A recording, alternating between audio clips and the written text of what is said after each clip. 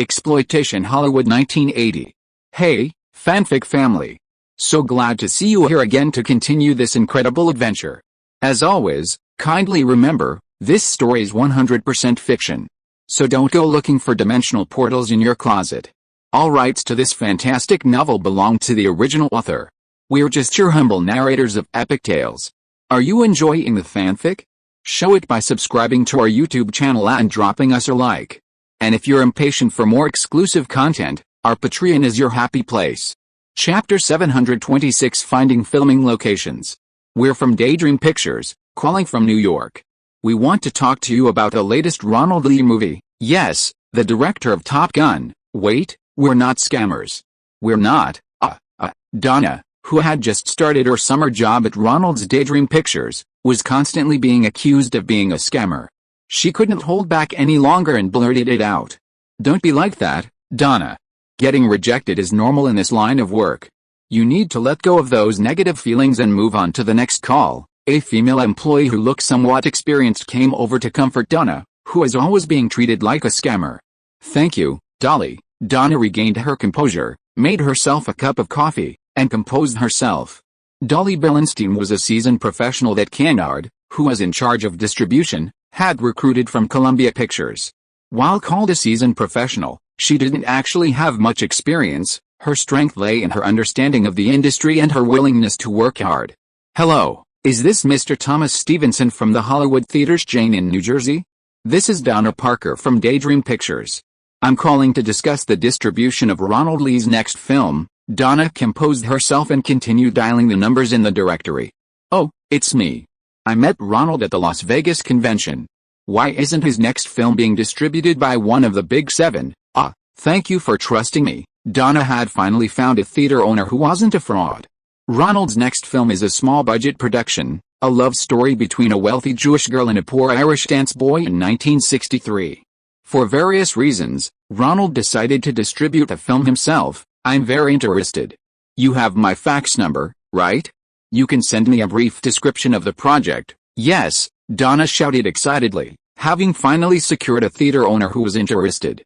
Yes, those are the songs. Perfect. Meanwhile, Ronald was in the next office, having summoned Eleanor, the screenwriter of Spicy Dance, and was asking her for her opinion on each scene in the script.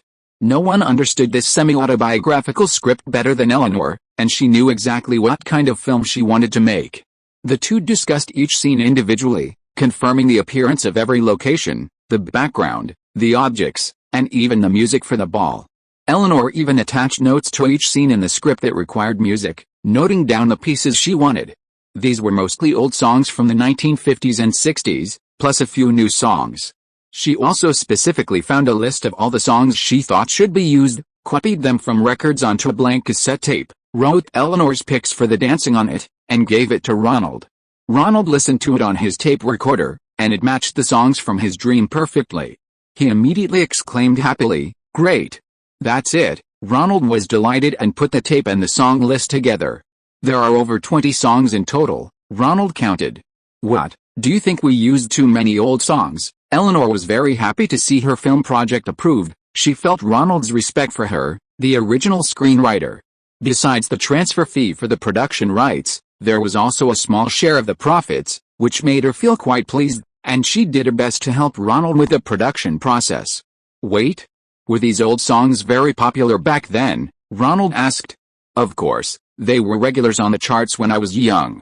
Otherwise, I wouldn't have played these songs while writing. The record company's transfer fee must have been quite expensive. Ronald clicked his tongue. He had only allocated a production budget of $4.5 million for the project, with $1.5 million in reserve. If the record company raised the price, each song could cost him tens of thousands of dollars. Oh, I didn't know. If it really doesn't work out, then let's use other cheaper songs, Eleanor said dejectedly. The $4.5 million budget was limited in many ways and had to be used sparingly, so it was unlikely that so much could be spent on the soundtrack. I'll ask around first. Ronald also felt it was a real pity to give up those very fitting songs. These were the songs that Eleanor had originally envisioned in her mind while writing the script. We'll also find someone to compose some background music. Ronald looked at the budget sheet, Knowing that commissioning his old friends to compose a piece was too expensive, he decided to try and find a cheaper composer. What's next? Should we build a set in a studio? Eleanor's understanding of filmmaking was still stuck 10 years in the past. We don't have that much money. Let's use real locations, Ronald laughed. Building sets in studios to imitate real scenery was the privilege of big productions, like Diane's Hot Street and Helen's Supergirl. With budgets of tens of millions, millions of dollars could be spent on building real locations for one or two important scenes. With their meager few million, they could only find real locations and shoot with natural light. Although the effect was slightly inferior to artificial lighting, it was cheaper, and audiences were gradually shifting towards location shooting. Great! When I wrote the script, I based it on Catskill, where New York Jews used to vacation when I was a child. It would be perfect if we could film there. After saying goodbye to screenwriter Eleanor, Ronald realized that the most urgent thing now was to find an art director to determine the location for the actual filming, finding the corresponding places in Catskill for each scene. Ronald's old connections were all in Hollywood, and Catskill was a Jewish-owned resort in Greene County, New York. He needed to find an art director familiar with the New York area. Why don't you ask Jonathan Demme? His Something Wild was filmed in New York and New Jersey. Nissita received Ronald's call. He didn't actually know which art director was familiar with New York, so he called Jonathan Demme. Hello, Ronald. My art director, Stephen Lane Weaver, is very familiar with the New York area. You just need to describe the scenes you need to him, and he can find suitable locations. When Jonathan Demme heard that his junior colleague needed someone, he quickly recommended an acquaintance he had worked with before. Stephen Lane Weaver, a tall, bearded man, and Ronald hit it off immediately after meeting. After Ronald gave him a standard contract, they set off for the Catskill Resort. This place is very interesting. The Catskills is a small town primarily focused on tourism. Every winter and summer, countless wealthy Jewish businessmen, lawyers, and doctors from New York and New Jersey come here with their families for vacation, Lane Weaver explained to Ronald after arriving at the resort, wearing sunglasses. Why only Jewish people? Aren't they allowed to stay? Ronald also put on sunglasses. He wasn't Jewish. Would they refuse to rent to him? Initially, after World War II, many Eastern European Jews immigrated to the East Coast. At that time, the mainstream population didn't like Jews. So some business-minded people among them opened resorts specifically for Jews. Because they didn't have to worry about discrimination here, and Jews generally value education, they could quickly afford it, so the resort developed rapidly. Later, Jews mainly preferred to stay with people of their own ethnicity, so they shared the same customs. Ronald and Lane Weaver walked into the resort. It was close to the mountains, and the temperature was cooler than other parts of New York in the summer. There were many mountain breezes and shady spots, so there was no need to turn on the air conditioning. There are a lot of tourists here, and they are very rich. Ronald saw many expensive cars parked outside the resort. Yes, the conditions here are the best. It's the best of all the Jewish resorts within a 2-hour drive of New York. Hello, welcome to film here. Director Ronald, the owner of the Catskill Resort, was also Jewish. He was so happy to hear that director Ronald Lee was interested in renting his place to shoot a movie that his fat face trembled. How much filming time do you need? How can we cooperate with your filming? My filming plan requires approximately 4 weeks. For 2 weeks, all the main attractions of the resort will need to be used by the film crew. For the other 2 weeks, only the locations needed for filming can be closed. Although this will affect our business somewhat, I'm happy to cooperate. The owner took out a piece of paper and began calculating. We won't be receiving tourists for 2 weeks, and for the other 2 weeks, we'll need to close some areas for your filming. Yes, that's roughly it. Ronald thought the owner also wanted to give his resort a big advertisement, so he was quite cooperative. The total cost will be approximately this amount. The owner handed Ronald a cost breakdown sheet listing all expenses. Ahem. Ronald coughed when he saw the final price. This price would account for more than a third of his production cost. It was impossible. Could you lower the price? Our film will be a big advertisement for your resort. I'm sorry, Mr. Lee. The owner took back the paper, looking somewhat puzzled. Ronald Lee was the director of Top Gun, definitely a major studio production. How could he not afford such a small location fee? Our daily operations are doing well. We have many clients in New York and New Jersey, so we don't really need much advertising. This price is already the best we can offer, and we're only doing this because you're making a Jewish film. Hey, Okay, you don't mind if we look around and then decide, please? Ronald and art director Ryan Weaver said goodbye to their boss and wandered around the resort. This is the hall where the ball was held in the script. This is the big house by the lake, where the dancers taught the guests to dance. The trees here are very beautiful. They're all decades old. It perfectly matches the summer vacation scene in the script. Ryan Weaver kept praising the resort's exterior. Yes, this is the place that screenwriter Eleanor envisioned writing the script. So the scenes must be very similar, no wonder. Ryan Weaver held up the director's viewfinder, looking around. How about we wait until after the summer peak season and shoot in the fall? Would that be much cheaper? I know that the price of a resort in the off-season is only 1/3 to 1/5 of the peak season price. That way we'll have enough money to rent the location. Ryan Weaver suddenly had an idea. Filmmaking is all about budget, and to save money, shooting summer scenes in the fall wouldn't be a problem. Great idea. Let's go back and discuss it with the boss. Ronald clapped his hands in approval, attracting the attention of many tourists. The two turned around, intending to return to their hotel. You're shooting a summer movie? It's better to shoot before August. The trees here turn yellow and fall in the fall, so there's no summer vacation atmosphere at all, a chubby girl said to Ronald. What? The leaves here change color and fall in the fall. Ronald was taken aback. Having lived in Los Angeles for so long, he had forgotten that the East Coast is mainly deciduous. Yes, I was born and raised here, I know best. Okay, thank you. You know a lot about filmmaking too. I've also made movies. I recognize you, Director Ronald. Oh, sorry, I forgot my manners. Ronald extended his hand to shake hands with a chubby girl. Thank you, and you are, Connery, Jennifer Connery. I played the young version of the female lead in Once Upon a Time in America. Because my nose looks a lot like Elizabeth McGovern's, the chubby girl pointed to her nose, her chubby nose adorably bulging out on her smiling face, wrinkled all around. Again, sorry, I've been too busy with projects lately. No wonder you look familiar. Ronald quickly apologized, not recognizing an actress was a huge offense. But it's not my fault, you've gotten so much fatter than in Once Upon a Time in America. Your face is rounder, but your figure is quite good. Ronald, can I call you Ronald?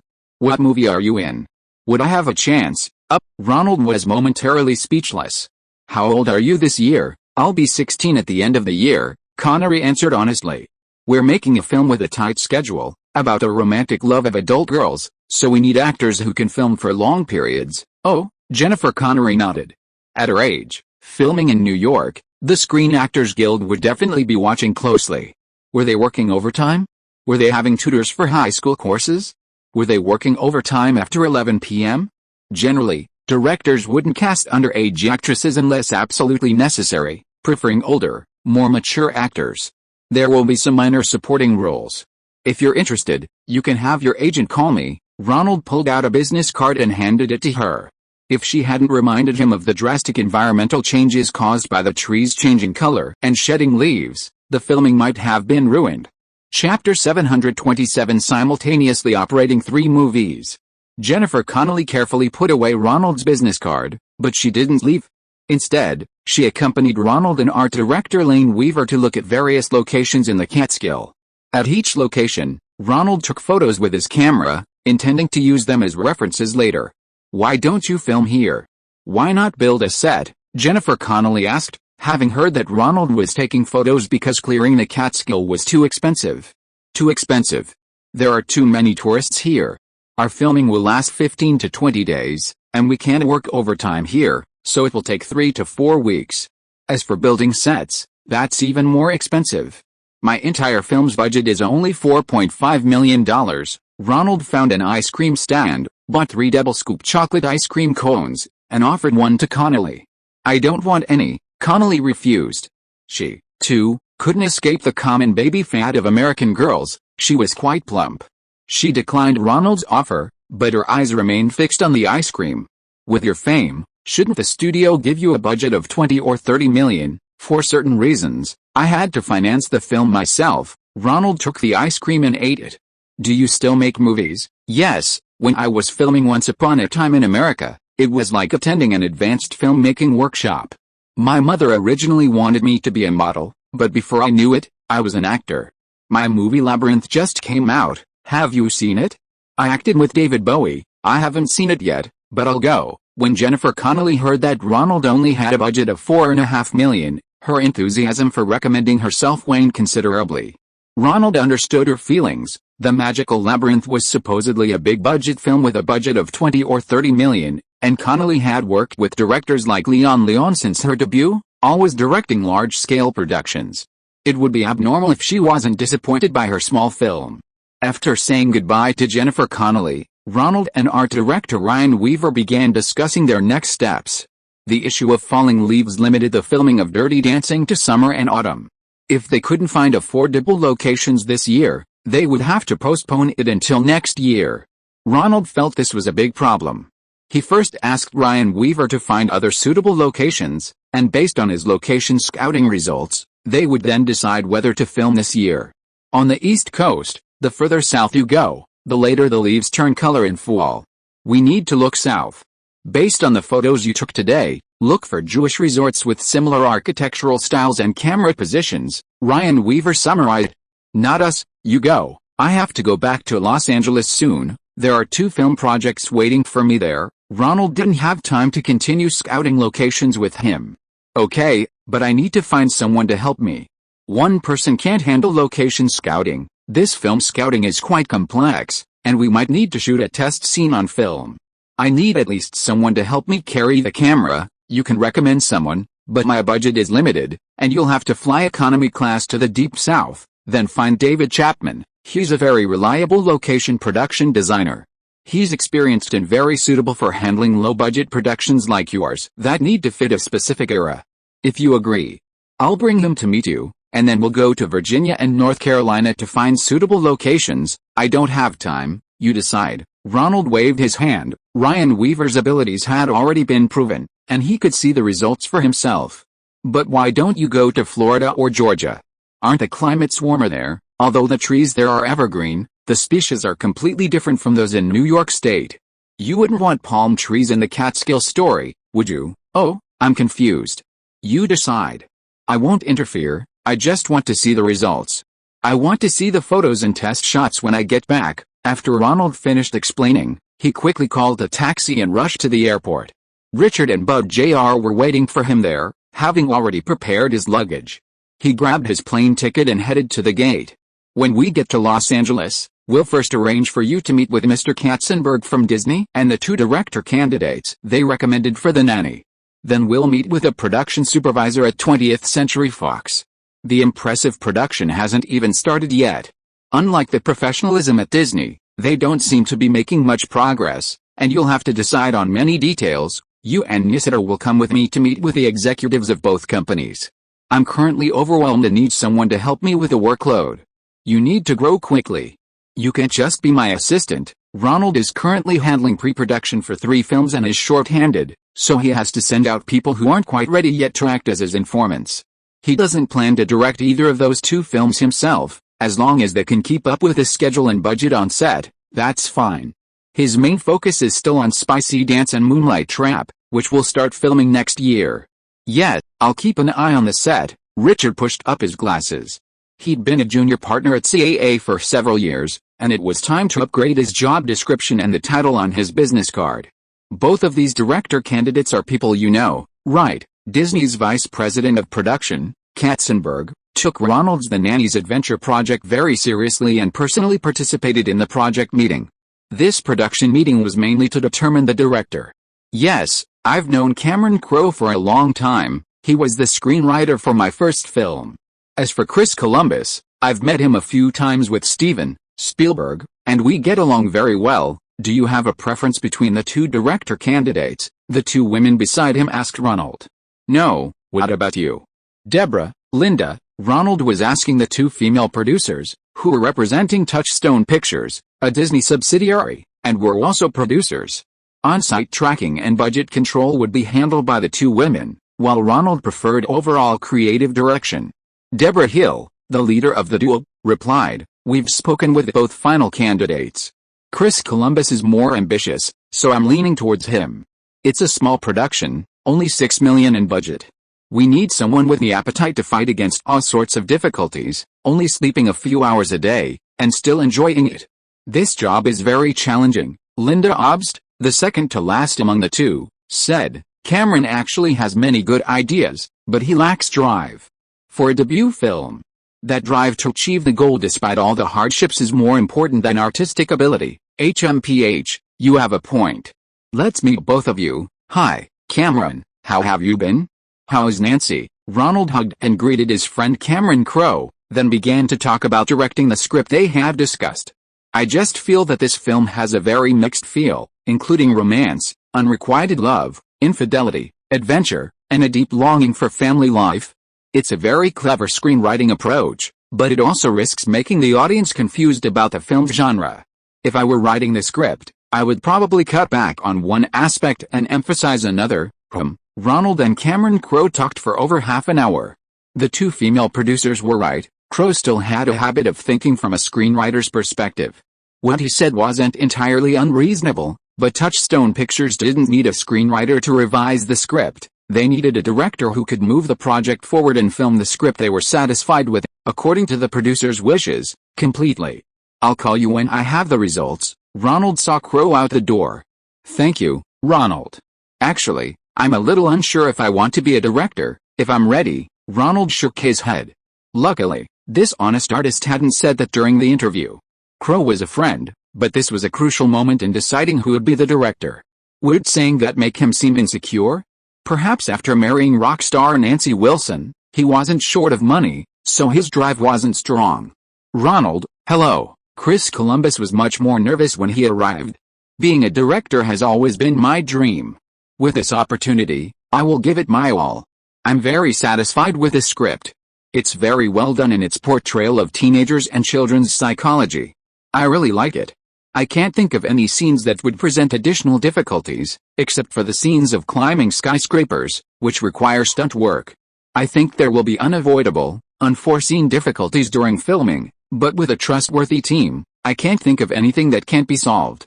I hope this film has a light and enjoyable tone, making it easy for children and parents to watch together. In the final part, I wanted to add a moral lesson, letting children know the risks of disobeying their nanny and wandering off. I think parents would be happy to pay for their naughty kids to see this kind of movie. Clearly, Chris Columbus's desire was much stronger than Cameron Crowe's. He had worked as a screenwriter for Spielberg for years without a chance to direct. He hadn't received much money from those Amberlin films either. With a wife and children to support, he had prepared for this film far better than Crowe. Please go back now. We'll inform your agent if there's any further news. Ronald saw Columbus out of the meeting room. Thank you, Ronald. I didn't expect you to remember what I told you. This is very important to me, and I will do my best. This is a test of trust in you. Disney specifically requested you. Ronald didn't take credit. I know, but I'm very happy you've given me this opportunity. Both of the director candidates are a bit bookish, speak very logically, and aren't aggressive. The three members of Touchstone were satisfied with both candidates, though they preferred Chris Columbus. Let's go with Columbus then. I'll call Crowe. Ronald decided on the director. Next is location scouting and casting. Do you have any recommendations? Katzenberg asked Ronald. This needs to be discussed with the director. We need someone with an independent spirit, someone the audience can believe will stand up for the children she cares for and fight against the gangsters. The key to the film's success lies in the protagonist, whether the nanny Chris can convince the audience and make them see the story from her perspective. The children also need to feel she's approachable and a nanny they can connect with. The parents who hire her need to feel she's a mature and responsible nanny, someone they can confidently leave at home with their children when they're away. The boy has to find her sexy and beautiful, the kind of girl next door he falls in love with at first sight. Ronald stopped talking when he saw the two actresses and Katzenberg looking at him. What's wrong? Is there something wrong with what I said? Hollywood legend says that you, like Hitchcock, have many scenes in your mind before directing, and you just bring those scenes to life on set. It seems to be true. We regret that we couldn't get you to direct this movie. Ha ha ha, Ronald chuckled. If you have no questions, we can start auditions once Chris Columbus joins the crew. Ronald called Crowe, who hadn't been selected, and then informed Columbus of the good news.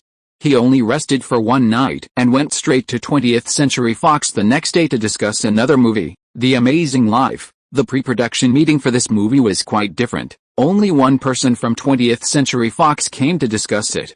I have a director in mind, Michael Gottlieb. What do you think? It was Joseph Farrow, the executive producer at 20th Century Fox, who spoke. Fox's production business is now shrinking, and the fragmented, sphere-divided practices inherited from the oil tycoon era remain unchanged.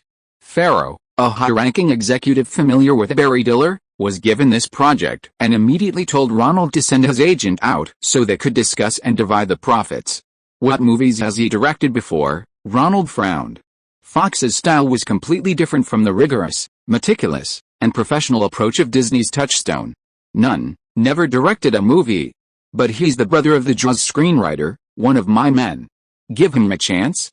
I can give you the decision on the female lead. Gottlieb, like Farrow, is a typical Jewish name, Ronald thought to himself.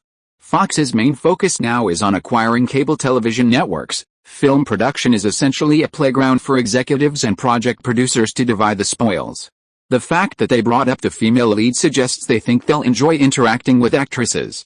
Who are you planning to cast as the male lead? Since it's a profit-sharing arrangement, Ronald thought, I'll do that too. The movie, even in my dream, felt very childish and didn't seem like a serious film.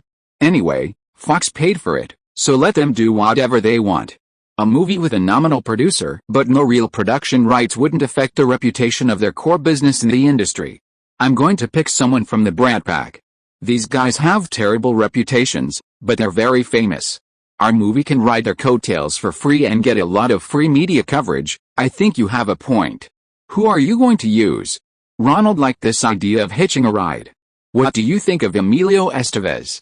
He's the president of the Brat Pack. I don't think he can play the role. That guy's a hunchback. How about Andrew McCarthy? He's done a lot of Pepsi commercials and is the most handsome. He's good. Ronald remembered the actor who played Hughes in Pink, the one he dreamed was playing the male lead in this movie, so he went along with it, not wanting to ruin someone else's good deed. Who do you want for the female lead? I think. Wait, doesn't the Screen Actors Guild interfere with casting? Can you pre-select her? Ronald thought for a moment, considering Kim Carterall a good actress, and having previously helped Diane on the set of Demon Brain Chinatown, he didn't want her to be involved in this doomed flop. This is a small production, with a budget of only $7 million, and since we haven't announced you're a producer, not many actors will audition. If you recommend someone you like, I can arrange for them to be cast. Let's follow the standard audition process. Ronald thought for a moment, not wanting to ruin Kim Carterall's chances. Are you serious? Joseph Farrow was quite surprised that Ronald had given up his power. Do you want to meet some new people? Or do you know how life is? Farrow thought for a moment, then suddenly realized, but play around. Don't promise too much. Less too many people want to play the lead role, and I won't be able to handle it. This film is a female-centric, female-led drama. There will be many unknown actors coming over. You decide. Ronald had no intention of arguing anymore. He just wanted to finish what he had to do and then get far away from this unlucky film crew. Tada! Joseph Farrow happily organized the documents, humming a little tune. You seem very confident in this film. Ronald couldn't help but ask. Of course, haven't you noticed? Hollywood is into weird romances these days. Interracial romance films, there have been so many in recent years. What do you mean? Ronald realized that Joseph Farrow didn't seem to be joking and wanted to hear his insights. It's about humans falling in love with non-human beings or inanimate objects. It seems audiences nowadays like all sorts of weird pairings. Like in The Mermaid, Tom Hanks falls in love with a mermaid. In Howard the Duck, Lee Thompson falls in love with an alien duck, and in Shortcut 5, Ellie City falls in love with a robot. There's also a movie this year where a girl falls in love with her car. Audiences like that now. So Ronald, the script you recommended is excellent. A nerdy, bookish guy falls in love with a wooden model. Audiences will definitely love it. We have a 50% chance of it being a blockbuster, so the 4 examples you gave, 2 of which flopped, make it 50%, right? Ronald thought to himself. Yes, Mr. Farrow, your idea is eye-opening. From this perspective, this movie definitely has the potential to be a blockbuster. Good luck to us. Ha ha ha. Only 1 chapter combined today. If you are listening to this novel on a channel other than Fanfic World, it means it was downloaded and re-uploaded without effort. We warmly invite you to visit our channel, Fanfic World. There you will find the original version of this story and many other novels of various genres. We look forward to seeing you dive into a world of incredible novels. Chapter 728 Spielberg's Thanks to Ronald. Spielberg needs to speak with you. Call his agent. Nisida came out of her office after taking a call and sent a message to Ronald. I'll call him. You're in charge of Spielberg. There's a lot of conflict between the higher-ups and the producers. Richard and Simpkins have no experience with this, only you can handle it. Just make sure to set the rules when filming starts so that no one else interferes with the lead actress I've chosen. Nisida gave an okay sign. The 20th Century Fox production department was in a state of chaos.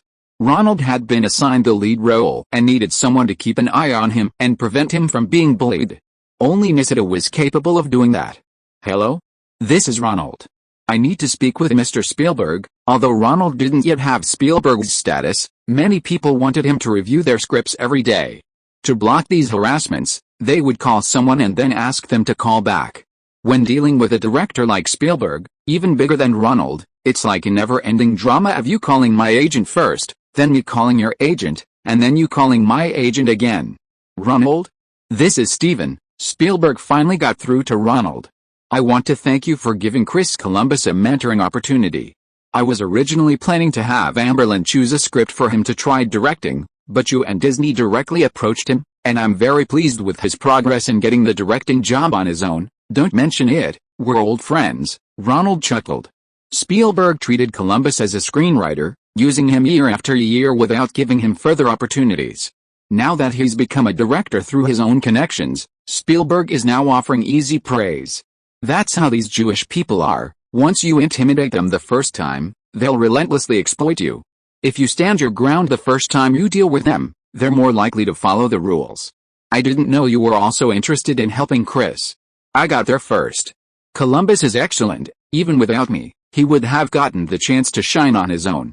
He's already started preparing a lot.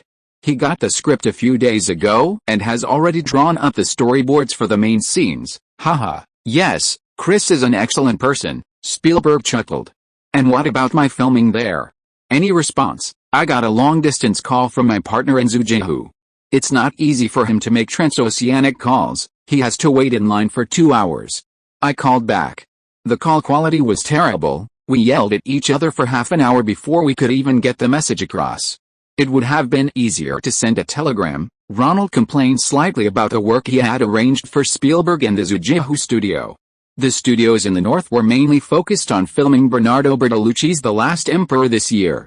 It's said that even a deputy minister from the same clan as the emperor, who is also an actor, played a major supporting role, a teacher in charge of The Last Emperor at a war criminal detention center.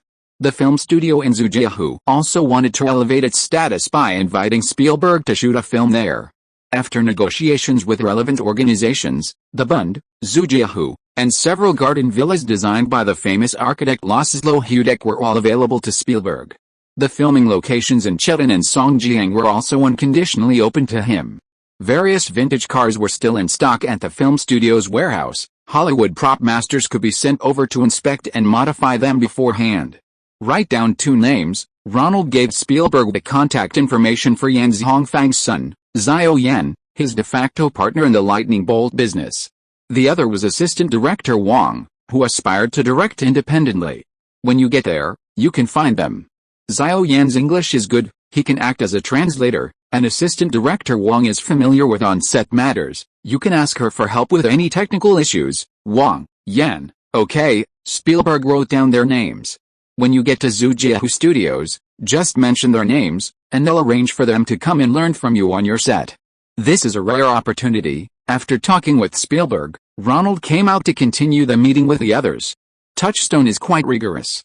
The filming schedule for The Nanny is quite long, and they evaluate Chris Columbus's work at every stage. The female lead is crucial to the success of this film, and the 2 female producers at Touchstone want us to start casting widely now. Of the 2 agents, Richard was assigned by Ronald to the Nanny set. There, 2 former Paramount Golden partners, Eisner and Katzenberg, were in charge, and the subordinates dared not misbehave. All production work was progressing steadily according to the expected schedule. Did you mention Elizabeth Shue as a candidate? Yes, they think Shue is suitable, but she still needs to go through the standard audition process. They also want to cast Tatum O'Neal, Jodie Foster, and other famous child stars, and Julia Louis-Dreyfus is also a potential candidate. I understand, but stick to it. The final audition is for that opening dance scene. At Touchstone, everything was very formal and rigorous. Ronald wanted Elizabeth Shue to be chosen, so he couldn't just use underhanded tactics like with Show-Off. Moreover, this film was clearly a female-centric movie. In this era of scarce female leads, it was bound to attract the attention of many child stars and young actresses. With the Screen Actors Guild overseeing the auditions, the risk of underhanded tactics was actually much greater than with Show-Off, who wasn't favored by many. But Ronald had a way. Ronald specifically requested that dreamlike opening scene, in which Elizabeth Shue was at her peak, radiating energy and possessing superhuman charm. Since she's a former gymnast, she's likely the most likely to perform well and impress the judges in a dance that requires strong coordination. As long as the judging criteria are appropriate, the final result is pretty much predictable. That said, casting Elizabeth Shue in this film is clearly the best fit. Screenwriter David Simpkins said he was influenced by Ronald's Dragon Boys when writing the script. The female lead is clearly a beautiful girl with tomboyish traits, often daring to rebel against injustices inflicted on boys. Simpkins consciously or unconsciously modeled many of the female lead's qualities on Elizabeth Shue, incorporating a lot of her previous performances. During meetings with Ronald and Chris Columbus, David Simpkins was also guiding them with his ideas and thoughts. It seems Chris Columbus's ideas have been subtly aligning with his own. The possibility of choosing Shue is still quite high. Nisida, Richard, and David Simpkins coordinated the work on the two films. Nisida saw them out of the office, turned around and closed the door, then went back to talk to Ronald about other things. "I've arranged everything. I've already spoken to Kim Cattrall's agent. You'll give her the swaggering lead role. She'll be with you for 2 months before and 2 months after filming. She'll be available whenever you call. Once the movie starts its marketing next year, your relationship will end. During this time, she can't announce your relationship to the public, nor can she deliberately let anyone photograph you together. If she tries to use this opportunity to let the public know she's your girlfriend or lover, she'll face a huge breach of contract penalty. Her agent knows the rules. If she breaks them, not only will there be a penalty, but she won't be able to get any role in Hollywood with more than 10 seconds of screen time in the future." Wait. I didn't mean for her to be my mistress, did I? What's with this contract? Ronald was bewildered. Nisida's consideration was far too thorough. Didn't you tell Fox that the lead actress was within your sphere of influence? That's how these things are done. What, you think she's not good enough? Is it because she's too old? I've seen Cattrall in person. She looks exactly like her audition photos, a hot British beauty. I'm just not used to this kind of transactional arrangement. That's alright, it's your right. If you don't like it, you don't have to comply. The contract doesn't stipulate that you have to call her. Nisida knew that with Ronald's looks, wealth, and influence in Hollywood, he wouldn't need to use this kind of exchange. Actresses would come to him on their own. But how many of those actresses were genuine? A middle-aged man like him knew the benefits of having everyone laid out the terms. "How's your own sexy dance going?" Nisida didn't dwell on that, instead asking about the progress of the film Ronald was investing in and distributing. Art director Stephen Lane Weaver found a Jewish-owned resort in Virginia, a mountain lake villa. It's far from New York, not many tourists, and business isn't good. So we could afford the rent and rent it for a short period. But the Jews are annoying. They know we need this location, so they won't lower the price. No matter how much we say that this film will be their best advertisement after its release, it's useless. My production budget only allows for a maximum of 2 weeks of rental, which isn't enough time for actual filming. Have you thought about what to do? Nisida asked. I considered diverting some of the budget allocated to distribution to finish the film first. But reason tells me that once a plan is made, it should be followed, not just letting the artist's enthusiasm lead to reckless decisions. How many days will you be filming there? 15 working days, 3 weeks, hell, Nisida chuckled. Actually, as long as you don't announce to the media that it's your film, in a place like Virginia, there won't be any union representatives coming to supervise. After all, it's not Hollywood or New York, where the concentration of union members is highest. You mean? Ronald became interested. Nisida mouthed the words but didn't say them aloud. But Ronald had already figured out what he meant. Over time. Chapter 729 Ken Carroll's Thanks. Michael Gottlieb, a spirited director, made his directorial debut. He caught the eye of Joseph Farrow, an executive producer at Fox. Executive producers are high-ranking studio executives, unlike regular producers, and are prefixed with executive. This prefix signifies their position within the company's top management. Executive producers don't handle day-to-day operations but have the power to decide every detail of filmmaking, from casting to location scouting. If the film is good, it's their credit; if it's bad, they bear little responsibility. The producer was Ronald Lee, a rising Hollywood director. He rarely appeared on set, with most communication handled by his agent, Nisida. Agents interfering in production has become commonplace. Many stars have various demands, and it's best for their producers to handle these interests. Especially since it was CAA, a talent agency known for shoving people into productions. Joseph Farrow got the male lead, Ronald Lee got the female lead. Michael Gottlieb, left with a role, also needed to find some connections. The supporting actress, playing the male lead's ex-girlfriend, was given to Carol Davis, a mixed-race black actress he knew well. The supporting male role, a strange boss who was always at odds with the male lead, was given to James Spader, someone seemingly placed there by some high-ranking official. After the initial casting, today was the first day for all the main actors to have a script reading. Ronald's here, and assistant Rushton, greeting everyone. Kim Carterall instinctively wanted to stand up to greet him, but remembering his agent's instructions not to be overly intimate with Ronald on set, he sat back down, watching everyone act. James Spader was the first to stand up and greet Ronald. "Hello, Ronald. It's been a long time." James, yes. It's been a long time." Ronald recognized the actor. He played Brooke Shields' brother in Endless Love, the film starring Brooke Shields and Tom Cruise's debut film. After that, he was stuck in supporting roles, his most recent one being John Hughes's Pink, playing a villainous rich kid who opposes the relationship between Andrew McCarthy and Molly Lindward. This was the second time in a short period that the two had played lead and supporting roles in the same film.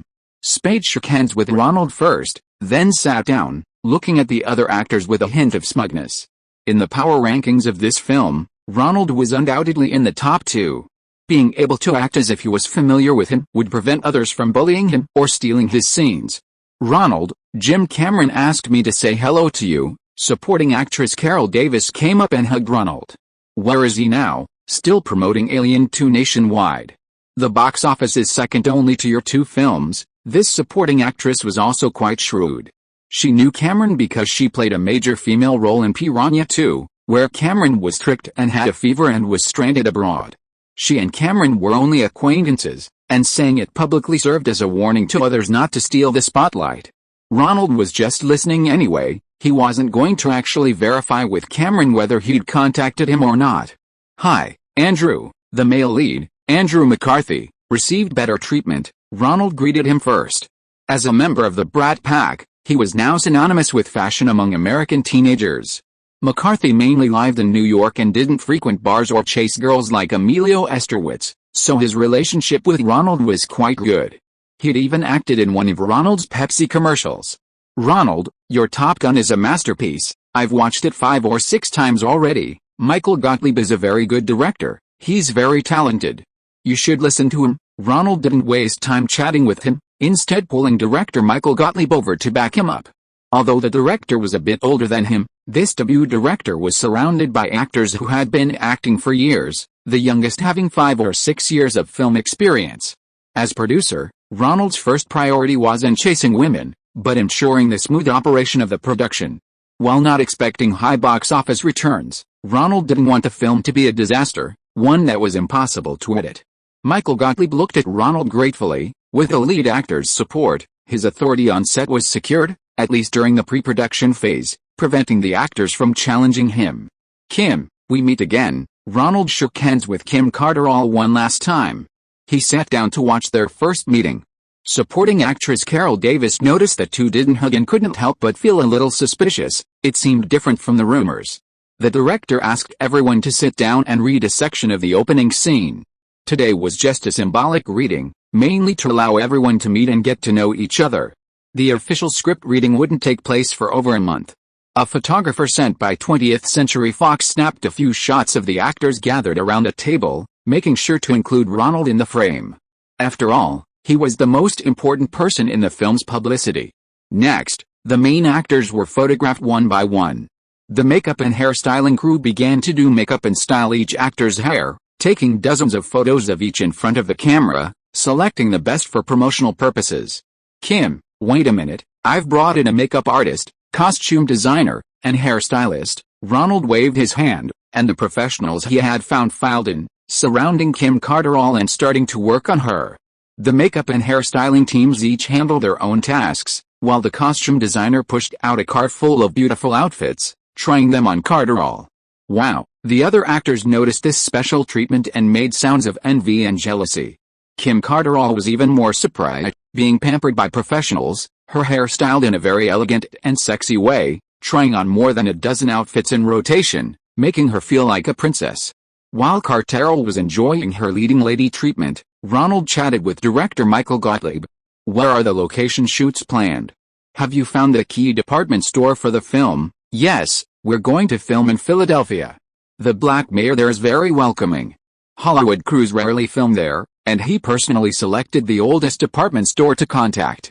We've arranged with the department store to film every night, and then revert to using the space at 6 o'clock the next morning. Anyway, the story takes place at night. Ronald felt reassured by Michael Gottlieb's thorough preparation.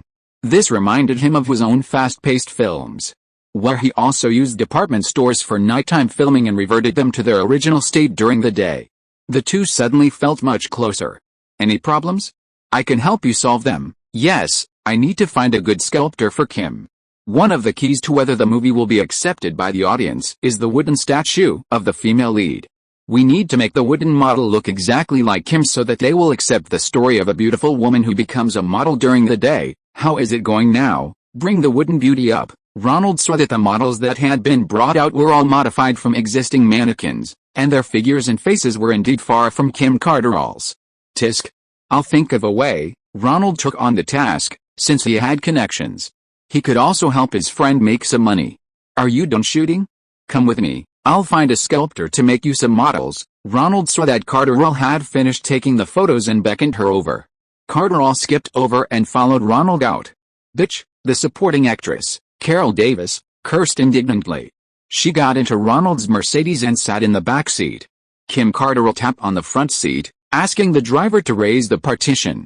Then she hugged Ronald, snuggled into his arms, and buried her head in his knees. What's wrong? Ronald sensed the beautiful woman in his arms seemed to be crying. This is the first time I've ever been treated like a leading lady, Carterall actually cried. She trembled for a moment, then looked up, turned away, and wiped her tears. I mean, a real leading lady. Before, when I played leading ladies, I was just an appendage to the male lead. This is the first time I've had my own hairstylist and makeup artist, and the first time a costume designer has brought so many beautiful clothes for me to choose from. Don't get too excited. These are costumes for your movie. You and the male lead have a costume show in the department store, dressing up as various characters. Ronald patted Carterall on the back. I'm so grateful, Ronald.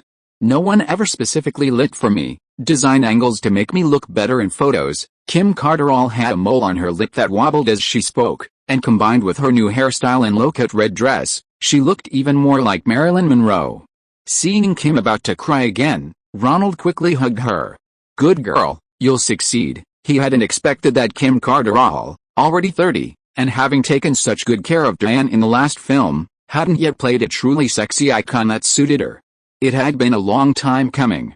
After carefully examining her for a while, Ronald couldn't help but admire her. 30 years hadn't left any marks on this Liverpool girl. Her skin was still great, without any signs of sagging. Kim Carterall misunderstood the meaning of Ronald's gaze and leaned onto his lap again, reaching to unzip her jacket. Don't do that, not here. Ronald quickly stopped her. It wasn't appropriate for Bud to be driving. You've given me even more confidence in this film. The director is very dedicated, and Kim, you really value this role. When you get to the sculptor, you need to cooperate well and try to make the sculpture resemble you as much as possible. This is a big factor in the film's success. With his arm around Carterall, Ronald felt her goodwill, though he didn't go any further. The car pulled into a studio in the suburbs of Hollywood, where a woman wearing a canvas apron and plastic safety goggles came out to greet Ronald.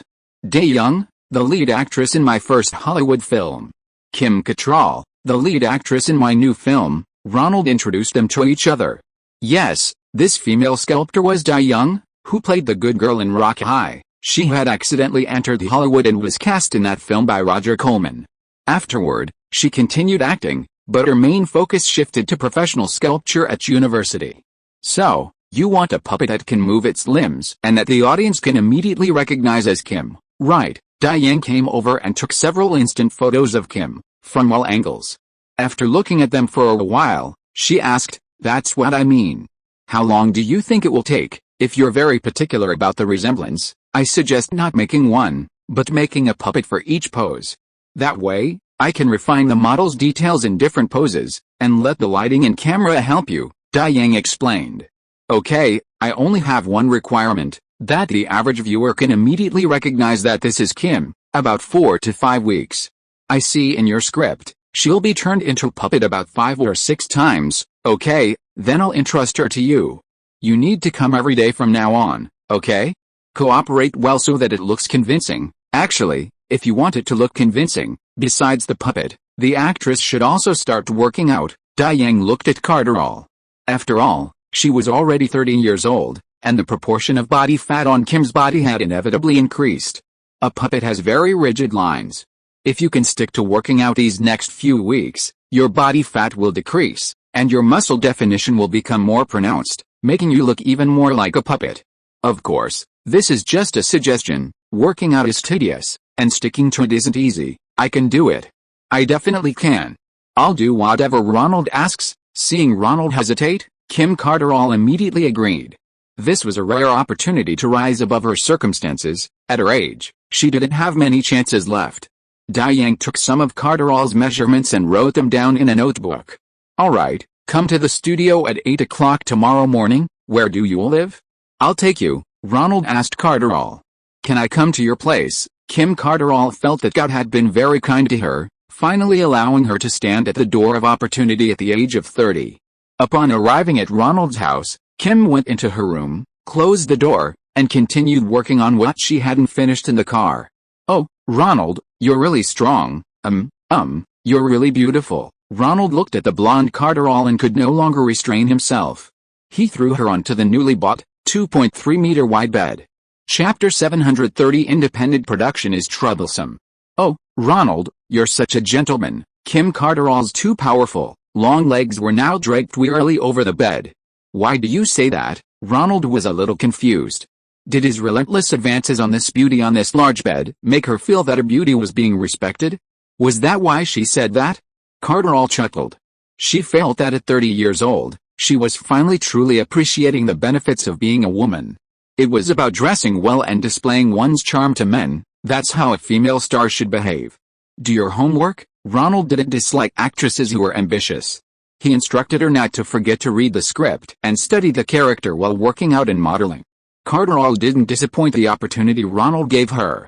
She put in a lot of effort, working out every day. She was determined to completely embody the puppet in terms of appearance, to be able to play a real leading lady in such a large role. Meanwhile, Ronald asked Bud to pick up the art director of Spicy Dance, Ryan Weaver, and the location designer, David Chapman, from the airport. This film wasn't produced by the 7 major studios, and distribution was handled independently, effectively placing it independent of the Hollywood system. All matters had to be compiled and decided by Ronald. Without his own team, Ronald was forced to handle these tedious and troublesome details himself. Mountain Lake Villa in Virginia is several hours south of the Catskills. Look, aren't these locations very similar to the Catskills resorts? They're both decorated in the style of Jewish resorts from the 1950s and 60s. Ronald looked at the photos of the locations they brought. The two places look very similar. Mountain Lake Villa is too far from New York. It only opened as a Jewish-only resort much later. Since the 1970s, with the rise of international vacations, their clientele has decreased significantly, so we can rent it at a relatively low price. "I see. Can't we negotiate the price further?" Ronald looked at the quoted price. It was still too high. "We've got it figured out for you. You can take 1 day off a week. There's no Screen Actors Guild oversight in Virginia. And for the other indoor scenes, we can find another location." Ryan Weaver pulled out another stack of photos. This is a location we found in North Carolina when we were scouting locations. Look, these little cabins, don't they fit the description of the poor boys the backup dancers would live in? Ronald looked at the photos. The houses were small and dilapidated. They resembled his old house on Staten Island, with 2 open rooms, one in front and one behind, offering a clear view of everything. Yes, they really do look like poor people's houses. How did you find such a place? It's all thanks to David Chapman. He found a Boy Scout camp. Oh, Ronald looked at the location designer, Chapman. This is an abandoned Boy Scout camp. When Boy Scout summer camps were popular, this place could accommodate hundreds of Boy Scouts. But in recent years, Boy Scout summer camps have declined, and hardly anyone comes here anymore. The facilities started to fall into disrepair, so we could rent it for free and renovate it. The exterior also matches the description of the dilapidated houses the backup dancers would live in the script. Ronald looked at the photos. It was indeed ideal. This location designer was quite skilled, able to translate the feeling from the text into the appearance of the location, and his ability to find places was also strong.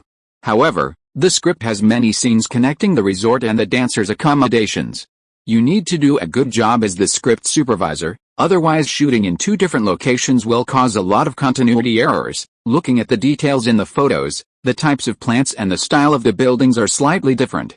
No problem, I'll focus on that from now on and make sure it's perfect. David Chapman is a very experienced veteran in the industry. He's seen this kind of thing many times. Ronald's ability to give himself enough time in advance will definitely make it so that the audience won't notice. That's how it is with a poor film crew. If I had a sufficient budget, I would definitely have filmed all the scenes at the mountain villa. Ronald started to joke. You can't say that, director. I've seen many film crews, but there aren't many directors like you who spend all their money on the final effect on film. David Chapman took it seriously and immediately began to refute. Compared to those film crews that have truck drivers driving around carrying wood and keeping accounts, working for such a film crew is much more interesting.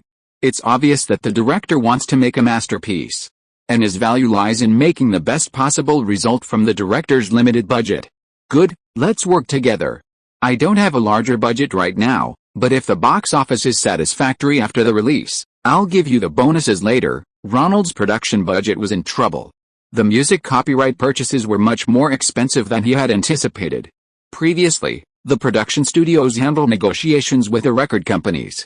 People like Weintraub, being in the music industry, didn't need to put in any effort. But now it was different. He had to be involved in everything. Ronald's music director, Danny Goldberg, took the tapes provided by screenwriter Eleanor and checked the current copyright holders for each song. These were all old songs from the 1950s. The record companies had gone through many mergers, bankruptcies, and restructurings, making the copyright situation quite complex. Some were still with the creators, some were deceased, and negotiations were being conducted with the children of all the creators. Ronald felt it wasn't worthwhile to use these minor matters to curry favor with Weintraub and others, so he had Goldberg handle the entire copyright negotiation. Danny Goldberg said it would take 1 or 2 months to complete the negotiations, and the song copyrights wouldn't be cheap because Eleanor had chosen popular songs from the charts at the time. There were money holes everywhere, and Ronald felt that half the budget was already gone before he even finalized the casting. David Chapman had saved him a third of the venue rental fee, so he had to rely on his reputation to write them worthless checks. He hoped they would trust him and do their best because he was a box office director. I hope you can find some better people. If this movie does well at the box office, I'll give them bonuses. Don't joke around, Ronald. Dancers, like in your script, are very poor. They're just trying to pay their bills at the end of the month on the salary you pay them. The speaker was Kenny Ortega, the cheap choreographer Ronald had found. He was the choreographer for Madonna's Material Girl music video. He had also choreographed for John Hughes films like Pink and Ferris Buddington. The main reason he was chosen was because he was cheap. Someone choreographing for a teen film certainly wasn't a top-tier choreographer. Being chosen by Madonna to choreograph a piece shows his skill level is decent. However, Kenny Ortega comes from a poor family. His mother was a restaurant waitress, and his father a factory worker. He'd seen all sorts of con artists since childhood, so he was naturally skeptical of any talk of a bonus later on. But these backup dancers are just 2. Ronald looked at the photos of the dancers Ortega had brought and really didn't want to use them. They were all oddly shaped, Either the men were skinny like skeletons or the women were round and fat. The scene in his dream hadn't shown many close-ups. Was this the woman? Ronald examined the photos carefully. Who would remember what a chubby girl who danced well in a movie looked like? Perhaps they'd have to see them dance to recognize them. This is the first time I've seen such fat female dancers. I've dated many girls who dance. Ronald also had some distrust of Ortega, so he came up to ask about the situation first. With your budget, you could only hire them, but this is so lame. The two men's voices grew louder as they talked, almost arguing. Can I say something? Assistant choreographer Miranda Garrison, a very charming woman, stopped the two men.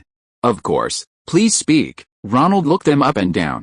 If it were a dancer with Miranda's looks and figure, he wouldn't have said anything.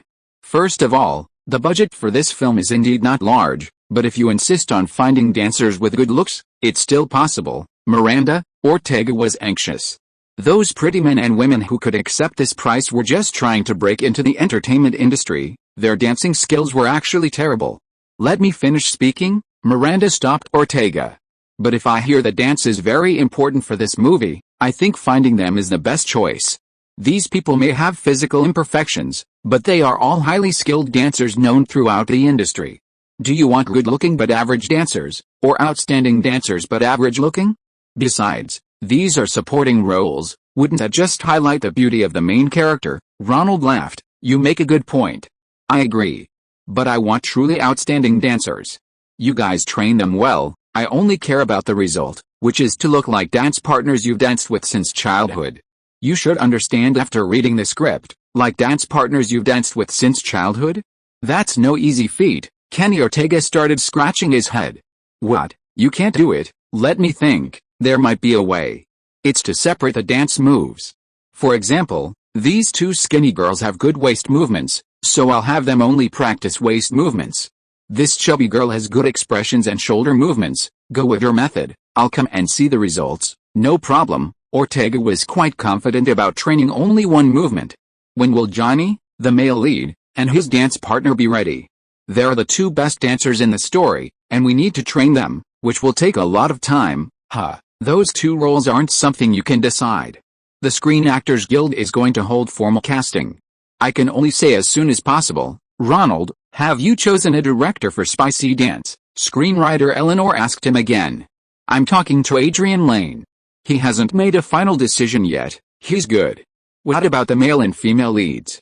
Especially Johnny? You promised me you'd see him. I'll call you at the auditions.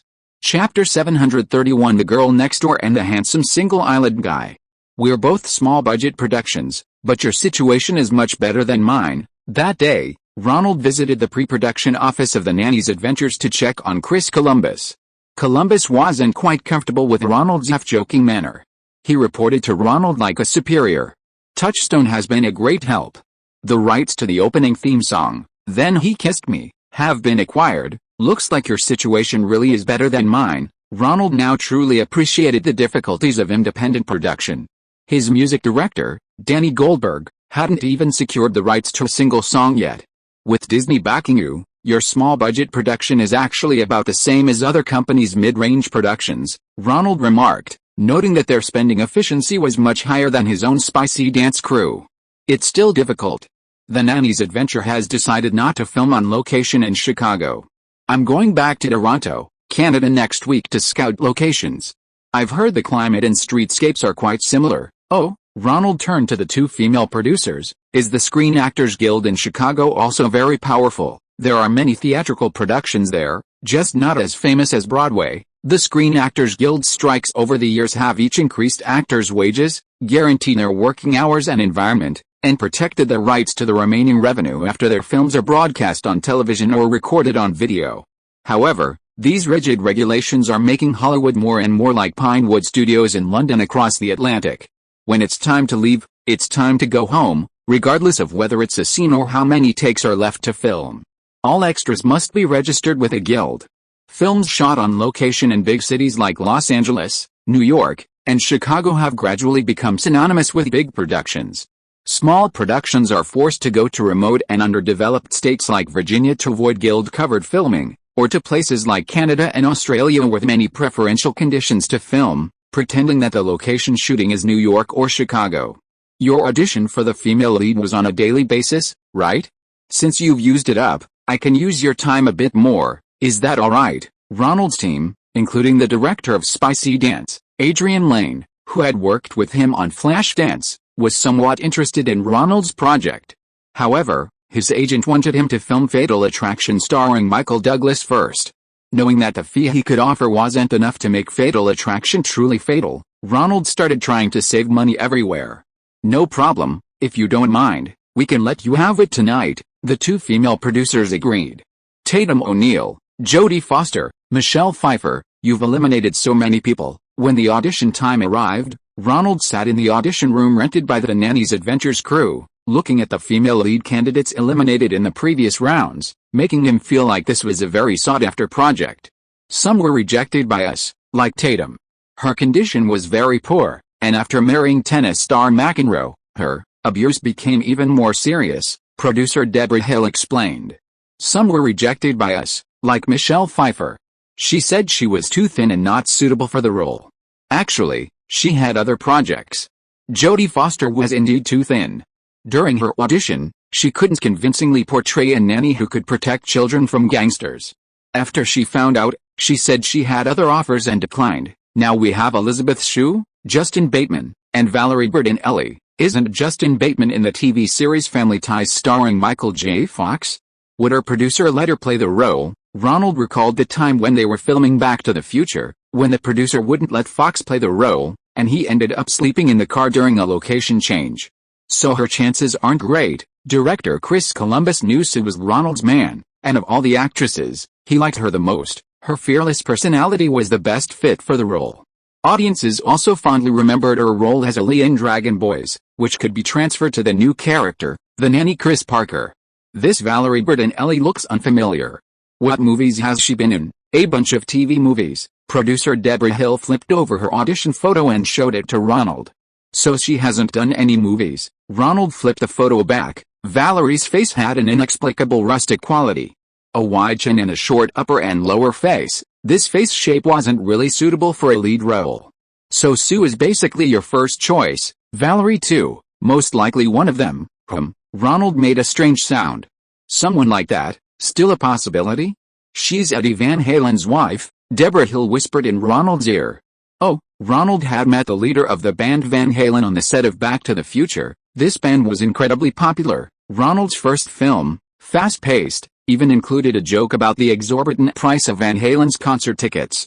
Athletic, girl next door, blonde, audiences can accept her confronting gangsters. Ronald covered his face. The criteria originally chosen for Elizabeth Shue had unexpectedly been all met by Valerie. It seemed she was using her husband's connections and influence entirely for this role. The two main actresses entered one after the other, performing lines selected by the producers and director. Valerie and Elizabeth both performed well. Ronald glanced at the producer who spoke. It seemed someone was putting pressure on her behind the scenes. Valerie's face didn't look good on camera. Are you going to organize a third round of auditions? A representative from the Screen Actors Guild observed the situation. They usually didn't have a say, only reporting to the guild if there was obvious bias or behind-the-scenes manipulation. For our next round, let's try the opening dance. Ronald thought for a moment. Valerie's performance was quite immature, far inferior to Elizabeth Shue's acting skills. But in this kind of film, insisting on a huge difference in acting might lead to gossip, so Ronald thought of a scene that would silence all criticism for the audition. Ronald, Elizabeth Shue was waiting outside after the audition. There's a third audition, a dance to the music of Then He Kissed Me. It's about a girl waiting at home for her boyfriend to take her to the prom for the first time. Ronald instructed Elizabeth. I plan to drop out of Harvard and become a full-time actress if I get this audition. Elizabeth Shue looked at Ronald and spoke her mind. Relax, prepare well, I have confidence in your performance. Where are you going next? Can I go with you? Elizabeth Shue was in her final year at Harvard, comparing the prospects of actresses with those of her graduating classmates. Her family wasn't wealthy, she couldn't go home and be a rich girl. So she had to seize this opportunity. In Dragon Boys, Ollie was just a supporting character to Daniel. But in the Nanny's Adventures, the entire story revolved around Chris Parker. She understood the difference. To secure the lead role, Shue didn't care about anything else. Come on, we've known each other for a long time. You're an actress I discovered. I'll definitely put in a good word for you. Just focus on preparing for the role and don't think about anything else. I'm not going anywhere later. I have another audition. Well, I'll go back now." Elizabeth Shue's initiative failed, leaving her unsure whether to be happy or worried. Watching the producer giving Valerie the same instructions, Ronald smiled at her and went back to the audition room. Eleanor, the screenwriter of Spicy Dance, was already waiting for him inside. "Is this the casting pool for the male lead?" "Yes," Ronald asked the audition assistant and nodded in agreement. "You promised me, Ronald." "I need to see the male lead." Eleanor hugged a pile of photos of handsome men to her chest, looking at Ronald innocently. "Of course, but we also need to consider other factors. For example, Tom Cruise wants to play the role." Ronald joked with a screenwriter with a girlish heart who was already quite old. "Actually, Cruise isn't my type. The one in my dream is the kind with dark hair, full of masculine charm, small eyes, and single eyelids." Ronald chuckled inwardly. Eleanor had always denied that she modeled a female lead, baby, on herself. Now that the one in her dream was so specific, it was practically an admission. "I like him. He's the one in my dream." Eleanor flipped through the photos for a while, found one, and handed it to Ronald, very happy. "Patrick Swayze." Ronald took it and looked at it. Sure enough, it was the male lead from his dream. He really does have single eyelids and dark hair, small eyes, but he's handsome at first glance. Ronald smiled and placed the photo on the table. "You don't mind, do you?" The union representative took the photo. The screenwriter's behavior was truly disgusting, acting like a little girl with a crush at her age. "He can't dance. If you insist on choosing him, I'll write a report to the union." The union representative smiled slightly, as if he had Eleanor's weakness. "Can't dance?" Ronald exclaimed in surprise. How could he not dance? He danced very professionally at Monmouth's. It couldn't have been something he learned on the spot. "Look for yourself," he wrote it himself on his resume. Ronald took the audition photo and flipped it over.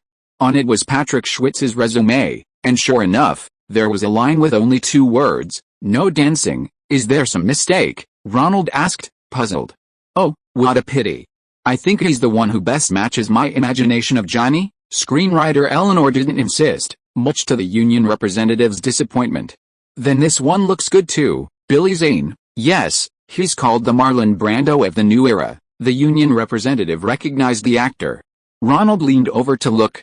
"Where does he resemble him?" "His eyes are lifeless. Maybe he just looks a little like him." Patrick Swayze was more suitable. Ronald decided he would ask Swayze why his resume said he couldn't dance. Chapter 732 confirms the female lead. Patrick Swayze's agent received a message from Ronald and immediately arranged for his perpetually struggling client to meet with Ronald. "Patrick, you're 33 already. You finally have a movie with a solo lead role, and it's a blockbuster director like Ronald Reagan calling. Don't give up this opportunity." "I haven't given up. I just don't want to dance anymore. I don't want to limit my career to dance-related roles." "Patrick, your idea is good, but the prerequisite for such a good idea is that you first need to have a career. How come I don't?" I know. You acted in Coppola's The Outcasts and John Milius's Red Dawn. Leaving aside the fact that both films didn't do well at the box office, they didn't receive much critical acclaim either.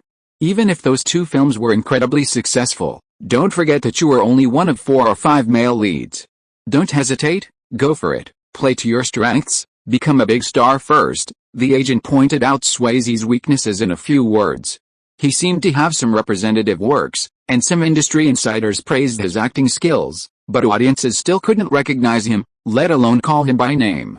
"Patrick, long time no see. How are you doing?" Ronald greeted Swayze with a warm hug and pleasantries. "My wife Lisa and I have bought a 5-acre plot of land on the edge of the Los Angeles National Forest. We have a house, a small ranch, and a few dogs. It was bought with my acting fees and Lisa's record earnings. It's not a huge estate." "Oh, I didn't realize you were married." "Many years. I've known her since I was 18. Swayze spoke of his wife with a sweet smile. "Your high school sweetheart?" She was a student in my mother's ballet class when she was 14. "Oh? So why did you say you couldn't dance on your resume?" Ronald asked. It seemed Swayze was prepared to give him an explanation. "It's a long story. I injured my ankle, so I can no longer be a professional dancer." "Is there any other reason besides that?" Ronald didn't believe this reason. Swayze was a veteran actor who had appeared in several films. He knew that during filming, there were plenty of breaks, and actors wouldn't continuously perform movements that would be challenging for an injured ankle. Well, you know, I grew up in Texas. So it wasn't very friendly to ballet boys there. So what did you do? What else could I do but fight? They'd laugh at me, I'd laugh back, they'd hit me, I'd fight back. I even learned wrestling to win. Interesting. I joined the wrestling team in high school for similar reasons. Oh, we should play together sometime. Patrick Swayze laughed. Ronald understood the real reason Swayze didn't want to dance in the movie. He didn't want to relive the memories of being teased by his high school classmates in Texas for being a sissy ballet dancer. But now that things had come to this, and Swayze had seen the general plot of the script, he had no reason to refuse the job. Great job, you'll seduce all those teenage and early 20 girls. After having Swayze demonstrate a few moves, Ronald immediately confirmed his professional skills. But before that, I need to introduce you to the screenwriter. I promised Eleanor I'd let her see him before deciding on the cast. Ronald, where did you find this muscular guy with single eyelids? Did you say he couldn't dance? Finding him was easy. He said he used to be a ballet dancer, but stopped playing dance roles because of an ankle injury. I'm a little skeptical. Why don't you give him a try, Patrick? Hello. I'm the screenwriter. Eleanor, a middle-aged woman, surprisingly showed a hint of shyness. Dirty dancing is what we called it back then. It's actually a general term for many Latin dance moves, a lot of knee and hip movements, incorporating many mambo moves. Madam, I know what dirty dancing means. Svets remained polite. He knew Ronald had already started the audition. Let me explain. Maybe the Jewish erotic dance is different from yours. Eleanor stepped forward and hugged Schwitz, then wrapped his arms around her waist, pressing her body tightly against him. I'll turn my hips like this, you turn to the other side, and then we'll do a mambo step. That's it, that's it. When I was 16, I danced this in the basement with my partners. Let's do it again, this time with a different move. Oh, you dance so well. My gut feeling was right.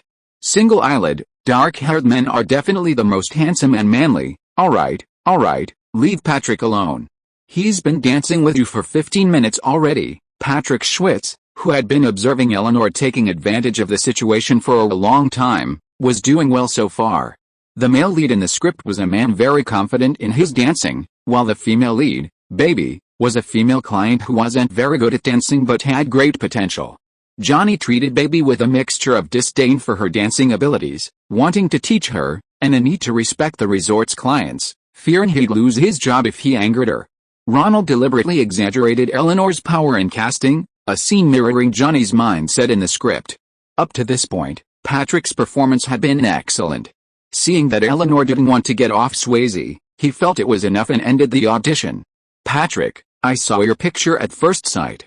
You said you couldn't dance, which saddened me for a long time. You have to make it up to me. Oh, darling, you flatter me. Patrick kissed her on the cheek and quickly pulled away from Eleanor. Are you satisfied?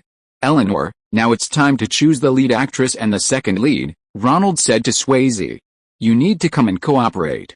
I want to see the chemistry between you and the lead actress, Baby, and the feeling with your dance partner. You need to be in sync with each other in the dance. You'll have a long rehearsal period afterwards. Okay, I'll be there on time. For the final round of auditions for the lead actress, Ronald still went to the venue of The Babysitter's Adventures. It had its advantages to audition for both productions at the same time.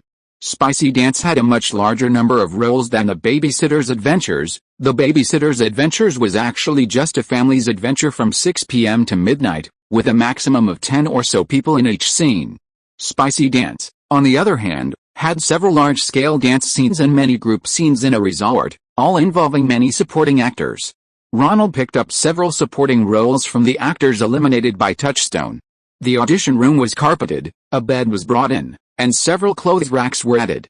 This was an audition room set up like the opening scene of The Nanny's Adventures. The powerful vocals of Then He Kissed Me filled the air. Valerie Bertinelli began her performance. Wearing a red t-shirt, she lip-synced to the song, A Girl's Longing for Her Boyfriend. Ronald found it amusing. She was robust, with a large chin. If there was anything about her that suited the character Chris, it was her willingness to fight gangsters. But movies aren't reality, and that chin detracted significantly from her appearance, lacking feminine softness. However, If he and Eddie Van Halen had a son, he would definitely inherit that chin. On a boy, it would be the foundation of a handsome man. What do you think? The female producer asked Ronald.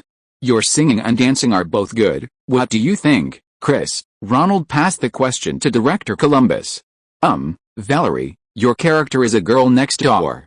She hasn't had any concert or live training, so she's just a little girl who imitates Madonna, using her bed as a stage, her bedpost as a microphone, and her curtains as a wedding dress. You're acting too much like a professional rock singer, you know what I mean. Oh, I understand. Valerie, Bert and Ellie looked expectantly at the producer. Want to do it again? Ronald decided to help her out. Valerie didn't seem to be very quick to grasp things, and a retake wouldn't affect Elizabeth Shue. Thank you, I don't need a break. Valerie composed herself and did it again. It was better than the first time, but the audience still couldn't immediately like her. This was the crucial role of the opening scene. We'll let your agent know if there's any news. Next, Chris Columbus decisively called Elizabeth Shue in. Please begin. The producer went to rewind the tape and replayed the theme song. He came up to me and asked if I wanted to dance. He looked pretty good, so I said I could try. When he danced, he held me tight. All the stars were twinkling when he took me home that night. Then he kissed me. Elizabeth Shue was incredibly charming as the girl next door. Her dancing at home was even crazier than Tom Cruise's impersonation in Good Boys 2. She jumped onto the bed frame, gripping the bedpost as if she were a real concert star, and when she jumped down with the curtains, wedding dress, and a picture of a man on the table, her movements were perfectly rhythmic. The audience would definitely think she was Chris Parker, a pretty girl next door who came to work as a nanny. What do you think? Ronald glanced at Shue after the music stopped, then asked the producer, Deborah Hill. The performance speaks for itself, huh? Elizabeth Shue seemed to understand the producer's meaning, but she was still a little skeptical. Go back and wait for your agent's call. Ronald smiled and gave her a wink. Shue skipped out. Are you really not going to make a cameo appearance in the movie? Producer Deborah had just placed her one-shot photo of Ronald on her vanity, posing as a boyfriend. She imagined Ronald playing the female lead's ex-boyfriend, a two-timing villain, which would definitely generate a lot of buzz for the film. No, I have 2 other projects in the pipeline. Spicy Dance, the one I invested in myself, is having a hard time finding a director right now. I might have to direct it myself, I might not have the time. Ronald declined the cameo offer. Adrian Lane really liked the script. He said it wasn't just an ordinary musical, but a film reflecting the major trends of the times, still very forward-thinking even today. However, when it came to salary, Adrian Lane couldn't budge. Given the high salary offered by the Fatal Attraction production team, he couldn't accept Spicy Dance. Moreover, Ronald's proposal to lower his salary and give him a share of the director's profits seemed a bit like a scam for a film project that hadn't even been released by the Big Seven. Our big company's process is quite lengthy. You might finish filming your movie before we even start shooting. Come and check it out, maybe I can even get a cameo role. Producer Deborah was still trying. If she couldn't play the scumbag boyfriend, she'd play someone else. Okay, I'll visit the set in Toronto. Columbus, you'd better be lenient with me, I'm still a newbie in film. With a female lead confirmed for the nanny's adventures, the long pre-production process began, including set design and special effects. After they left, Ronald quickly called his staff to come in. He tidied up the beds and clothes racks, and brought in several large mirrors, turning the audition area into a dance studio. Although Spicy Dance was a small project, finding actresses for the female lead wasn't a problem. As it was a Jewish story, Ronald couldn't let actresses of other ethnicities play Jewish characters. On one hand, they didn't have the typical Jewish nose. On the other hand, Ronald was afraid of gossip from the Jewish community. In Hollywood, many Jewish girls, despite their ordinary looks, are full of confidence and believe they can try their luck in the entertainment industry with the help of their Jewish heritage. This has led to a lot of girls with large noses. Many of them have a good foundation in dance, and quite a few have even performed in Broadway musicals. But Ronald wasn't there to choose the next Barbra Streisand. He wasn't looking for a talented singer and dancer like Barbara, but rather a girl who wasn't much of a dancer, had a good upbringing, and was very interested in the kind of sexy dance that her father considered bad for teenagers. Next, Ronald sighed, sending another girl with a large nose away under the watchful eyes of the union representatives. Go on in, be careful, I'm a little nervous, Daddy. I see they all have great dancing skills, but I can't dance, and you didn't teach me when I was little. Go on, you're my daughter, you must have a good talent for dancing. I didn't teach you because dancing is too hard, and I don't want my daughter to go through the same thing I did. Besides, I know through connections that the lead actor in this movie isn't a dance expert, so someone like you might be perfect for it. Okay, I'll go then. Next, screenwriter Eleanor looked at the audition list.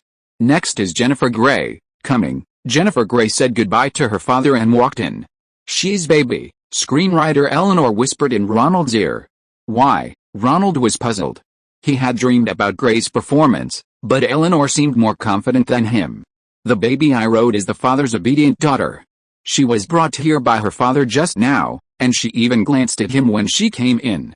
Her state of mind is very similar to the characters. Hello, Jennifer, Ronald greeted Grey. Hello, Ronald. No, I meant Mr. Lee. Jennifer Grey raised her hand to Ronald, then lowered it again, realizing it was inappropriate.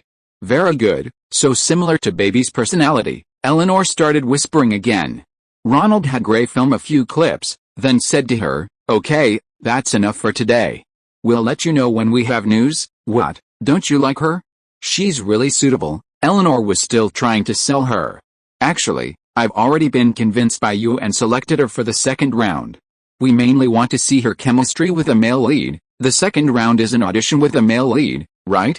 Who are the candidates? The union representative came over and asked Ronald. There's Patrick Swayze and Billy Zane. I know the rules. Ronald patted the union representative on the shoulder. Ronald's next audition, with Swayze, the first choice for the male lead, coming along with his backup Zane, meant he still had to pretend to follow the union rules. Chapter 733 It's either me or him. Soon, Ronald finalized a list of auditionees for the final round of Spicy Dance, 2 men and 2 women. Ronald and screenwriter Eleanor, of course, favored Patrick Swayze and Jennifer Grey. However, due to union rules and the requirement for chemistry between actors, 2 replacements were brought in. The man was Billy Zane, whom some called the new Marlon Brando. The woman was Sarah Jessica Parker, whom Ronald knew. Sarah was thrilled to have made it to the final round. She and Robert Downey Jr. were a couple, having started with small roles together, and now they were at a crucial point in each other's acting careers. Downey had just finished filming the romantic comedy Pickup Artist with American sweetheart Molly Lindward. He had also landed the lead role in another film, a story about a young man struggling with drug addiction and his self-destruction. Sarah had starred last year in a Disney sci-fi film, Navigator, about a young boy with a map of an alien spaceship in his head. The boy, having traveled at the speed of light, returned to Earth 10 years later still in his childhood form. He was eventually sent back to his childhood by a UFO. Sarah, though one of the female leads, was just a NASA intern who played a crucial role in advancing the plot. Where else could you find a role like Baby's in Dirty Dancing? The entire film revolves around the girl's impulsive love. If she could get this role, both she and her boyfriend, Downey, could take their careers to the next level. We'll have you audition together. Sarah, you'll go with Billy first, Jennifer with Patrick. Then we'll switch pairs and try again. Ronald saw Sarah Jessica Parker and nodded to her. The actress's acting was actually quite good, but her nose was a bit too big. She didn't resemble Jennifer Grey at all. You could only tell she was Jewish. The baby in this movie needed to be attractive, not just an ordinary girl. Oh, it's you. Jennifer Grey turned her face away when she saw Patrick Swayze. What's going on? Ronald and screenwriter Eleanor exchanged a glance, as if the two had some kind of history. The music started, the 1950s swing dance tune, Do You Love Me? To the music, Grey pressed herself tightly against Swayze. The hip and buttock movements performed at close range, and a blush quickly crept onto her face. Patrick Swayze, on the other hand, looked completely serious, as if he didn't recognize Jennifer Grey at all. It does seem like there's something going on, Ronald observed, realizing the two seemed to have had a real relationship. But this was a good thing. They were playing a couple, and this genuine affection was a great asset to the filming. However, Patrick Swayze was married, which explained his feigned ignorance. They danced a fast-paced segment, then tried a slower one. Ronald had his assistant film the entire scene. The visible chemistry between the two was probably noticed by everyone on set. This issue also affected another auditioning couple, Sarah and Billy, who both seemed a bit listless. They stopped dancing, exchanged a few words, And then Sarah Jessica Parker asked for a pause. Sarah slapped herself several times in the corner of the room, determined not to lose to the other person so easily. Even if she lost, she would fight for it. Then they started dancing again to the music. Ronald, as usual, instructed his assistant to record it. But sometimes, casting isn't just about hard work. Ronald sighed as he watched the two trying so hard. Without comparison, Sarah and Billy seemed alright. But with that blush-inducing kind of love, nothing could compare to their natural performance. Following union rules, Ronald didn't announce the results on the spot. He asked them to go home and wait for a call. Just as he finished speaking, Jennifer Grey stormed in, slamming the door shut. The loud bang startled Grey herself. Ignoring her rival Sarah Jessica Parker standing nearby, she walked straight to Ronald and said, "It's either him or me, you choose." Ronald jumped in fright. Weren't they just being all lovey-dovey a moment ago? How did it turn out like this? Is it because one of them rejected her advances? Or is Grey trying to force Swayze to leave his wife and remarry? Wait. Ronald quickly raised his hand to signal Jennifer Grey to stop. This isn't something you should decide. Go over there and calm down. Ronald pulled screenwriter Eleanor aside and told her to go talk to Grey and try to get some information out of him. He went out to find Patrick to find out what was going on. Sarah Jessica Parker and Billy Zane suddenly realized that an opportunity had come. After exchanging a glance, they obediently went outside to discuss how to get their agent to help them in this situation. Ronald saw Patrick Swayze outside the door, leaning against the wall in silence. He walked over and patted him on the shoulder. When he turned around, Ronald handed him a cigarette he had taken from Eleanor and lit it for him.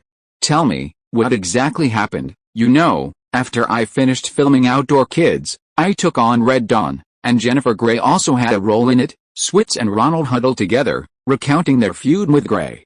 On the set of Red Dawn, director John Milius was extremely strict with the young actors, forbidding them from living in trailers and making them sleep in tents in the wilderness. Every night, an alarm would sound to wake them up. Red Dawn is a story about Soviet paratroopers landing in America and young men and women fighting as guerrillas. Milius probably wanted to help the actors immerse themselves in the situation. But this kind of life was too harsh on the actresses. Jennifer Grey and Lee Thompson both played female guerrilla fighters. Thompson came from a poor background, had worked since childhood, so these problems weren't a big issue for her. Jennifer Grey's father, Joel Grey, was a supporting actor in the musical and film adaptation of Cabaret, a role for which he won an Oscar, a Tony Award, and a Grammy Award in the 1960s and 70s. Having always been her father's obedient daughter, she had never experienced such a spectacle. She would often burst into tears when she was left without even toiletries, only to be rescued by the charismatic actor Patrick Swayze. From then on, the two became a temporary couple on set, helping each other complete Grey's incredibly demanding scenes. However, after her scenes were finished, Grey wanted to stay and keep Swayze company. Just then, Patrick's wife was coming to visit the set, and Swayze, for some reason, spoke to Grey, resulting in a rather unpleasant ending for both of them. "You two have excellent chemistry. If you could work together, it would be a memorable film," Ronald said, throwing his cigarette butt on the ground and stomping it out after hearing the story. It turned out to be a dramatic tale from the film set. "Do you still want to play this role?" Ronald asked. "Of course, I fell in love with the character Johnny after reading the script. Actually, Grey and I have great chemistry, but I can't possibly agree to his request. She's still a little girl at heart, and I don't know how to explain it to her. You must know that the character Baby in the movie is also a little girl who hasn't even gone to college yet. Johnny is also more mature than Baby in the script. If you can't convince him, I find it hard to believe you can convince me during filming. I just didn't realize for a moment that she still remembers things from Red Dawn so vividly." "Then go talk to her alone. I don't care what method you use. If you can't get Jennifer back today, I'll have to consider replacing her. I don't care how much Eleanor likes single-eyelid hunks." "Oh, yeah. That's nothing special. I've seen plenty of naive rich girls like that." Swayze was spurred on by Ronald. "Good, get her sorted out. How long has he been in there?" Half an hour later, Ronald checked his watch and asked the screenwriter, Eleanor.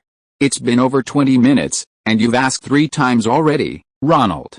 Looks like you're just saying it. You still really want Swayze and Grey to star together?" Eleanor was startled when Ronald told Swayze it was all or nothing. Now it seemed Ronald was just trying to motivate him to resolve his personal issues with Grey. Squeak, the door to the private meeting between the two actors opened. Jennifer Grey's eyes were red and swollen from crying, her almond-shaped eyes still glistening with tears. Unexpectedly, Patrick Swayze, who came out after her, also had red eyes. You two were talking. Ronald looked at Swayze's small eyes under his single eyelids. Why are you crying too? Did you succeed, or did it fall apart? I've talked to Patrick, and I'm willing to act in this movie with him. Jennifer Grey glanced at Patrick shyly. Swayze was a little embarrassed, turning up his collar to cover his neck. Patrick mouthed, I got it sorted out. Good. Ronald knew he'd got it done. Starting next week, Patrick, you'll be taking choreography lessons. I found a great dancer to work with you. What about me? Jennifer Grey asked Ronald, glancing at Swayze. You don't need to, Ronald replied. By the way, your father, Joel, is a dancer, right? I'll give him a call. He's not allowed to teach you dance for a while. Why? Grey pouted. Wasn't this going to separate her from Swayze again? No reason. Just do as I say, okay? Jennifer Grey seemed to find this straightforward, forceful approach more appealing. Oh, right. Ronald remembered something as he dialed Joel Grey's number and turned to ask screenwriter Eleanor. Has music director Danny Goldberg called yet? How's the song rights negotiation going? I won't be able to use it for rehearsals if it's not settled. He just called. He said he's still talking to people from various record companies, and there's no progress yet. But it'll be settled before filming starts. I need to give him a call too. What's wrong with him? He always says it's almost settled, Ronald complained softly. Patrick Swayze, who was on the other end, heard this and seemed to have an idea. He wanted to go over and talk to Ronald, but then he saw Jennifer Grey standing between him and Ronald, and quickly took a step back. He didn't want to cause trouble again after he had just appeased her. Chapter 734 Fulfilling the Duties of a Producer. Cynthia Rhodes was an old acquaintance of Ronald's. She played a bar dancer in Flashdance, and later landed the lead role in Dragon and Phoenix, but almost got fired for rejecting the advances of Sylvester Stallone's brother, Frank Stallone. Ronald had helped her out then. This time, Ronald met with her agent and explicitly asked for Cynthia's help. It's a small production, and I'd like you to play the second female lead, Penny. I won't hide it from you, the role isn't very prominent. She's there to complement the lead, baby, and there's some controversial content. But there will be quite a few dance scenes and a significant amount of screen time. Ronald briefly explained Penny's plot in the script. She was Johnny's childhood dance partner, later got together with a waiter at a resort, became pregnant unexpectedly, and was abandoned, unable to afford an abortion from a secret doctor. This leads to the scene where the lead, baby, borrows money from her father to help her, and later takes Penny's place as Johnny's dance partner and learns to dance. After Cynthia Rhodes left the Flashdance cast, rumors circulated in the industry that she was difficult to work with. Undoubtedly, these rumors were spread by the Stallone brothers. She subsequently struggled to find good roles, appearing in only one film, a few episodes of a television series, and a few music videos as a backup dancer over several years. Ronald, based on a character from his dream, found this exceptionally talented Latin dancer and personally invited her to star. Ronald invested almost his entire fortune in the film Dirty Dancing, wanting to avoid risks and strive to bring all the main actors to life. Cynthia Rhodes was naturally delighted to have the opportunity to act in a theatrical film, even if it was a small production. During the filming of Flashdance, Ronald had been very considerate to the crew, a good director, which she found incredibly encouraging. Why did you choose me, Cynthia, who had participated in the routine audition and was ultimately chosen for the second female lead, asked Ronald a question. You dance the best, and you have that childish charm of a poor girl, like a man who's nice to you can forgive any other flaws. Ronald quoted screenwriter Eleanor's evaluation of Cynthia. Oh, Cynthia Rhodes covered her face. She did have this problem, she always felt like she couldn't have a successful acting career. She was also a bit afraid of male actors' inappropriate words and actions.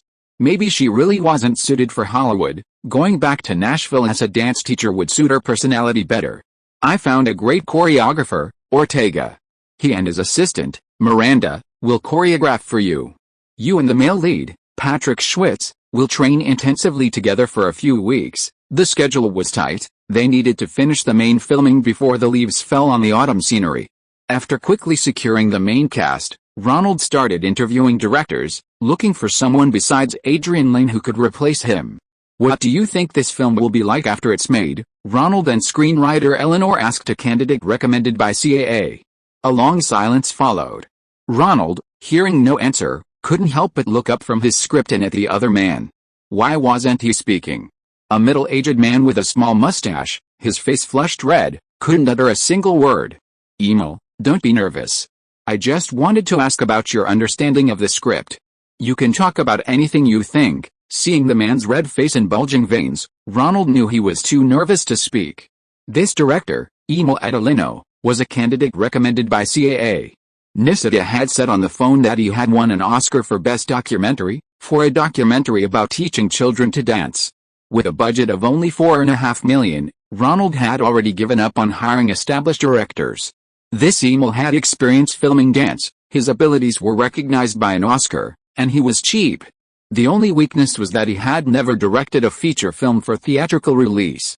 But seeing is believing, and Ronald's true colors were revealed during the interview. He lacked any confidence whatsoever. Could you tell me your thoughts on the character? Screenwriter Eleanor, a kind person, wanted to help him out of his nervousness. The shy director managed to utter a single word before becoming too nervous to speak further. Sigh, Ronald sighed softly. Even if this person was incredibly capable, he couldn't be used. How could someone so easily get nervous direct actors on set? It seemed he'd have to do it himself. He'd be willing to work harder, he'd manage the other crew's work over the phone. Ronald, could you give me a chance? I'm not usually that nervous. Seeing Ronald close his notebook and prepare to leave, Emil suddenly spoke up, as if a sudden inspiration had struck him. Ronald opened his notebook again. Go on, because I've come out, about my sexual orientation. I haven't been getting much work in Hollywood, except for television commercials of the New York City ballets, live performances. This is the first theatrical film offer I've received in 3 years, Emil stammered, explaining his situation. Hearing the name of the New York City Symphony Orchestra brought back many memories for Ronald. He looked at Emil and said, I know your dance world is more tolerant of these things, but you'd better not publicly reveal your orientation on a film set, and don't cause trouble. If you want a job, be my assistant director. If you're okay with that, have your agent sign me. I can sign right now. Having been out of work for so long, Emil readily agreed to Ronald's offer, even though it wasn't for directing but for assistant director. After all, it was an opportunity to return to Hollywood. I was startled by you just now. I thought you were going to hire him as director. I don't want to hand my script to someone who gets nervous even during an interview. After Emil left, screenwriter Eleanor patted her chest to Ronald, expressing a lingering fear. I didn't expect him to be so nervous either. They're both Oscar winners for Best Documentary Feature. I don't want to risk my investment. But my agent said his ballet TV series is very good, and he's good at shooting dance scenes, so I'd like him to help me. Oh, that's fine. The last major crew member was the director of photography. Ronald, through CAA, found Jeff Zhu, a cinematographer who had shot many low-budget films and TV series. He had seen Jeff Zhu's film clips. The man was good at dark-toned photography. It was clear that he had studied Francis Ford Coppola's shooting methods. Many of his images had a Coppola-esque feel. Ronald felt a bit like he was back in the situation when he was shooting his first film. Finding professionals who were good at their money and cheap. The only difference was that this time he was paying for it himself. Great, you can go to Virginia now and work with the art director to start designing the shots. He'll tell you the tone and atmosphere the film needs. Ronald signed Jeff Zhu, sent him to the location shooting, and wrote him a check to prepay his travel expenses. Spending money faster than expected, Ronald went to Philadelphia to make up the difference. With a great one about to start filming, he went to fulfill his duties as producer. At the brief opening ceremony, Ronald took a photo with the entire crew on the ground floor of Wanamaker department store in Philadelphia, watching them begin filming their first scene in the department store. Director Michael Gottlieb started the lighting crew setting up the lights. Ronald chatted with Kim Cattrall for a while. Cattrall had been spending half the week modeling for Day Young and the other half working out with a fitness trainer. She had lost a lot of fat and had model-like presence. The regular exercise seemed to have improved her skin as well.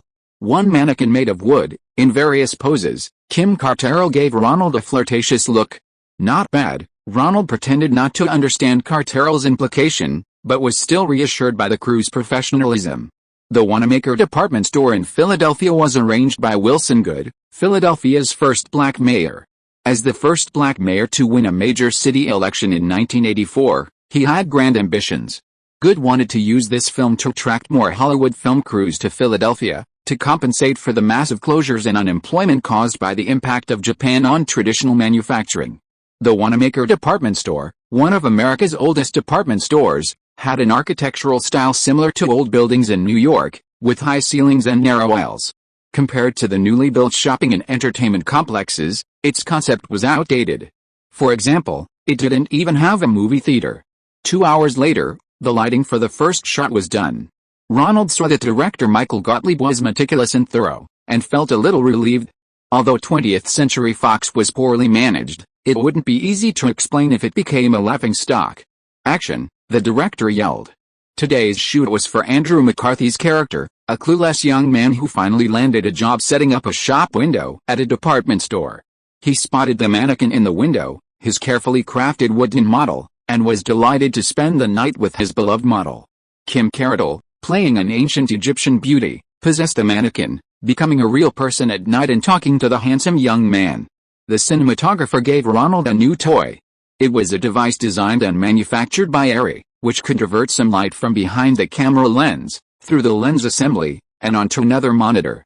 This allowed the director to see a blurry black and white image, without relying entirely on the cinematographer's judgment to decide whether a reshoot was needed. The monitor was next to the camera. Ronald put on a baseball cap and peered into the viewfinder. He only saw a rapidly flickering image. Faces were either completely white or completely black. The monitor could only receive a small portion of the light, resulting in poor dynamic range. Ronald couldn't clearly see Cattrall's facial expressions and could only roughly gauge the effect through their physical movements. He could only get a general idea of whether the actors were in position, whether the performance was within the frame, and whether the composition matched the pre-designed plan. After watching for a while, even though he could only see the physical movements, Ronald sensed something was wrong. He abruptly released the monitor and looked directly at the two main actors. The more he watched, the more uneasy he felt, almost prompting the director to call a halt. What kind of director was this? He didn't know what Michael Gottlieb had told the actors. The entire performance was incredibly exaggerated, like a high school student rehearsing a Shakespearean play. It was clearly acting, not the kind of realistic acting required of actors in typical films. Cut. Michael Gottlieb also called a halt, apparently realizing something was amiss. Ronald nodded. This director was reliable after all. Your acting isn't exaggerated enough. Exaggerate it more, exaggerate it more. Don't be afraid to go overboard, be afraid you're not doing it right. No, Ronald frowned. What kind of mess would this be? He opened his mouth, but held back, not letting the question escape his throat. He couldn't challenge the director's authority on set, otherwise he wouldn't be able to get the actors to cooperate in the future.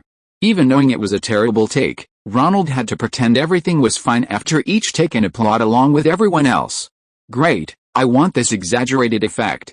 Kim, exaggerate it even more in the next take. Kim Cattrall agreed, silently rolling her eyes at Ronald as she turned away. What were you thinking? Why are you pursuing this exaggerated performance? Ronald found a break and spoke privately with Michael Gottlieb in the trailer.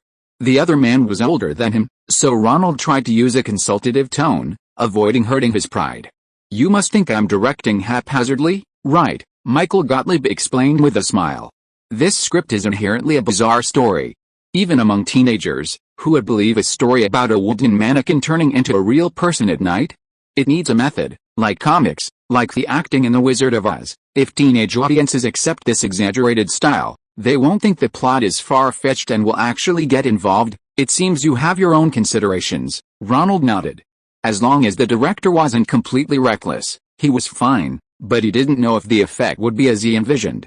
Watching the filming on set, he had a feeling of watching Menahem Golan direct Sahara. Making a live-action film in a comic book style isn't always acceptable to audiences. However, if you direct like this, the critics will give you a piece of their mind. Ronald didn't know how the audience would react, but the critics would definitely say bad things. This kind of acting was more suitable for animated films than live-action ones. I don't care about all that, as long as there's box office success. Michael Gottlieb was very clear-headed. Getting box office revenue is the top priority. The director has his own ideas, so you should cooperate with his guidance. In their hotel room, Ronald couldn't help but give Kim Carterall some instructions, telling her not to slack off or act carelessly just because the filming was unconventional. Carterall's physique had improved significantly through exercise. At 30, she had no excess fat around her waist or abdomen. "I'll cherish this opportunity," Kim Carterall decided, determined to get all the close-ups, no matter what. "Do you think he's really confident, or is he just messing around?" Ronald asked.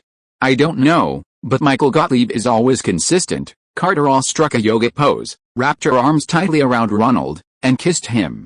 "Okay." Ronald stroked Carterall's playful blonde hair again, gesturing for her to turn away. "Nisida will stay here for a few more days in my place. If you have any issues, just talk to him. He's experienced and knows how to handle things. Director Michael Gottlieb isn't one of my people, so even if you have any problems, don't confront him directly. Michael Gottlieb has his own ideas, but they're not like typical teen romantic comedies.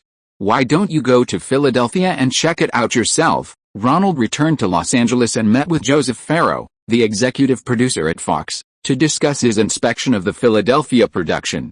As the film's nominal producer, he felt responsible for ensuring the film's timely completion and budget. Ronald had left his most trusted associate, Nisida, there for a while, and he also witnessed firsthand what he saw. Gottlieb had done a good job in this regard. He wasn't obsessed with artistic details and had a good balance in terms of scheduling, acting, and budget. Regarding the overall artistic direction, Ronald wasn't a true producer like Spielberg, ultimately responsible for both artistic merit and box office success. Furthermore, Gottlieb was Joseph Farrow's man, so Ronald could only offer reminders. In fact, Joseph Farrow didn't want to be responsible either. For him, this project was more like a tool for power struggles and profit sharing. "Relax," he said. "Was it professionally shot? Was it on schedule? Did it exceed the budget? If all three answers were good, then we don't need to interfere. In today's film market, not every movie is a blockbuster like Top Gun. Come on, have a drink." "Has Top Gun already grossed over $100 million? Joseph Farrow poured Ronald a glass of whiskey, and the two drank. "Actually, it's close to $120 million, and it's still in its 13th week. Looks like it'll be released next year." "I hope so." Ronald also wanted his film to be like Spielberg's E.T. the Extraterrestrial, showing from 1986 to 1987 and still hanging at the box office. "Another glass." "Don't worry, Gottlieb has his reasons. Maybe I'm overthinking it." "Cheers." Ronald downed his 12-year-old whiskey. Being arrogant means no one is responsible for the film's quality. For it to do well at the box office, it needs a lot of luck.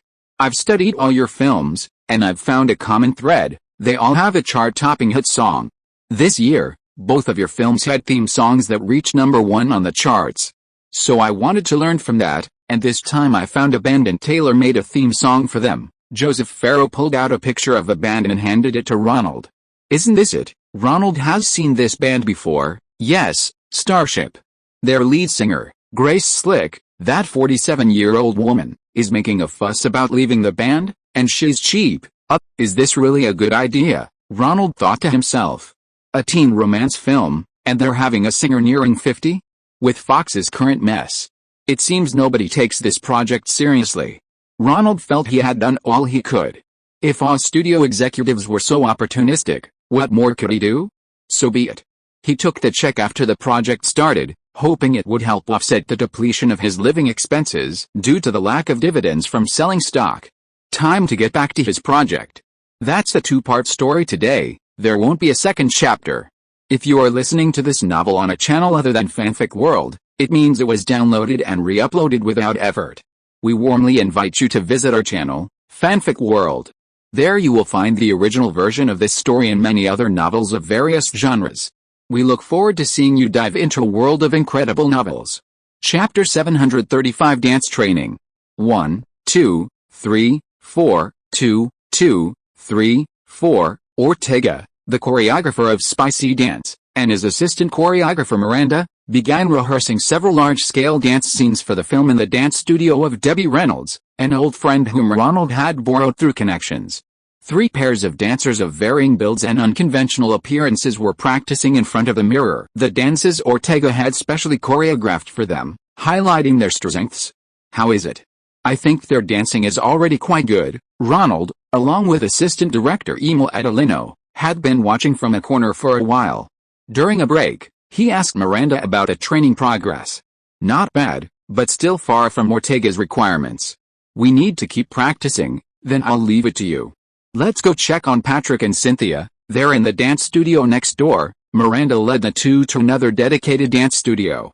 While waiting for Miranda to open the door, Ronald glanced back at a dancer swaying his hips. His movements were fluid and exaggerated, though not conventionally handsome. His dancing possessed a unique charm. Assistant director Emil had been working with Ronald on the film's preparations.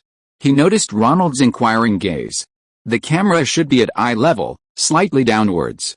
That would be better, capturing the hip-swaying characteristics of the dance without losing the dancer's facial expressions. Ronald nodded. It was roughly as he'd predicted. Emil, accustomed to filming live dance documentaries, was very experienced in which shots best showcased the allure of dance. This was precisely where he needed Emil's expertise. Unlike breakdancing, which is a solo performance filmed directly at the dancer, spicy dance is a partner dance. The exchange between the two partners through body language, movements, and eye contact plays a significant role in the dance's charm. Therefore, careful design was needed for camera placement, lighting, and shot composition.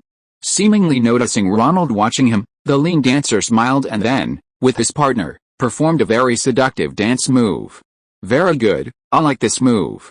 You'll practice this move exclusively from now on. Choreographer Ortega couldn't get all the dancers to exhibit the chemistry of childhood dance partners in a short time, so he had them practice a few moves until they were mastered. Oh, the dancer covered his face with his hands upon hearing this. For dancers, constantly repeating the same move is torture. Is he? Ronald asked Emil, seeing the man's seductive appearance. No, we're not all sissies like you think. Then how do you know he isn't? Ronald curiously followed him to the adjacent dance studio. We seem to have a radar between us, spotting each other in a crowd. Actually, many of us look quite masculine. Jennifer, what are you doing here? Didn't I tell you not to come? Ronald saw Jennifer Grey sneaking around at the dance studio door. Oh, I'd like to see their dance rehearsal. I want to learn as much as possible. Miranda, Ronald called to his assistant choreographer, I have an assignment for you. Tell everyone to keep Jennifer out of the picture. If you see her, call me and tell her to leave. Don't teach her a single dance move, and don't let her watch. Why? Jennifer Grey had just glimpsed Patrick Swayze and Cynthia Rhodes through the crack in the door. Their dance inside was passionate and powerful. She wished she could take Cynthia's place and be right next to Swayze. Because I told you, Ronald didn't want to explain too much to her. Actually, Grey's current state of mind was very similar to Baby's in the script. She had seen the breathtaking dance and wanted to dance that kind of intimate dance with a male lead, almost like flirting. But in the script, Baby was a girl who wasn't very good at sexy dancing, which is why there was a series of plots where the male lead, Johnny, taught her to dance from scratch. If she started practicing the dance moves now, she wouldn't be able to act naturally during filming. To be able to dance but act as if you can't, this kind of seemingly skilled yet awkward acting is a very high level of skill, and Ronald didn't believe Jennifer could do it. If Grey had already practiced to a certain level of proficiency, then pretending to dance poorly would be very difficult. She wasn't a dancer like Cynthia Rhodes, who had little control over her body. Okay, then I'll go outside and wait for Patrick. Let's take a 10-minute break, Miranda suggested, allowing the two leads to rest and also to discuss the progress of their dance training with Ronald. You danced very well, I look very synchronized. Oh, Ronald, Cynthia Rhodes wiped her sweat with a towel. Could you tell Ortega that practicing the same routine for 10 hours every day is really getting tiring? We definitely need a break, otherwise my ankles can't take it, Patrick Switz echoed. I'll talk to him, we'll take a vacation tomorrow, I'll treat everyone to a hot spring. Ronald saw that everyone had reached the point of being disgusted with the monotonous and repetitive dance training, and knew he couldn't continue like this. He needed to find something to change things up. Yay, Cynthia and Patrick high-fived each other. I've already promised them I'll take a vacation to the hot springs tomorrow, Ronald said to the choreographer Ortega, who had followed him in. Okay, Miranda, you go tell the guys and girls outside, but you guys better give it your all today. Yes, sir. Cynthia utterly loathed the choreography. This kind of dance training method made the better dancers feel even more restricted. After a short break, Patrick and Cynthia began rehearsing standard ballroom dancing again. Unlike the other extras who specialized in sexy dancing, they had a scene where they would perform extraordinary ballroom dancing in front of vacation guests, so their training was much harder than the others. Ronald watched them dance in their tight-fitting clothes and couldn't help but frown. What's wrong? They're dancing really well. Assistant director Emil, having seen many dancers, knew that these two were top-tier actors in Hollywood musicals. Patrick Swayze's dancing was far superior to John Travolta, who represented America and danced with a Princess of Britain. Cynthia Rhodes was even more of a professional. They could easily have performed in Broadway musicals with even higher dance requirements. It seems a bit too advanced. You two stop for a moment. Ronald stopped the rehearsal. He discussed it with the choreographer, and Ortega nodded in agreement and went to prepare new dance moves. Then Ronald called Patrick Swayze and Cynthia Rhodes together. I'll have Ortega tone down the dance level for you two, don't make it too professional. In the movie, Johnny and Penny are poor kids who didn't receive formal dance training. They taught themselves by watching dance shows on TV, so they need some amateur moves. Try to tone down the professional moves and get more of an amateur's feel. Okay, we'll discuss it. In the subsequent dance training, Ronald indeed saw some movements that weren't quite standard, but had that exaggerated amateur quality. Amateur dancers often can't do particularly difficult moves, so they innovate on smaller movements, often creating more variations than professional dancers. Very good, go with this approach. Ronald was very satisfied with choreographer Ortega's ability to adapt the movements. The new moves achieved his expected effect perfectly. I told you, don't be too strict with them. Long hours of training can lead to boredom and resistance.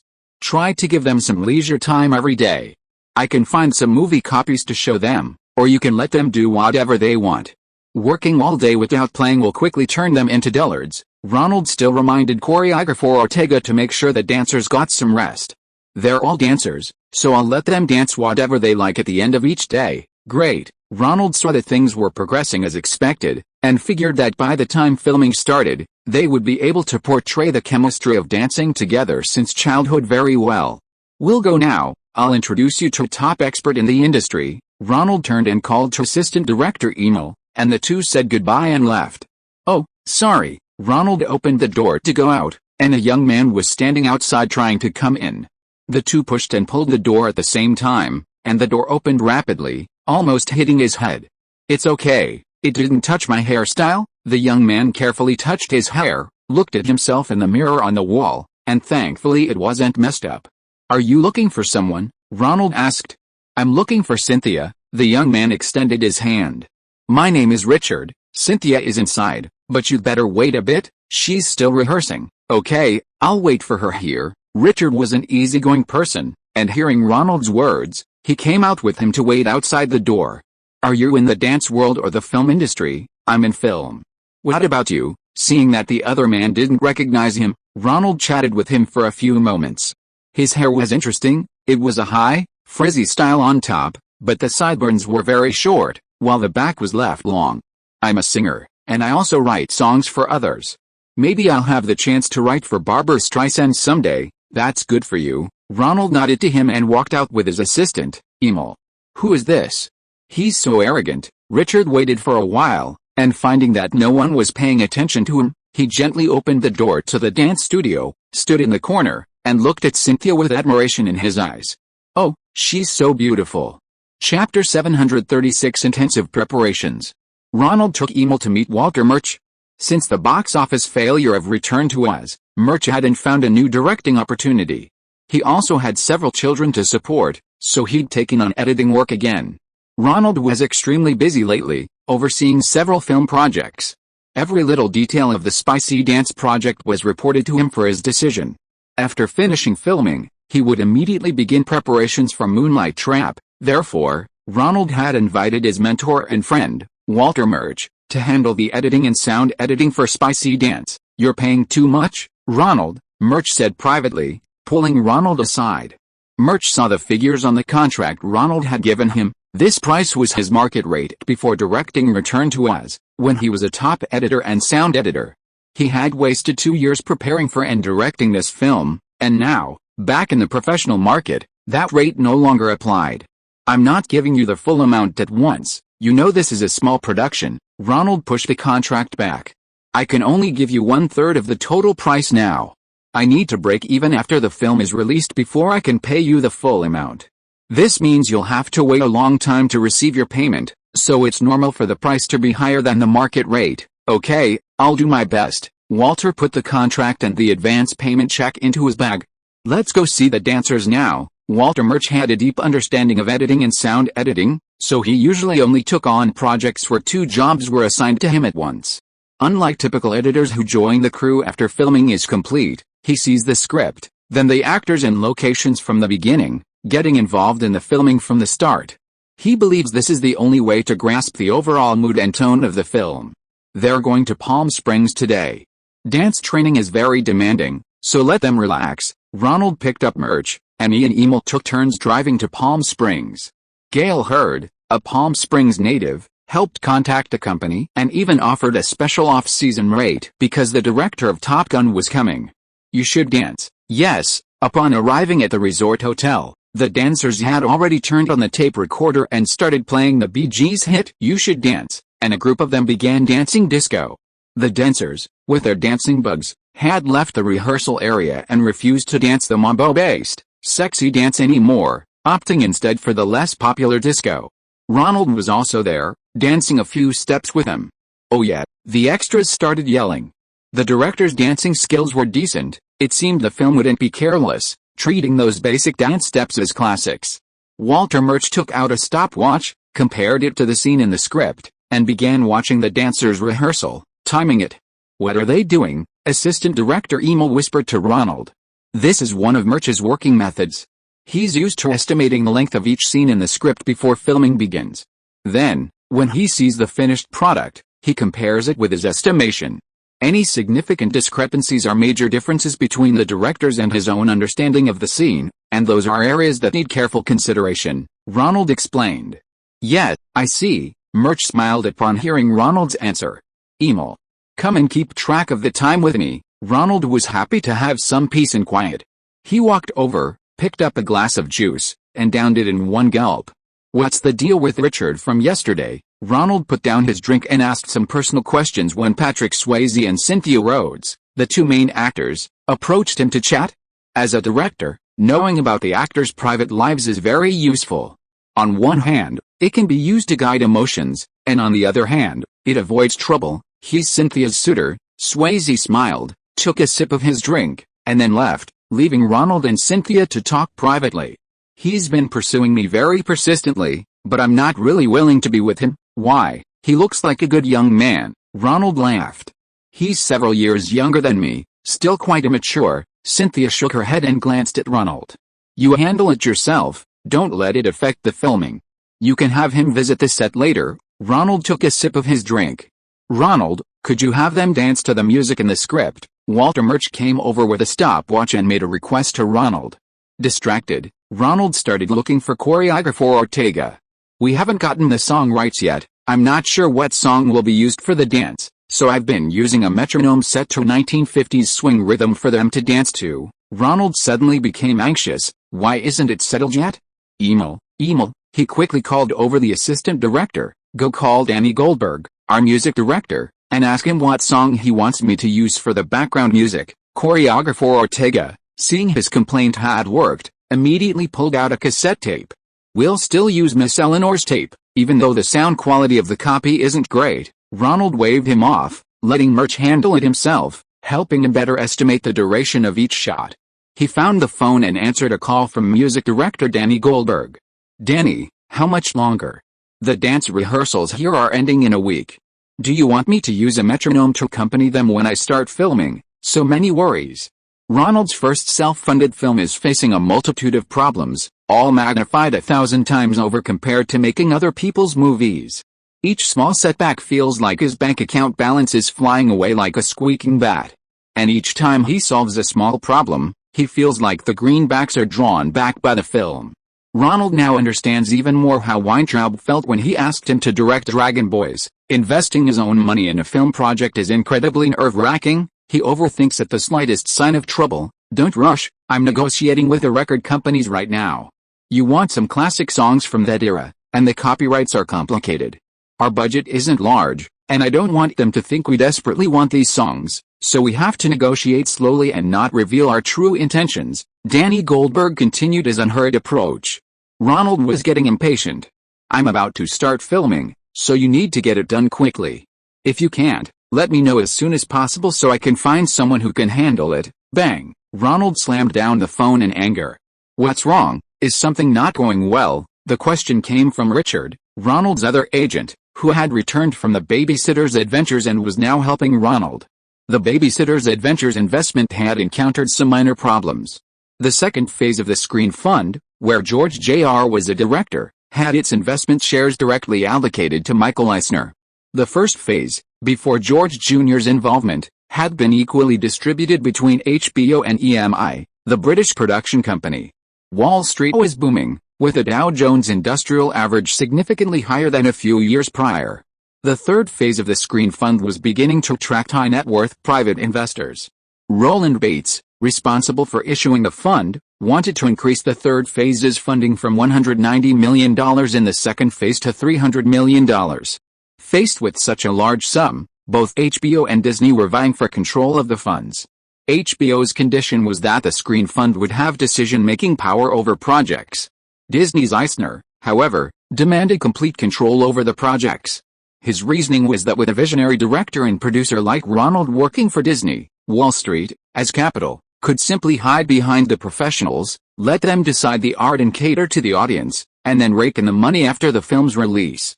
Therefore, Eisner called Ronald, requesting that The Nanny's Adventures begin filming the day after New Year's Day. This would allow this film, which Ronald spearheaded and was highly likely to be a box office hit, to enter the investment scope of the third phase of the fund. With its prestigious reputation, Disney would have a stronger voice in the investors' opinions regarding the use of the third phase of the Screen Fund. Our music director, Danny Goldberg, still hasn't secured the rights to the soundtracks. This time is enough for a pregnant woman to give birth, Ronald began sarcastically. Goldberg is Jewish, I know him, Richard whispered to Ronald when no one was around. These 1950s songs have never really been valued. Danny's dragging his feet is to make this a big deal. If I'm not mistaken, he'll next say that some singers and songwriters have passed away, and their relatives are even more difficult to negotiate with. Huh? He did say that. Ronald glanced at Richard Lovett, his agent, who was also Jewish. I'm different from them. I'm a Jewish boy who grew up in rural Wisconsin, where there are only 20,000 Jews in the entire state. I went to public school with Puritans and Catholics when I was a kid, and my family celebrated Christmas. I wasn't any different from them. These Jews who grew up in the Los Angeles area of California only discovered when they were adults that there were more than just Jews in the world, but they still use those Jewish business principles to treat clients from other cultural backgrounds. In their view, as long as they can make enough money, it's all their own ability. Richard adjusted his glasses and said. Ronald nodded. Richard had always been very loyal to him. In matters like this, as his biggest client, he was the biggest guarantee of Ronald's interests, so he was probably telling the truth. Danny Goldberg's incompetence was probably a strategy, to buy the rights without delaying Ronald's work, while also paying a reasonable price to make a small profit for himself. Do you have any suggestions? There are issues with the sex and the Jewish girl storyline, so I suggest finding a non-Jewish agent to handle the rights purchase for the episodes. Richard leaned closer, his voice lower. The key is that the person buying them should do so under your company's purchasing authority, without revealing that you're the one behind the project. If things go quickly, it should be settled soon. Ronald suddenly realized that if he hadn't invested in and directed the film project himself, Spicy Dance would just be a trivial, $4.5 million film about a 1950s high school girl's love story. Who would be excited about that? Even the most famous songs of the 1950s would be lucky to sell any royalties now. I'll go find Weintraub and borrow someone, Ronald said with a slight smile, having figured out the problem. Danny Goldberg wanted to monopolize the profits and try to have his cake and eat it too. As long as Ronald kept it secret and acted quickly, he could get things done before Goldberg even realized what was happening.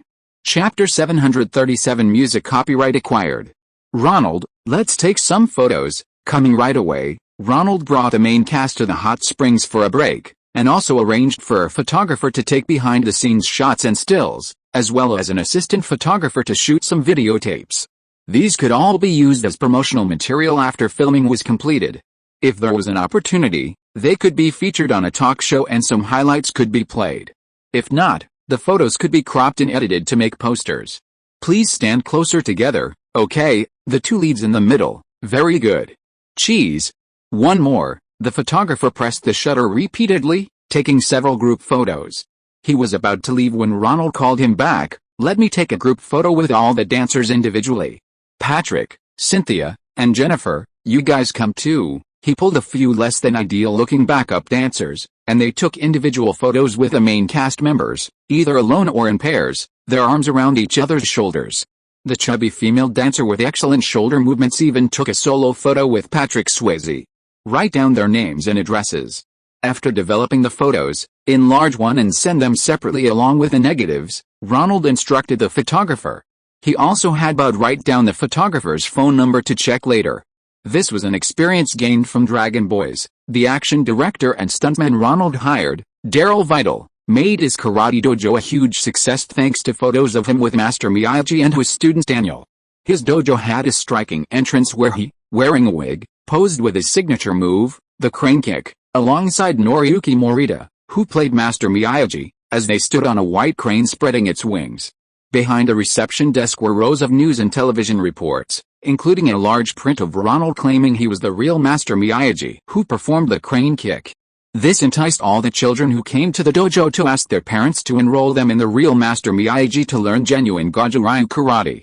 This time, the spicy dance event had a limited budget, so the dancers they hired were mostly those who, due to their less than ideal physical appearance, could only work as dance instructors. They usually earned a living by teaching dance enthusiasts. They could get photos with elite actors and directors and movies showing in theaters, which would help them increase their fees when recruiting students.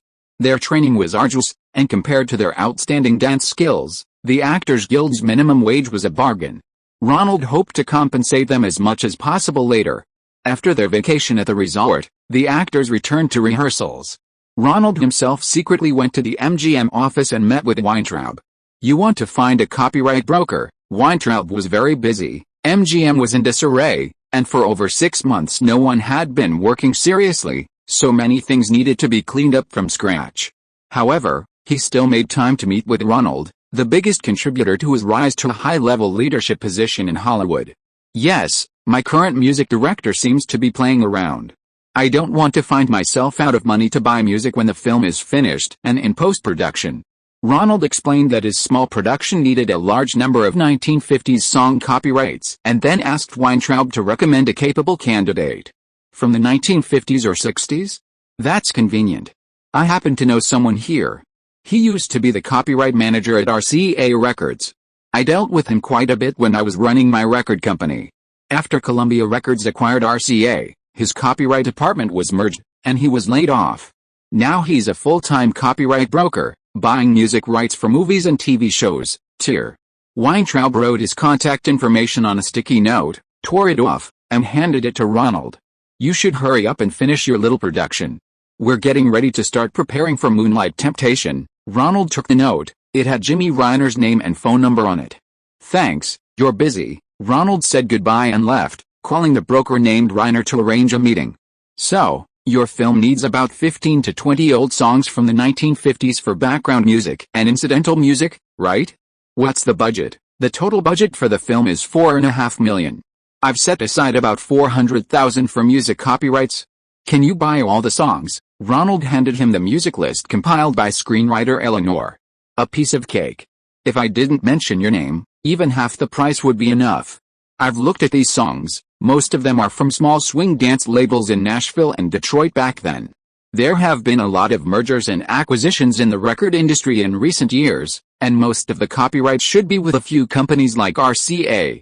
Except for these 2 songs that were in the top 3 on the charts back then, and these 2 songs by famous bands, such as this one by the Four Seasons and this one by the Raspberries, which require a licensing fee of $20,000, the rest can be bought for $5,000 to $10,000. Jimmy Reiner marked up the list, then added it all up, and the final total was less than $200,000.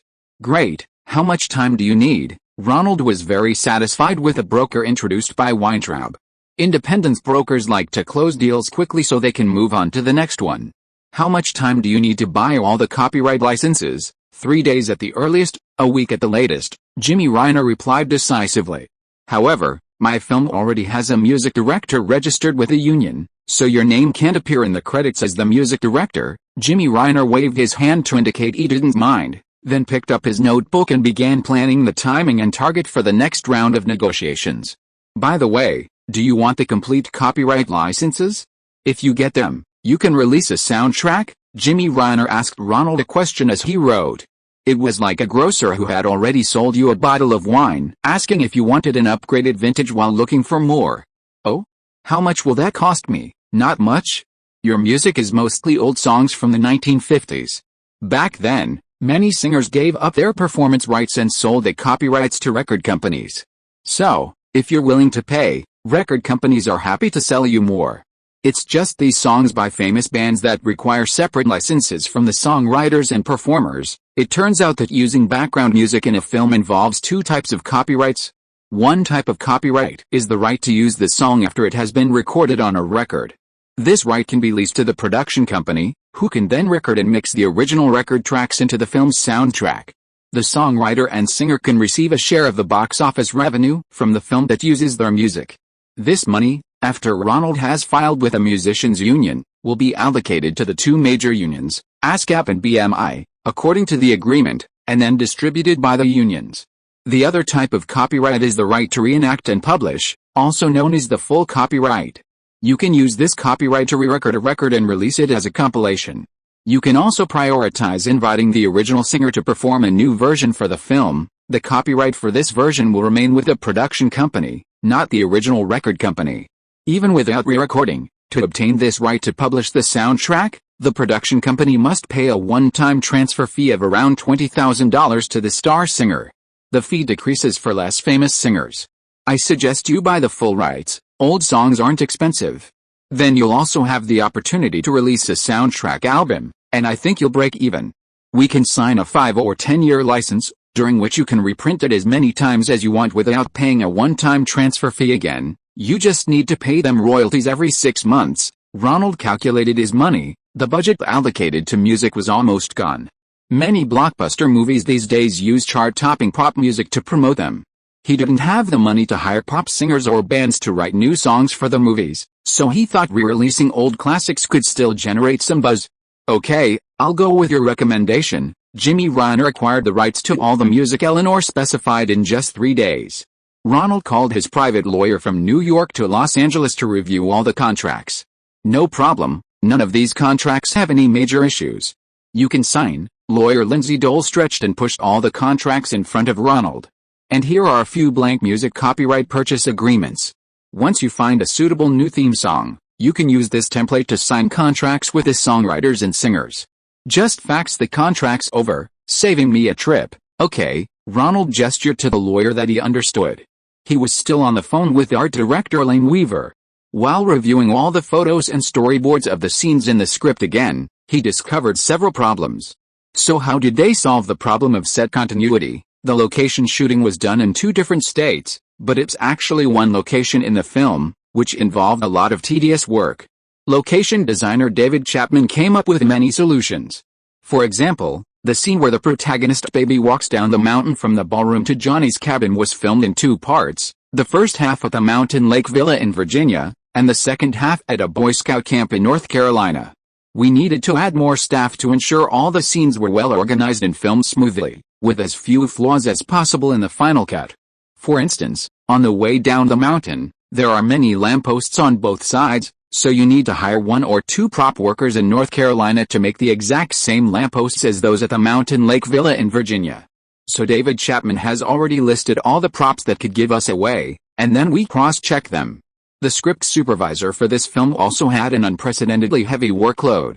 With 2 locations requiring a lot of meticulous work, I suggest you find a few more to join the script supervisor team. Give me a list, and I'll have Richard Levitt look at it and then I'll start hiring. Ronald hung up the phone, adding another sum to the budget.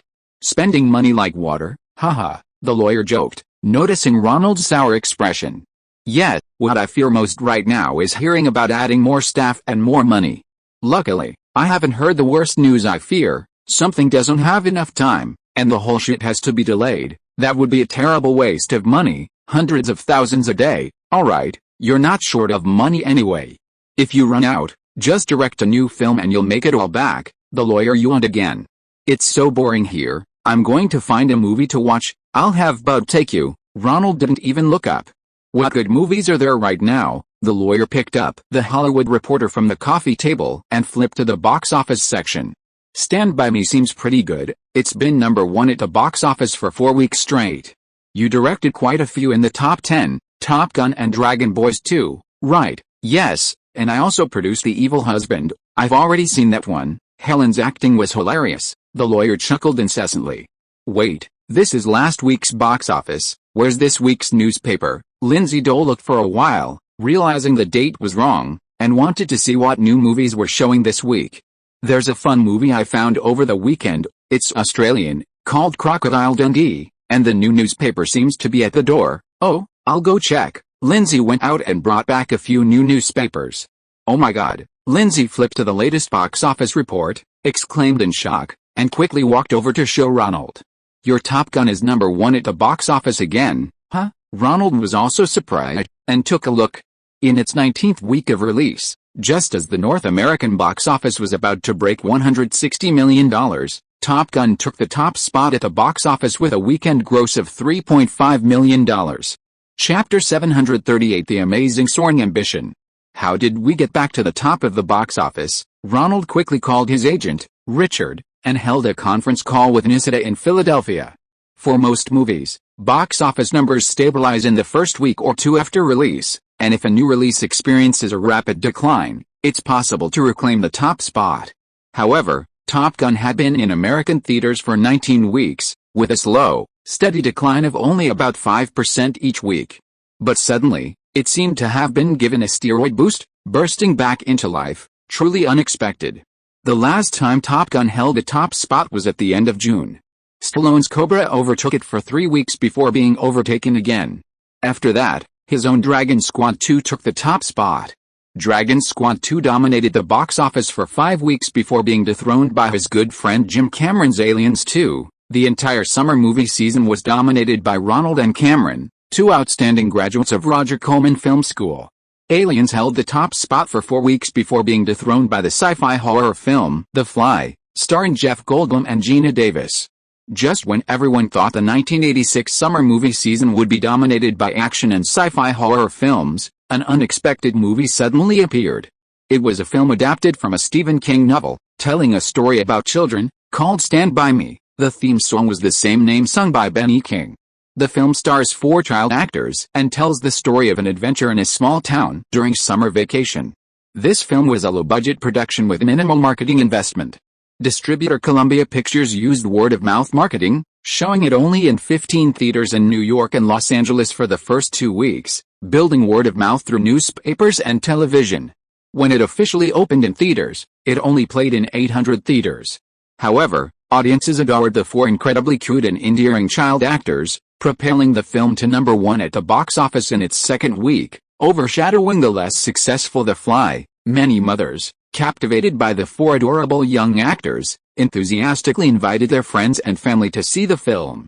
Among them were Jerry O'Connell, a chubby young boy, and Kiefer Sutherland, who comes from a family of actors. Of course, mother's favorite was the male lead, River Phoenix, with his short hair, big eyes, and youthful face, the kind of adorable son every mother dreams of. Stand By Me held a top spot for 3 weeks, maintaining its momentum until Labor Day, the official end of the summer season. In the first week of September, they even retained their #1 position.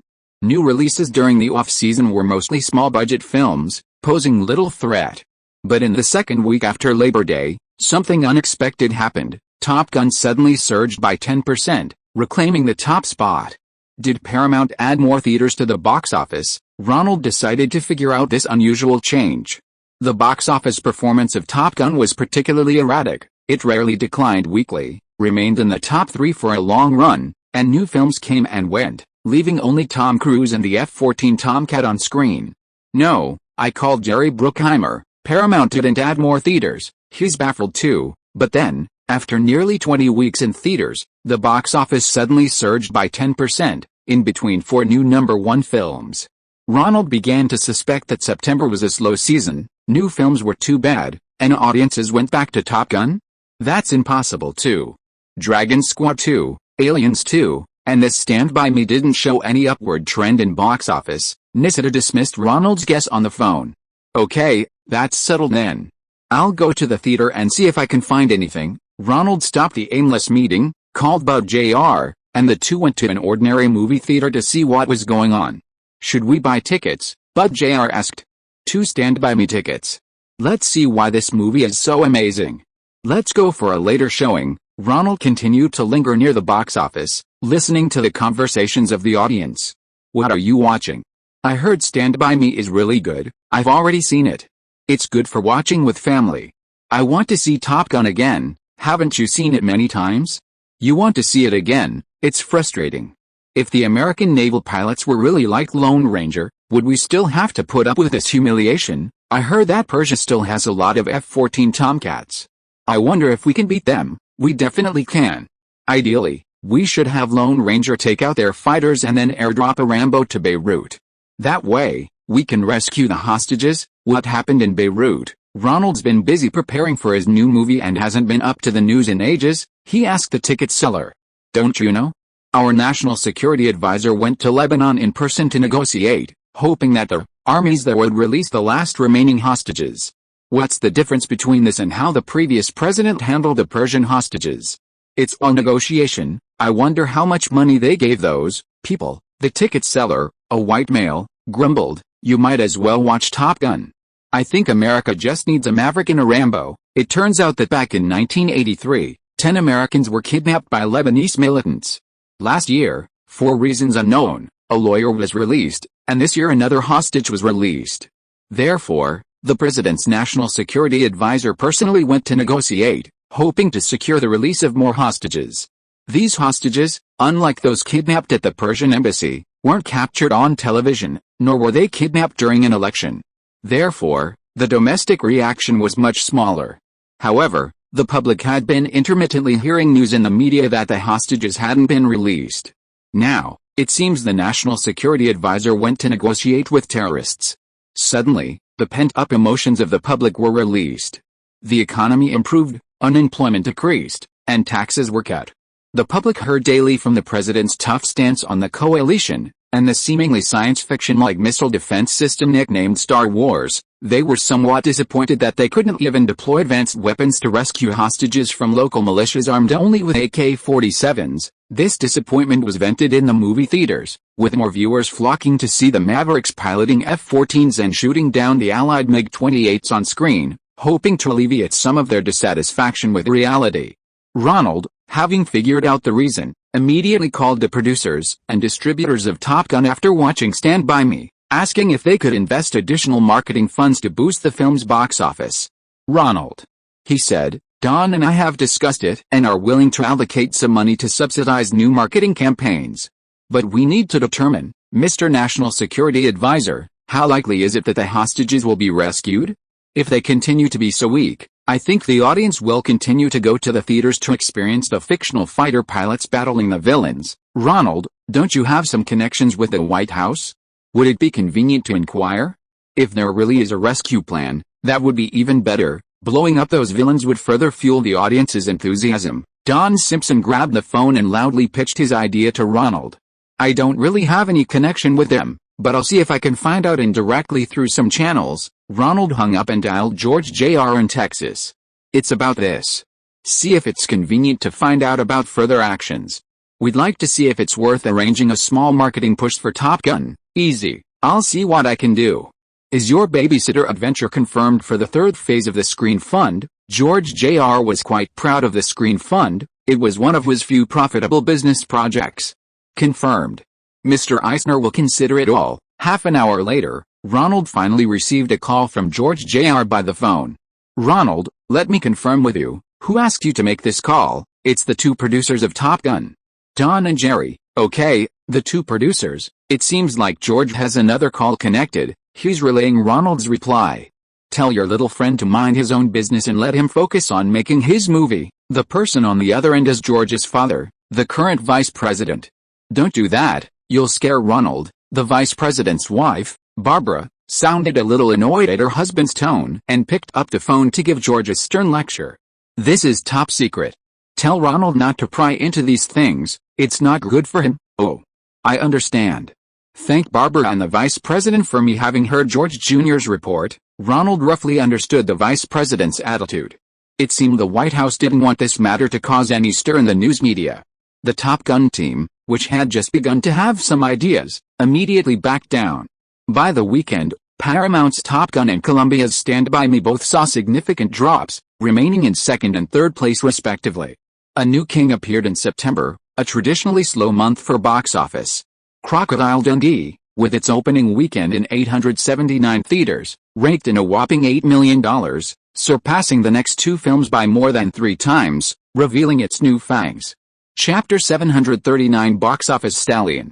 I'm coming back from Philadelphia. I get 5 to 10 calls a day trying to contact you. I can't do anything here anymore. The director turned swagger into a cartoon. Fine, I've given up. Fox can do whatever they want. You and I will talk to executive producer Joseph Farrow and ask him not to put my name before the title, just credit me as a normal producer. Nisida couldn't stay in Philadelphia any longer. Ronald's recommendation to Paramount, Crocodile Dundee, swept America's box office in its first week as a dark horse. Everyone was drawn to this kind-hearted character with the innocence of an Australian countryman, wanting to see a country bumpkin from Australia in New York. From the perspective of a foreigner, especially Mr. Dundee, who can fight crocodiles with his bare hands, raised by the indigenous people, and full of primal, wild charm, the film presents the bizarre and wonderful metropolis of New York, creating many laughs while also giving domestic audiences a special sense of superiority. Hollywood executives were suddenly struck by the realization that Ronald was not only a director and producer, but also possessed an exceptional eye for selecting films. Some recalled his experience as Roger Corman's buyer, acquiring the Oscar-winning Best Foreign Language film, Moscow Does Not Believe in Tears. Suddenly, everyone wanted to speak with Ronald to see if he had any other films worth recommending. Nisida, unable to resist, returned from the Philadelphia set and began devoting herself to handling these matters for Ronald. Except for calls from truly important people, everyone else used Ronald's need to focus on preparing for the film and getting ready to join the production as an excuse. They could only leave their contact information, hoping that Ronald might remember them and be interested in calling when he had time. Of course, some close friends were exempt from this restriction, including the 2 stars of Crocodile Dundee, Paul Hogan and Linda Kozlovsky.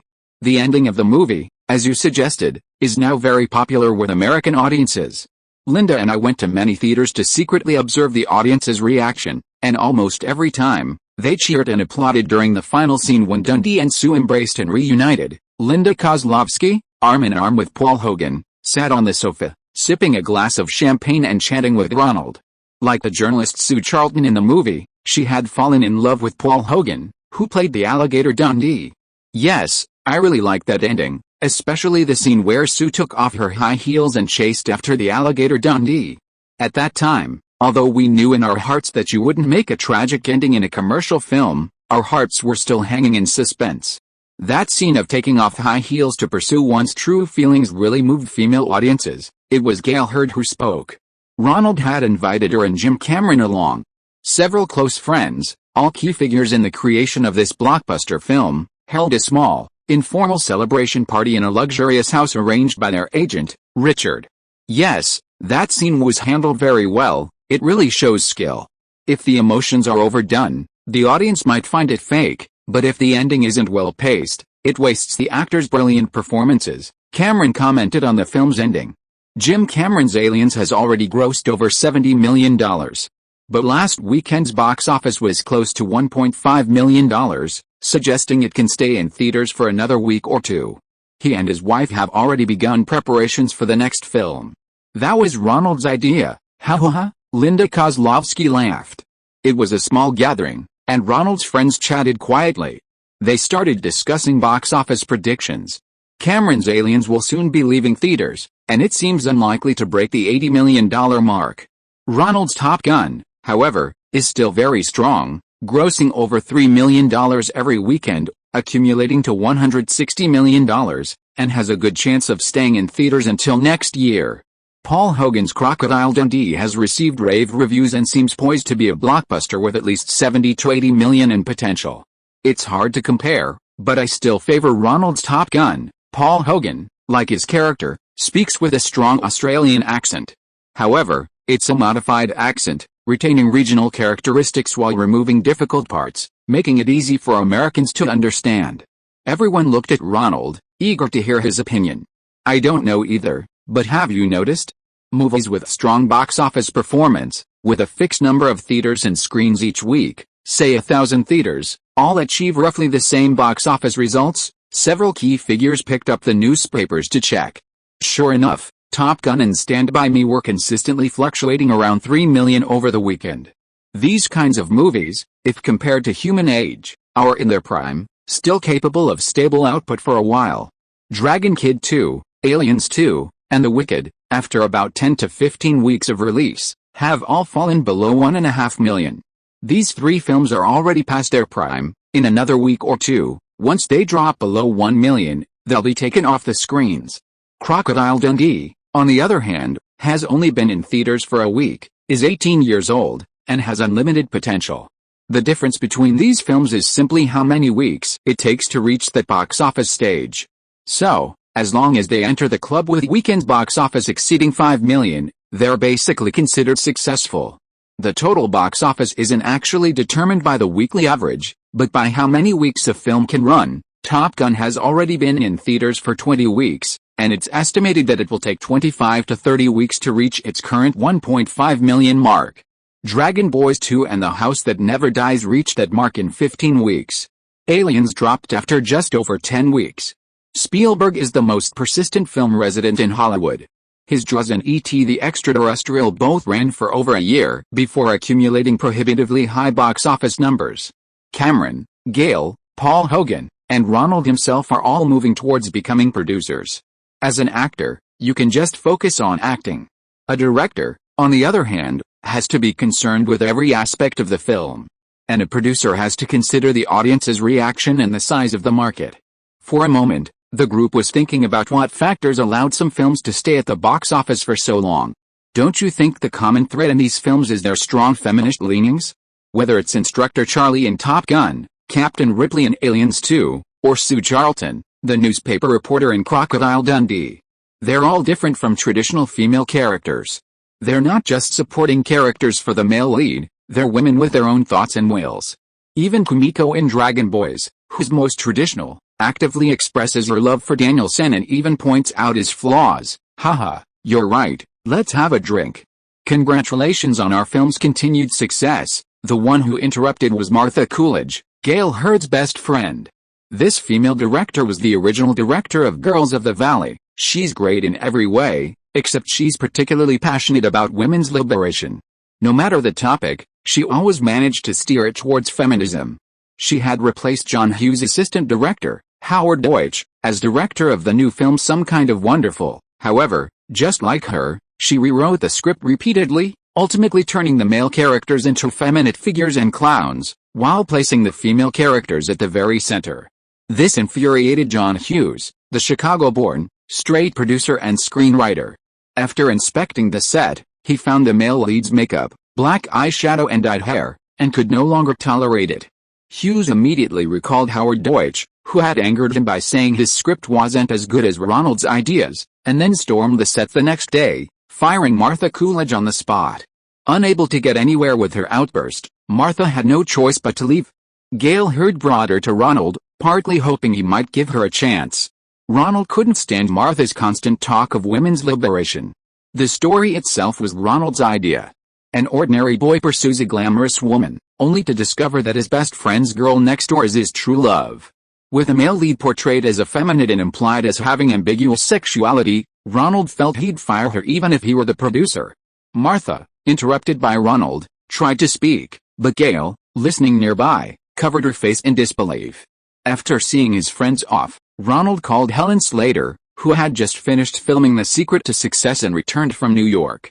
She still had her hair short and hugged Ronald's neck happily as soon as she entered. "What's wrong? Why are you so happy?" Ronald looked at Helen, whose big eyes were shining, as if something good had happened. "I used the acting tips you taught me," paying close attention to Michael J. Fox's lines, and even the usually strict director Herbert Ross praised me in the end. Really? How did he praise you? Yeah, he said I initially played like a female soldier, but then I softened up and wasn't so stiff anymore. My interactions with Fox were great. There was chemistry. Really? Chemistry? Ronald reached out and tickled Helen's waist. Haha, are you jealous? Helen Slater laughed heartily. It's just on-screen chemistry. It's just that there's a big height difference between us, so when we had close-ups, we had to stand on two planks. Ronald chuckled. After a while of playful banter, Helen nestled in Ronald's arms and asked him about her plans. Ronald knew Helen still wanted opportunities to get better scripts, but she was about to join the Dirty Dancing crew. Are you going to film at the Virginia Mountain Lake Villa? I went to those Jewish-run resorts when my parents were still married, Helen reminisced. Maybe I should visit the set, contact Bud. He can come whenever he wants, but I'll be very busy and may not have time to spend with you. It's okay, I just wanted to see how you direct. Chapter 740 The Hot Dance starts filming. The Mountain Lake Villa in Virginia, just as its name suggests, is nestled against the mountains and beside a lake. It boasts meadows, a lake, forests, and hills. All the actors and crew found accommodations at the villa Ronald had booked. Ronald opened his room window. It was a beautiful lake view room, with a meadow in front of the lake and distant mountains. The scenery was stunning and refreshing. However, the temperature was unbearable, stuffy and hot. Ronald quickly closed the window and turned on the air conditioning. The climate is nice. Although it's late summer early autumn, it's perfect for shooting summer scenes, Ronald said, turning to assistant director Emil. It's a little stuffy, but that should improve. Emil picked up the storyboard and began planning the shots with Ronald. At the Mountain Lake Villa, Ronald had rented the entire resort, and all tourists were not allowed inside. Only the actors and crew of Spicy Dance were allowed in the hotel. This was the crew's largest expense for filming. With only 12 days of shooting time, not a single day could be wasted. Fortunately, assistant director Emil was very skilled at organizing the shooting angles for the dance scenes. He scouted the set beforehand, drawing up storyboards and camera positions. Ronald and he went over the shooting locations of several key scenes together. Screenwriter Eleanor was also with him. She was the one who initially dreamed in this collective dream of the film. Only she knew some of the details of the 1950s. The three of them revisited some of the scenes they had shot on the previous 2 days. The music that Eleanor specified had already been bought by the copyright broker Jimmy Reiner. There wasn't enough money or time to hire an artist to re-record and perform a version for the film. Instead, they played the original soundtrack on a record player on set and had the recording crew record a live version. With a tight budget, Ronald had to cut costs wherever possible. He personally helped the crew move bottled water, packaged snacks, and other cheap goods from Walmart to the warehouse. There was no limit to the quantity, but no one was allowed to take them away. Ronald also instructed Bud to stand guard at the buffet entrance during lunch and dinner, asking anyone he didn't recognize who they were and refusing entry to those who couldn't provide a clear explanation. Of course, Ronald wasn't willing to cut corners in some areas. For example, aside from Jennifer Grey, whose character couldn't dance, all the other actors were professional dancers. Ronald learned from his experience filming Flashdance, using stunt doubles for main characters who couldn't dance would create many problems. This time, the mambo scenes were all duets. Stunt doubles could only be used for long and medium shots, unable to capture the intimacy between partners. The extras were also dancers. The crew's manpower expenditure was nearly twice that of a similarly sized production. For instance, the actors playing Baby's parents were all dancers. Jerry Orbach, who played the father, was a lead actor in a Broadway musical. He was the first actor to sing the famous song, Try to Remember, in the Broadway musical Chicago. As he got older, he gradually took on supporting roles, and Ronald was very satisfied with his casting. The mother is played by Lynn Lipton, a veteran Broadway actress. She started playing supporting roles and voice acting in the 1980s. Hi, Jerry. Lynn. Ronald greeted the two middle-aged actors with a hug. Before we officially start filming, we'll shoot a scene of the Houseman family driving to their vacation spot. After that, we'll be filming at the Mountain Lake Villa. No problem, just give the instructions, director. The two were easy to talk to. At their age, they didn't have many ambitions, just wanting to earn some money for their children or for their retirement. Get Jennifer and Jane here. This scene depicts the Houseman family driving to their vacation spot. Besides the parents and baby, there's baby's sister, Lisa. Lisa is a somewhat goofy supporting character, and Ronald found an unknown actress, Jane Brooke. She's also a talented singer, dancer, and songwriter. Hollywood is different from other parts of the world when making movies. They can find actors with solid acting skills and abilities for any supporting role.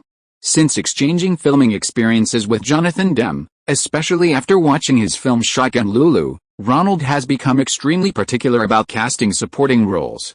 He only stops when he finds someone who seems to fit the character perfectly, and even wants to delve deeper into their backstory. He believes that as long as he's interested in the role, the audience won't find the supporting actor's appearance or acting lacking. Jennifer Grey came over to greet Ronald. This scene mainly features her thinking in the back seat of the car. She'll need to add a monologue in post-production, where baby, in her later years, reminisces about her youth, as the film's opening. When are Patrick and the others arriving? Jennifer Grey asked, concerned about the male lead. They'll arrive this afternoon, rest a bit, and then start filming tomorrow. Oh, okay. Jennifer Grey's eyes crinkled into slits with a smile. The Mountain Lake Villa is on the highway. A mile before the entrance, there's a billboard indicating the entrance. Ronald's location designer, David Chapman, was incredibly efficient, having already replaced the billboards with a new logo, the name of the resort in the film, Kellerman, Action. Ronald called for action.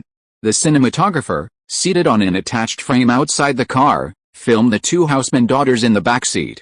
The Cadillac highlighted the wealth of their father, a surgeon, and a cassette tape played Big Girls Don't Cry from the Four Seasons on the car stereo.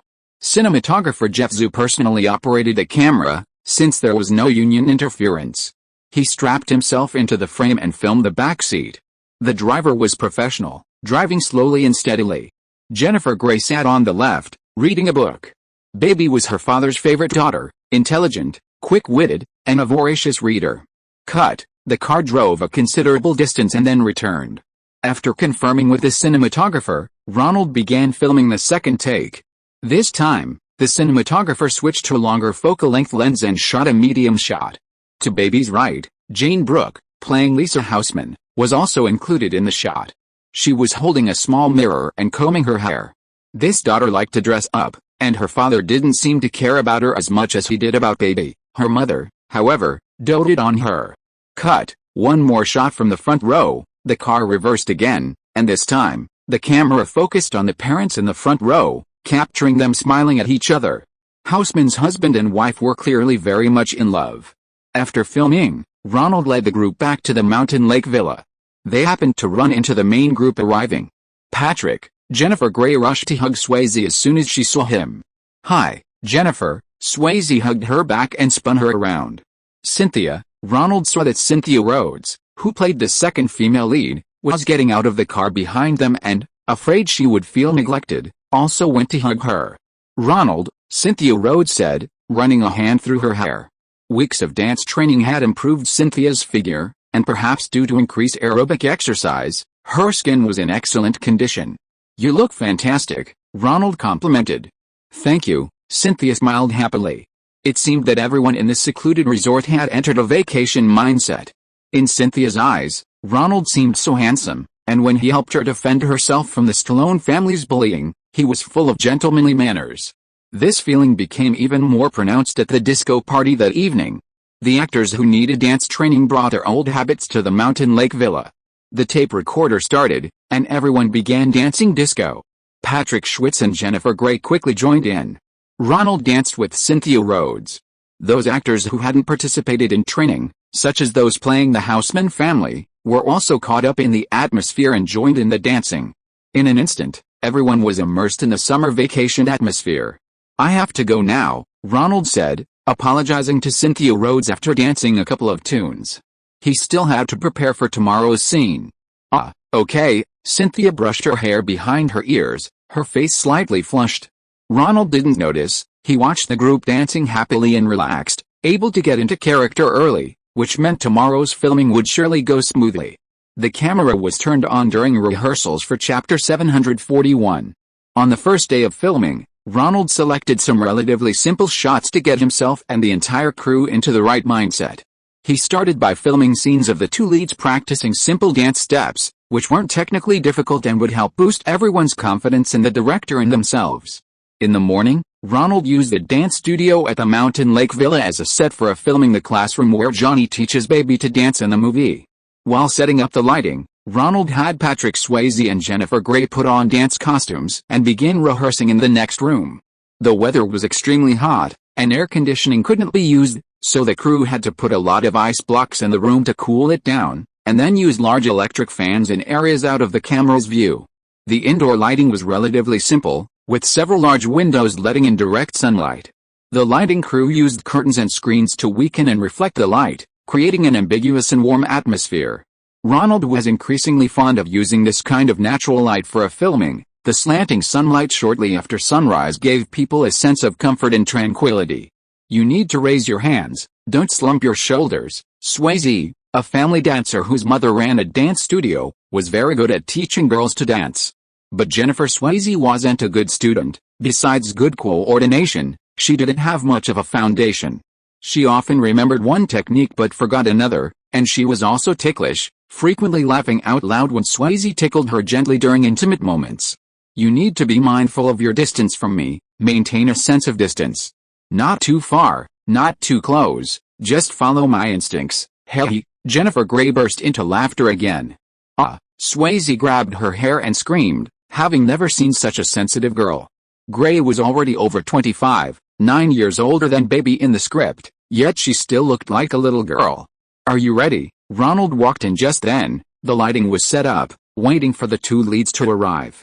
Yes, director. Grey stopped laughing and, while Ronald turned his back, stuck her tongue out at Patrick Swayze. Don't put this kind of tape on the walls. Our contract with the Mountain Lake Villa states that any damage to the equipment will be compensated at cost. This kind of tape is suitable for wood. The wallpaper here is easily damaged when the tape is removed. The speaker was Eddie Cohen, general manager of Ronald Daydream Films. He had been handling miscellaneous tasks on set in Los Angeles, had just received the cast list, purchased life insurance for everyone in Los Angeles, and rushed to Virginia on a late-night red-eye flight. He arrived on set this morning and, despite his fatigue, immediately began managing the crew's affairs, effectively acting as a production manager. Thank you, Eddie. Ronald thanked his old friend, then clapped twice. Everyone, listen to Eddie's instructions, and don't damage the wallpaper. Use these kinds of tapes. I just bought them from Home Depot in Hollywood. This one for wallpaper, this one for wooden furniture, this one. Eddie took rolls of tape from a box and tossed them to the assistants. They quickly and carefully peeled off the original tape, making sure not to leave any residue, and then replaced it with the kind Eddie had brought. Many props on set were actually fake, temporarily secured with tape for easy replacement later. 10 minutes passed after they finished and left. Ronald had Swayze and Grey stand on the positioning tape he had stuck on the ground, and then, while the camera crew was checking the focus, he went over the first scene of the day with them again. Johnny is teaching Baby to dance the mambo here. Baby's skill level is so-so, so Johnny isn't satisfied with some of the parts he's teaching. Then the resort owner's youngest son comes over and sees the two of them dancing the sexy dance together. Johnny quickly separates from the customer. This isn't allowed. If the owner's son sees this, he might lose his job. After the focus was checked, Ronald asked the two leads to rehearse their blocking once. Love is strange. Many people treat it like a game. Once you get it, you never want to give it up. No. The sound system began playing Mickey and Sylvia's famous song, Love is Strange, on repeat. Swayze raised his hand and swung it around, then pressed his palm against Grey's, and the two began to dance the mambo. This first shot was of the very song they had danced during their audition. Watch your arms, don't let your shoulders slump, Swayze reminded Jennifer Grey. Okay, Grey enjoyed the mood of the song and didn't want Swayze to just say such unromantic things. Watch your distance, don't get too close to me, follow my guidance, my rhythm. Grey danced less and less rhythmically, her heart melting in Swayze's masculine, single-eyelid eyes. Don't look at your steps, look at my eyes, look here, Swayze continued to instruct. Okay, Grey angrily flung her hand away. She wasn't a professional dancer like him. Why was he so strict and insensitive?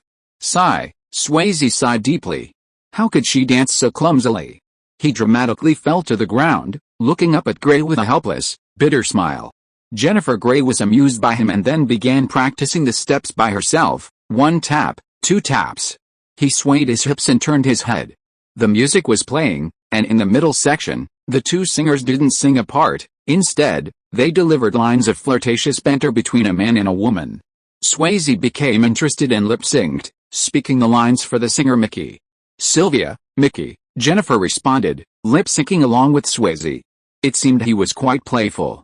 How do you call your lover over? Swayze continued lip-syncing while lying on the floor. Come here, lover, Gray beckoned to his lover on the floor. And if he doesn't answer, oh, lover, Gray changed his flirtatious posture, and Sylvia from the record began to seduce him with a gentle tone. And if he still ignores you, then I'll have to say, Jennifer Grey looked at Swayze on the floor, her eyes practically overflowing with honeyed sweetness. Oh, my love, my sweetheart, Gray knelt down, getting closer and closer to Swayze. They began lip-syncing, getting ever closer. Ha ha ha, this playful exchange lessened Swayze's dissatisfaction with Gray's dancing. They laughed together, the tension finally easing into mutual appreciation. This chemistry was exactly what Ronald needed. Are you guys filming? Ronald was stunned. They hadn't practiced together for a long time since the audition. Ronald had deliberately kept Gray in a beginner's state. But by sheer coincidence, Jennifer Grey's affection for Swayze hadn't diminished at all. In fact, this short separation had intensified it. This impromptu performance was like a genuine romantic moment between lovers, sparkling with energy. Their chemistry was off the charts. No, cinematographer Jeff Zhu shook his head. It was supposed to be a simple rehearsal, but not only was the camera off, the recording equipment wasn't even set up. Oh, shxt, Ronald now truly understood the benefits Jonathan Demme had mentioned about the habit of not rehearsing. Afraid of missing rehearsals, the actors would give their best performances. Demme always rehearsed as soon as filming started, even if it meant wasting film. That was because of today's situation. Take your improvisation again. Now, let's start filming. Ronald quickly seized the opportunity, taking advantage of the moment when the two actors' enthusiasm hadn't faded and the god of film seemed to be on their side, to recreate their performance. Action. Ronald moved his head away from the monitor on the camera and instructed the two leads. This time, Ronald was using a new toy on set, a small monitor on the camera for the director to see the composition. The image quality was extremely poor. Ronald had to look up at the actors performing on set to observe the details. Cut. Let's do it again. It should have that feeling you rehearsed. This time, it was a deliberate performance, a natural flow, incomparable to the improvisation of the last time. They were shot several takes, but none were as good as the rehearsal one. Very good, let's stop here. Lunchtime. Ronald regretfully slapped his forehead. Trying to save money had cost them precious footage. It was a huge mistake.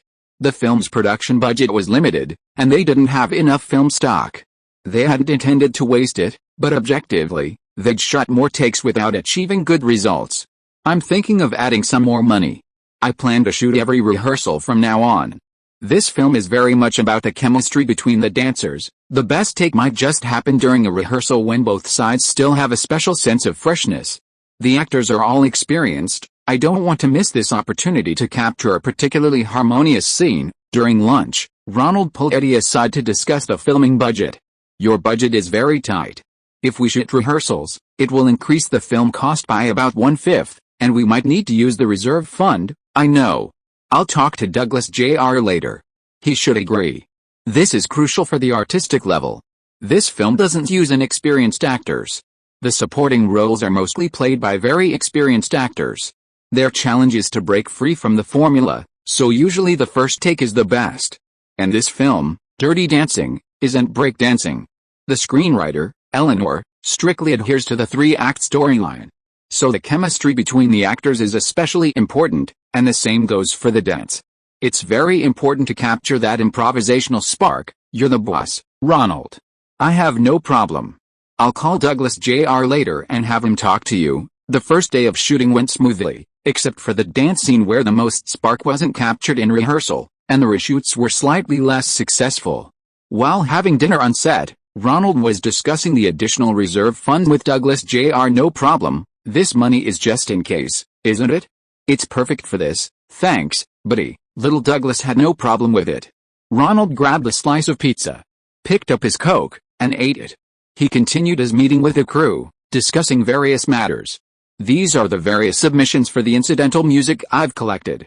You can listen to them when you have time. Music director Danny Goldberg was feeling very threatened because the broker Jimmy Reiner had snatched the rights to the old songs. He was working very hard on the 3 incidental music tracks that needed to be newly composed, dumping the demo tapes of dozens of songs he had collected onto the floor. Don't wait, let's listen now.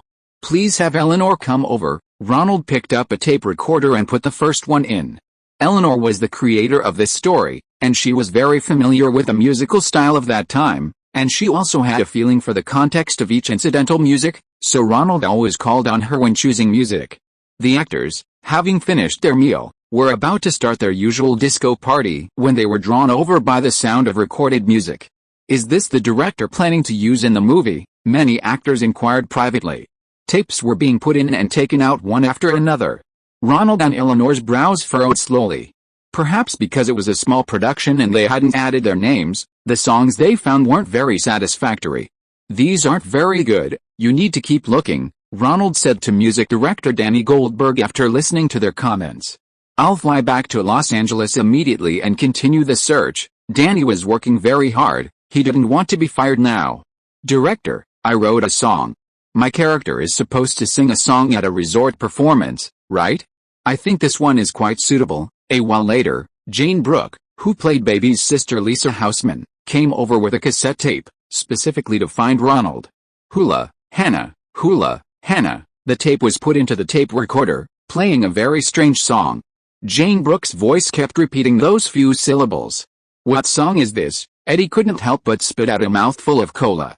A humorous song, isn't it more suitable for Lisa Houseman's goofy personality? Hula, Hannah, Ira, Hannah, Huna, Bay. Ronald nodded and smiled. It is indeed very suitable, and you sing it very well. He looked at screenwriter Eleanor, seeking her opinion.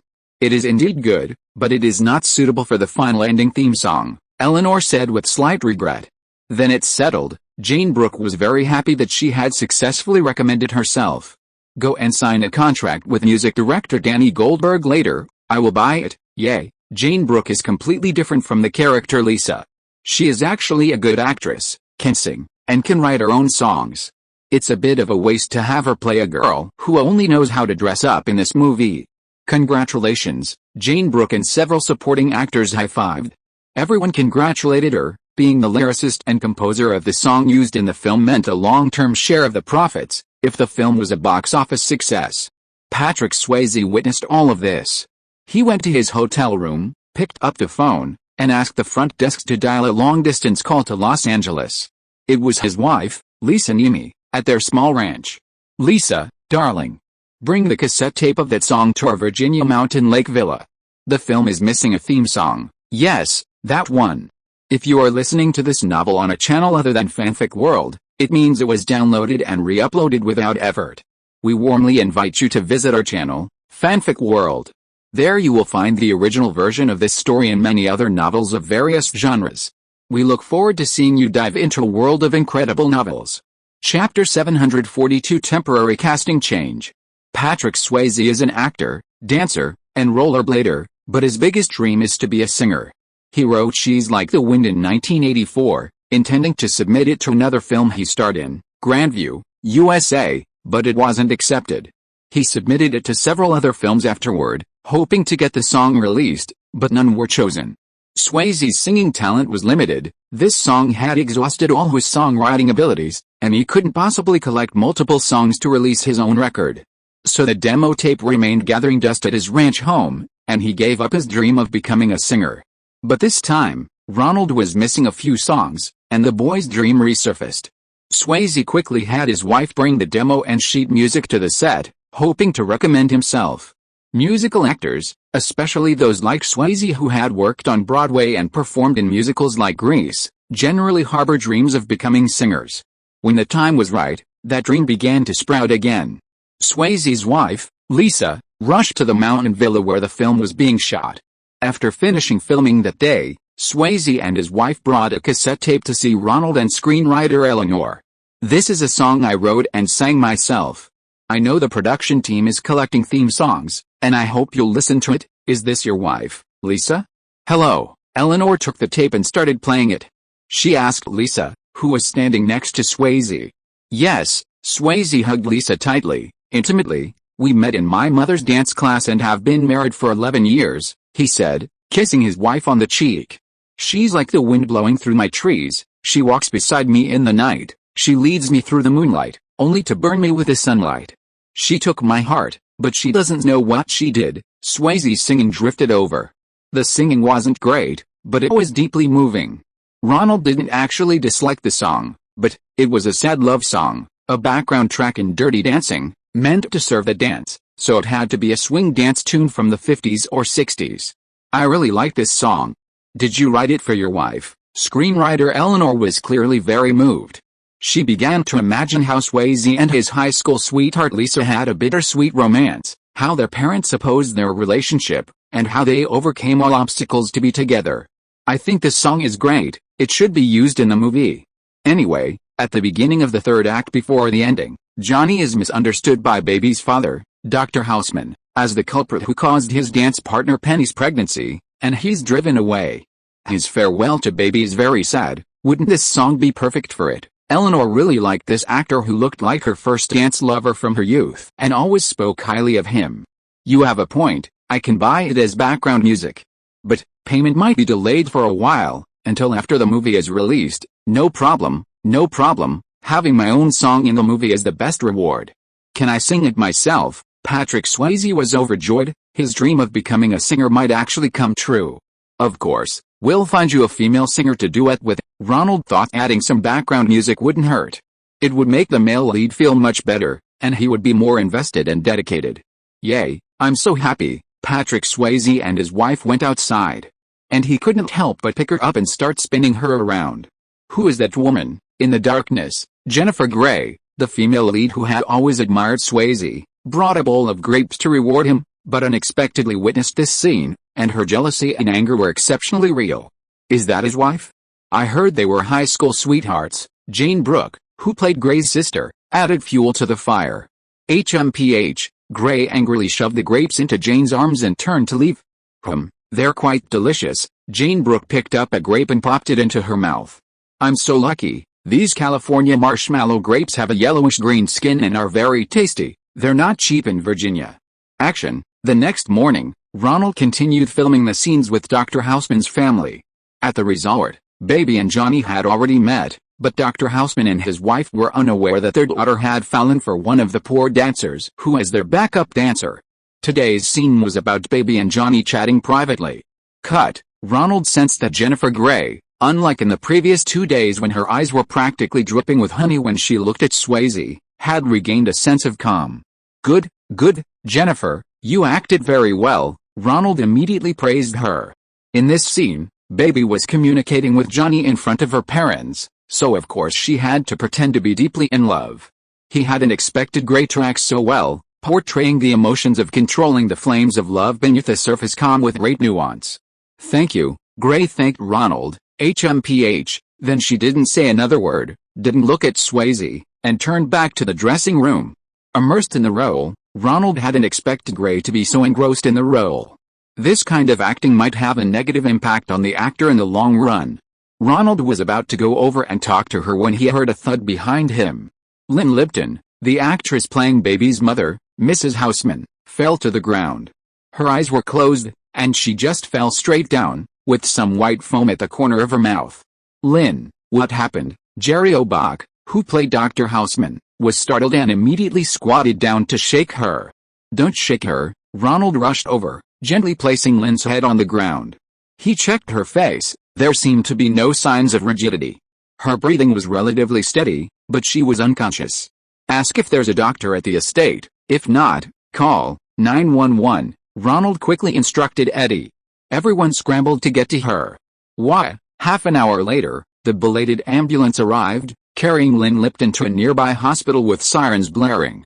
Thankfully, we had insurance for all the cast and crew, Ronald said, wiping the sweat from his brow.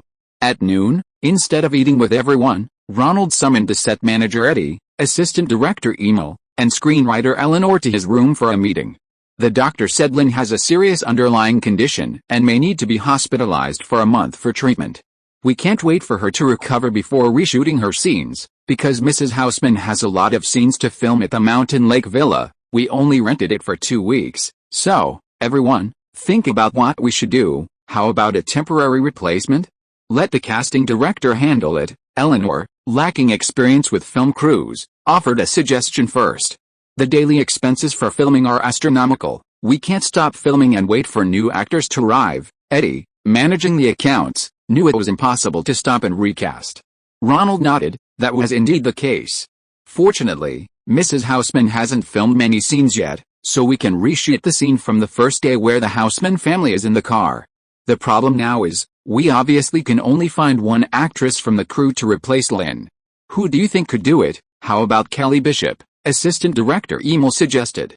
Bishop plays Vivian Pressman, a middle-aged woman who spends most of her time vacationing in hotels. Her husband has a new lover, and she only finds pleasure in resort hotels. At the resort, she hooks up with Johnny, a dancer, and spends several nights with him. Jewish socialites seducing young male dancers at resorts was a common trope in the Catskills back in the day. Have her come over for a talk. Ronald stubbed out his cigarette and opened the lakeside window to let the wind disperse the smoke. Should I take the role of Mrs. Houseman? Kelly Bishop, with her red hair, was different from Lynn's blonde hair, which suited her better with the brown-haired husband and the 2 dark-haired daughters. Yes, would you like to? Ronald knew Bishop was a Broadway regular. She'd won a Tony Award for Best Supporting Actress for her role as the sexy dancer Sheila in the legendary musical The Chorus Line. Of course, this role is much bigger. I also really like Baby, she takes after me. Kelly Bishop casually uttered an impromptu line, then styled her hair, transforming it from big waves to a housewife's hairstyle. Great, you're the one. I'll have my assistant bring you the script for Mrs. Houseman in a bit. Ronald was very satisfied with her performance. The image of a middle-aged housewife leaped off the page. The American entertainment industry has no shortage of these highly talented middle-aged men and women. Just imagine, a Tony Award winner only getting a small role with only 2 or 3 scenes. It's a huge waste of their acting skills and experience. But what can you do when middle-aged actresses don't have many roles? Then who'll play Vivian, that slut? Screenwriter Eleanor raised another question. Ronald scratched his head. It would be best if she were someone from the crew, so as not to waste too much time on casting. Every day wasted here was like a banknote I threw into the fireplace, evaporating into thin air. What do you think of our assistant choreographer? Eleanor suggested again. Who? Miranda? Ronald shook his head. He had met the assistant choreographer. She was a very good choreographer and very understanding, but could she really play a middle-aged, still attractive harlot? She's really good, she's just not wearing makeup yet. With makeup, she'll stun a lot of people, assistant director Emil chimed in. Ronald looked at him, as if questioning, what do you know about women? Really? She's very good, believe me. We're pretty good at judging women, Emil insisted. Ronald thought about it. There really wasn't anyone else suitable in the crew. Then please have the makeup artist come and do a makeup test for Miranda. Director, you wanted to see me. Assistant choreographer Miranda Garrison entered Ronald's room. Seeing everyone there, she assumed it was about dance. Have you ever been an actress? Ronald asked amiably. Me? I only had minor roles as an extra in Coppola's Old Flame, New Love, and in City of Madam with Olivia Newton-John and Gene Kelly. Oh, Ronald thought, realizing Miranda was ambitious. So Kelly, who played Vivian, has replaced Mrs. Houseman, so we wanted you to try out for Vivian. I'll have the makeup artist do a trial, soon. The makeup artist gave Miranda Garrison heavy makeup, dressed her in an expensive dress, and added a headdress. Ronald noticed Miranda seemed like a different person. Her demeanor had shifted from elegant to sexy and mature. Eddie whistled in satisfaction. All right, then you'll play Vivian, Ronald thought to himself. It's just a small role with a few shots anyway. Surely anyone who's been around on Broadway can act. Chapter 743 No physical contact. Lynn will need to stay in the hospital for a long time. She needs surgery and a period of observation. Set manager Eddie returned from the hospital, splashing his face with warm tap water for a while. Luckily, you bought insurance for everyone on set. Ronald took 2 bottles of Coke from the refrigerator, tossed one to Eddie, and then opened one himself with a loud gulp. The medical bills were expensive, and with the ambulance fees, the numbers on the bill were dizzying. Fortunately, the crew had insurance for everyone, plus Lynn's own health insurance from the Screen Actors Guild, so the crew wouldn't have to pay too many extra costs for this accident. A large portion was covered by insurance. I feel the weather has been very abnormal lately. I asked the hotel staff, and they said it would be warm enough to wear a jacket by this time of year. But it just so happens that the story in the movie takes place in the summer. Eddie downed his iced cola and sighed with satisfaction. Ronald, I think we should hire a crew doctor. You have several group scenes to film, and if one or two actors get heat stroke, you're in trouble. Go ahead and hire one. Find someone suitable, Ronald sighed. All sorts of unexpected events would eventually become reasons for overspending. The reserve funds in the account were being rapidly depleted by all sorts of unforeseen events. A crew doctor, which is usually only needed for filming dangerous scenes, wasn't really necessary for this musical. But the weather, approaching 100 degrees Fahrenheit, 38 degrees Celsius, was still worrying. Cut, Ronald called a halt to filming. Jennifer Grey, upon hearing cut, immediately turned around, not even speaking to Patrick Swayze, who was acting opposite her, and went straight to the dressing room. Ronald looked at Swayze, who shrugged and shook his head, indicating he didn't know what was going on either. What the hell's wrong? Is it too hot? Ronald grabbed a bottle of water, gulped it down, and then poured some on his neck and chest. The weather was terrifyingly hot, and with the indoor lights baking it, it was easily 104 degrees Fahrenheit, 40 degrees Celsius. He felt like he was about to be roasted alive. The actors, facing these blazing lights, were in even worse shape. Ronald checked the temperature with a thermometer. It was over 110 degrees Fahrenheit, 44 degrees Celsius. After resting for 10 minutes, Ronald asked his assistant to call Jennifer Grey. Coming. Hey, don't bother me, don't rush me. Grey emerged from the dressing room, a don't mess with me look on her face, and stood fuming at the start. Action. The filming went smoothly this time. After Jennifer finished, she went to Ronald. Director, how did I do? Very good, excellent this time. To be on the safe side, I'd like you to try a different approach, using, to express your longing and passion for dance. Okay. I'll go rest now. After exchanging words with Ronald, Grey turned his back to Swayze and sauntered back to rest. By noon, Ronald had realized things were going badly. The male and female leads only exchanged glances during filming. Before and after filming, they refused to look at each other and left as soon as they finished. This was manageable for the scenes at the Mountain Lake Villa, but in North Carolina, where there were many intimate scenes between the two, this atmosphere would definitely not work. Has Swayze's wife left? Ronald asked screenwriter Eleanor. She has.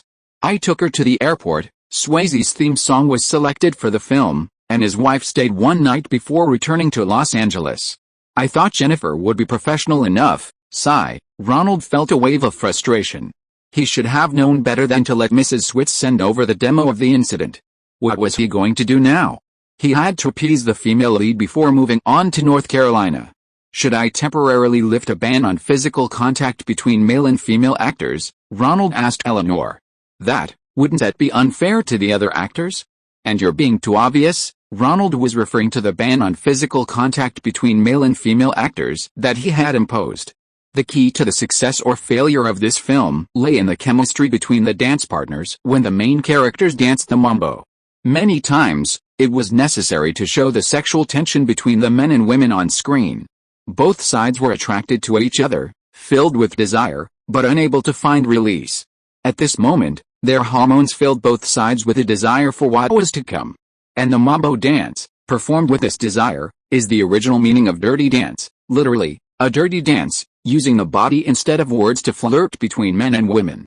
This yearning will be captured on camera, and when viewers see it on screen, their unique instincts as young men and women will immediately make them notice the unusual ambiguity between them. This is one of the major selling points of the film. Everyone, especially young people, craves romantic love and physical intimacy. To ensure that all the male and female actors can exude this sexual tension in front of the camera, Ronald agreed to and even encouraged all the actors to have dance parties and disco in the hall every night, accumulating attraction between the men and women. However, on the other hand, he strictly forbade any physical contact between the men and women, including hugs and kisses. The hormones aroused by the dance parties every day would gradually accumulate in their bodies, unable to be released, and finally reach a climax, all of which would be released in the dance scenes being filmed. However, Jennifer Grey and Patrick Swayze had a rift between them, and Ronald was worried that they wouldn't have reconciled by the time the scenes changed. So, he wanted to take advantage of the remaining time to temporarily relax the restrictions on them, allowing them to rediscover the intimacy they had during the audition. Your idea is good, but too direct. It should be a natural process. If it's too deliberate, Jennifer will have a hard time finding her footing with Patrick in front of everyone. Screenwriter Eleanor understood girls' minds very well, especially Jewish girls who grew up in a slightly conservative and closed environment, making them more reserved about such things. You have a point. We'll see as we film. Ronald put aside the annoying matter and continued directing the filming. All guests, disperse and leave the center position for Patrick and Cynthia. They will showcase the highest level of ballroom dancing skills. All actors must leave enough space for them to perform. Please pay attention to the markings on the ground. Ronald sat on the large camera crane, directing the scene with the director of photography. Johnny and Penny were theoretically hired by the resort hotel to dance with guests. They not only had to show entertaining dances to pique the guests' interest, but also act as their dance instructors, and for particularly generous VIP guests, they would dance with them as professional male or female dancers. Tonight's filming scene is the first time the two will showcase their skills in front of housemen and the other guests. Boom, boom boom, the distinctive rhythm of the mambo begins, and groups of guests chat. The actor playing the hotel owner is introducing the two performers. The camera follows the viewer's gaze, filming Switz and Cynthia's professional dance moves while simultaneously capturing the lively scene in the resort villa's lobby. This is the first major scene after the opening, a scene that sets the tone for the film, and the scene where Baby discovers the charm of dancers and begins to have the idea of replacing Penny as Johnny's dance partner. Who's that? Jennifer Grey, playing Baby, whose dance partner is the resort owner's son. Ah, dancers. They're here to entertain the guests. Cut. After filming Baby's furtive glance at Johnny, Jennifer Grey immediately turns away from Switz. Make way in a circle. Ronald didn't have time to deal with Grey's problem. He directed all the extras to form a circle, making room in the middle for Patrick and Cynthia to perform. Cynthia Rhodes wore a specially made pink dance costume, with thin straps binding her back. The two danced very well. Swayze's steps were powerful, and Cynthia's high heels, propelled by knee movements, landed forcefully on the ground like a model's catwalk. A hook spin, her skirt billowing. Then a dazzling high kick, drawing gasps from the surrounding guests who were also dancing the mambo. Cut. Ronald called over Swayze. Turn the difficulty down a bit. The Johnny you're playing hasn't had professional dance training, he's self-taught. He can't dance as well as you, okay? Swayze gave an okay sign, then gestured for Cynthia to continue. The two tried dancing a short segment, and Ronald nodded in approval. Why didn't you have Cynthia lower the difficulty level? Swayze joked, looking at Ronald. Pretty girls are free. Ronald smiled and nodded to Cynthia. What a joke. He still needed Cynthia's alluring figure to sell tickets. Cynthia Rhodes' eyes lit up. Her previous leading role in the movie Dragon and Phoenix hadn't brought her any resources. This time, although she was the second female lead, she got this opportunity to fully showcase herself. Action. The two continued dancing the mambo. The camera focused on them, and the extras automatically dispersed, forming a circle around them. All the audience's attention was drawn to them. Cynthia spun around a few times, then turned her back to Swayze, and the two struck a few poses. Whoosh, whoosh, to the beat of the powerful drums, Cynthia raised one leg high above her head and then casually placed it on Swayze's shoulder. Swayze took her leg and stepped back. This pose drew gasps from the surrounding extras. The drumbeat quickened again, and the camera zoomed in on Cynthia, focusing on her alone. Cynthia spun several times, moving towards the center of the hall, the camera capturing her graceful movements, her skirt billowing like a peacock's tail. She spun back, leaping onto Swayze's shoulders. Swayze lifted Cynthia, making her head droop like a beautiful swallow, her arms outstretched like wings. This daring move drew gasps from the extras. Cut. After another take. Cynthia was sweating profusely. Ronald personally brought her towels and ice water. It's too hot. Have the assistant bring more ice, I'm worried someone might get heat stroke. Ronald instructed his assistant, Emil. Yes, sir. Emil went to make the arrangements. Ronald, director, how was my performance? Cynthia asked, looking at Ronald. Cynthia stopped, sweat pouring down her face. Her face was very beautiful. She wasn't wearing much makeup due to the sweat, but even under the bright lights, she was still a stunning beauty in the camera's viewfinder. Very good, you and Patrick worked well together. Patrick, well done. Patrick Swayze quickly turned his head away. Ronald glanced over and saw Jennifer Grey waiting to film the next shot. Swayze was furious with Grey's behavior and ignored Jennifer, turning away after filming his own scene. "Oh, shxt," Ronald exclaimed, clutching his head. Ronald, don't be angry, they're just immature." Sulking, Cynthia came over to comfort him. "It's okay, your face is all sweaty." Ronald picked up a towel and wiped her face, then, realizing the gesture might be a little too intimate, handed the towel back to Cynthia. "Ahem, let's prepare for the next shot." The camera was reversed, the same music started playing, this time filming Baby and her dance partner, the hotel owner's son. Well, they shouldn't be showing off. Who would buy their dance lessons then? They can't learn anyway. The hotel owner's son, also a Jewish actor, with a typical Jewish nose, spoke with a very persuasive businessman's tone. The camera slowly panned to Baby beside him. Then it slowly zoomed in. Jennifer Grey looked at the camera, with Patrick Swayze's back behind her. Her eyes gleamed, her expression as if she had discovered something extraordinary. Baby had seen Johnny and Penny's dance, and she was filled with envy, wanting to dance that captivating dance with Johnny herself. Cut. Ronald watched Jennifer Grey's performance. It was excellent. Her expression as she looked at the camera was like a girl experiencing her first crush. And also, for the first time, chasing after an idol, wanting to replace the actress next to her idol. Looks like there's still chemistry, just a momentary anger and jealousy that prevents her from speaking, Ronald thought to himself. Thump. A loud sound came from behind Ronald. He turned around and saw an old lady had fainted on the ground. "Doctor, where's the doctor?" Ronald cursed inwardly. Something had happened again. The doctor Eddie had called, the one who was stationed with the film crew, quickly came forward, loosened the old lady's collar, and then checked her temperature. "Quick, get some ice," the doctor shouted. In this sweltering heat, they couldn't use air conditioning while filming, as it would disrupt the camera's operation. The old lady had heat stroke. Her condition is alright, but the set is too hot. The lights on make the perceived temperature over 115 degrees Fahrenheit.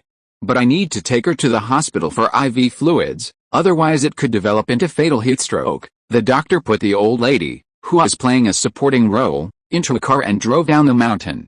"Put more ice, more chilled drinks. We can't let anyone else get heat stroke on set." Ronald quickly tried to salvage the situation, instructing his assistants to buy another batch of chilled drinks from the hotel. "This is going to cost a lot more money.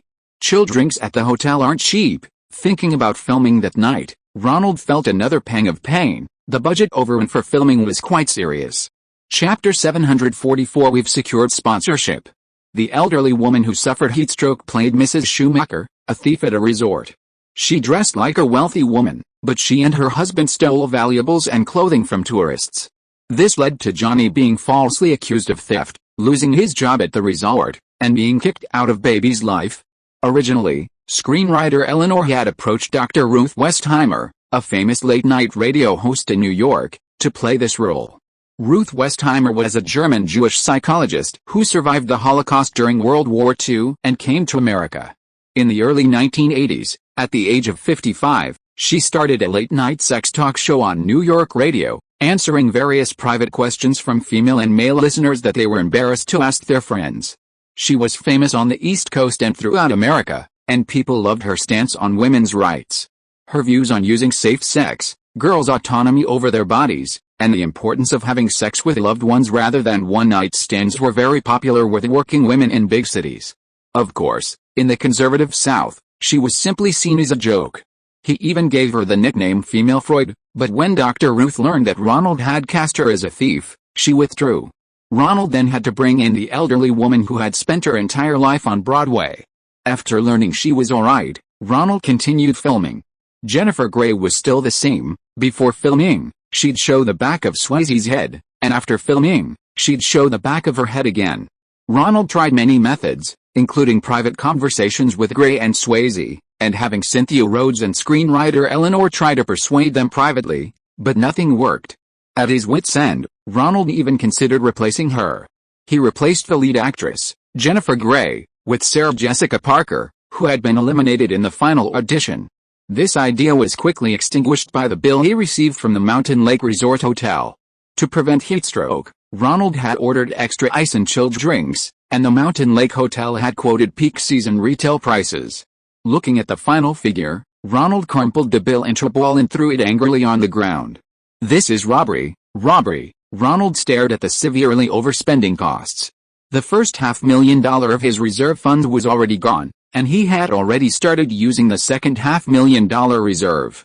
It was risky to maintain the total reserve of $1.5 million until filming was completed. They might even have to use the funds originally intended for distribution. "Come on." Nisida picked up the bill from the ground, slowly unfolded it, and then smoothed it out on the table. "You've passed the last possible window. Filming has been going on for almost a week, and you've shot a lot of gray and swits on film. If you have to start over, plus the cost of changing locations, and the time all the actors and crew spend reshooting scenes with you, your filming costs will probably double." "Damn it, I knew Jennifer Grey was unreliable. How could she do this?" Ronald angrily grabbed the iced cola Nisida handed him and downed it in one gulp. "You only have two choices now, either grit your teeth and finish filming, or just stop, halt the project, and accept the loss." Ronald's anger, which had just subsided, surged again. "No, absolutely not." "All right. Then you'll have to find a way to get Grey to cooperate." Nisida placed the smoothed-out bill back on the table. "I'm here to bring you good news." "Oh? What good news?" Ronald crushed a Coke bottle, then smashed it into a flat aluminum sheet and threw it in the trash. "I found you a corporate sponsor. They want a product placement in the movie, and they'll give you $1 million in advertising fees." Ronald beamed. This was fantastic news. It solved a major problem for him. "Who likes me so much? I'll give the product a huge close-up. It's Procter & Gamble's Clear Improvement Acne Cream." Nisida had visited many companies in Hollywood and finally found a suitable sponsor for Ronald's project. They had heard about Ronald's new film and were surprised that he hadn't included any product placement. However, upon learning that Ronald himself had invested in and distributed the film, the problem became clear. Nevertheless, after internal discussions, their marketing director overruled objections and decided to invest in Ronald's new film. This was because the marketing director was a fan of Ronald's, and he had consulted with Ronald's old friend, McGuire, the creative director of an advertising agency, knowing that Ronald's previous product placements had very high ROI and that he had also directed a series of Burger King commercials. This is why he agreed to write a check.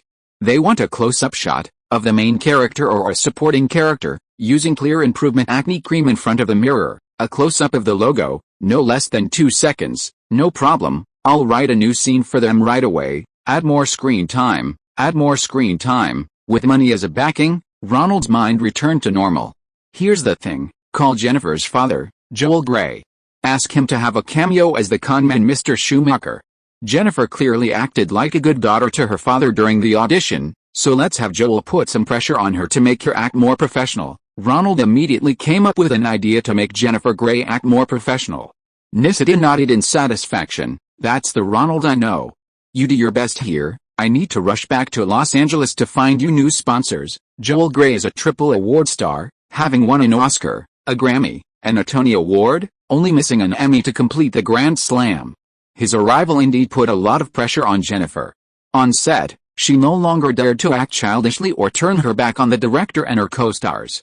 However, she still didn't make eye contact with Patrick Swayze. After Joel finished filming his cameo scenes, he specifically sought out Ronald to apologize on behalf of his daughter. "I'm sorry, after my divorce from her mother, I spoiled Jennifer by giving in to all her demands. She's 26, but she still has the heart of a child. We all hope she finds a Jewish boyfriend and marries soon, so she'll mature a bit." Okay, Ronald thought to himself, what old-fashioned ideas. No wonder Jennifer Grey and the protagonist baby look a bit alike. It seems her family background also wants her to marry a man of the same race. She and baby empathize. Jennifer sometimes needs guidance, and I've already shared my views on the professionalism of acting with her. Thank you also for your handling of the script, so she won't be criticized in the industry for playing a character dating an Irish Jewish girl. Goodbye, Mr. Grey. Goodbye, director. Email. Can you take me to the airport? Joel Grey had to rush back to New York. "How was my performance, director?" At her insistence, screenwriter Eleanor finally made a cameo appearance as a guest, dancing gracefully with Patrick Swayze in the hall. At this moment, Jennifer Grey's character, Baby, comes to find them because she discovers Cynthia Rhodes' character, Penny, silently weeping in the kitchen. In the darkness, a beam of light shines on the opposite wall, framing a close-up of Cynthia. Even with tears streaming down her face, she appears incredibly beautiful.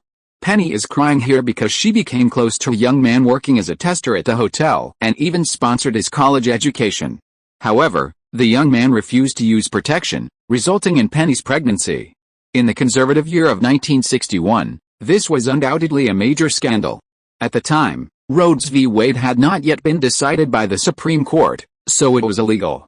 Penny went to her boyfriend for money for abortion but was ruthlessly refused and broke up with her. Having given all the little money she had saved as a backup dancer and dance instructor to her ex-boyfriend, Penny had no savings left. She couldn't even afford a private doctor. So she could only secretly cry in the kitchen. Cut. Ronald nodded in satisfaction. "That's good acting, good acting. You acted very well, go wipe yourself." Ronald handed her a hot towel. When Cynthia acted out the crying scene, she didn't use eye drops. She relied entirely on genuine emotion and her powerful imagination. "Thank you." Cynthia glanced at Ronald. During her performance, she was actually drawing inspiration from the time she was filming Dragon in Phoenix, when Ronald intervened and rescued her after she was harassed by Stallone's brother, Frank. Just recalling that memory was enough to bring tears to her eyes. "Okay, we'll take a break for now. We'll resume filming next Monday." Ronald had been filming for 6 days and finally had his first weekend. "Don't forget the ban, it still applies this weekend." Ronald remembered the ban on contact between men and women and emphasized it. He couldn't really stop them from booking hotel rooms themselves, but most actors were reluctant to book extra rooms in hotels charging peak season prices. After tidying up, Ronald picked up the folding chair with his name on it and went back to his room. He still needed to review the footage that night and prepare for next week's filming and location changes. Also, Helen would visit the set on weekends when she was off work. That helped her relax a bit. Chapter 745. I've come to discuss the role with the director. On Sunday, a day off, Ronald showed a movie to all the crew and actors in the afternoon to provide some entertainment and relieve the psychological pressure of a week of filming. At noon, many members of the crew went to visit a nearby castle restaurant. After being cooped up in the sweltering mountain resort for 6 days, unable to have any physical contact with the opposite sex, many crew members and actors were reaching their breaking point. In the castle restaurant, they talked loudly, flirted with the waitresses, and made vulgar jokes, causing every waiter to frown and quietly remind them not to get too carried away. Ronald repeatedly asked them to be quiet so as not to disturb other diners, and actresses Jennifer Grey and Cynthia Rhodes also helped Ronald soothe them.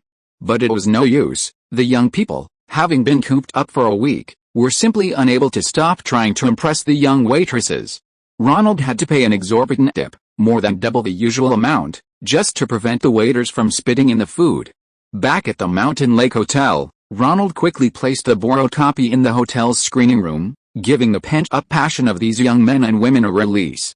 The borrowed copy of Blue Velvet, which had already been showing in major cities like New York and Los Angeles for a week, had only recently been released on a large scale. He'd heard that this film noir had received critical acclaim. Critics highly praised director David Lynch's directing style, believing he would earn an Oscar nomination for Best Director. The film starred Isabella Rossellini and Laura Dern, Diane Lane's best friend. Ronald and the others sat in the dark screening room, waiting to see what appeared on the screen. The film told the story of a young couple. Laura Dern played the girlfriend, who accidentally discovered a villain who, using illegal immigration as leverage, had imprisoned a beautiful dancer as a slave in his home, a film noir. Ronald noticed that halfway through the movie, some staff members had already become extremely uncomfortable and gone outside to vomit. Ronald could only shake his head. David Lynch, this director, seems to have a serious mental illness. He always films the dark side of human nature without any concealment, which makes many people extremely uncomfortable. I can't watch this. Ronald also stood up and ran away. Isabella Rossellini, Ingrid Bergman's daughter, Matty Scorsese's ex-wife, and someone he could call a friend, was quite uncomfortable watching her on screen, naked and treated like a slave.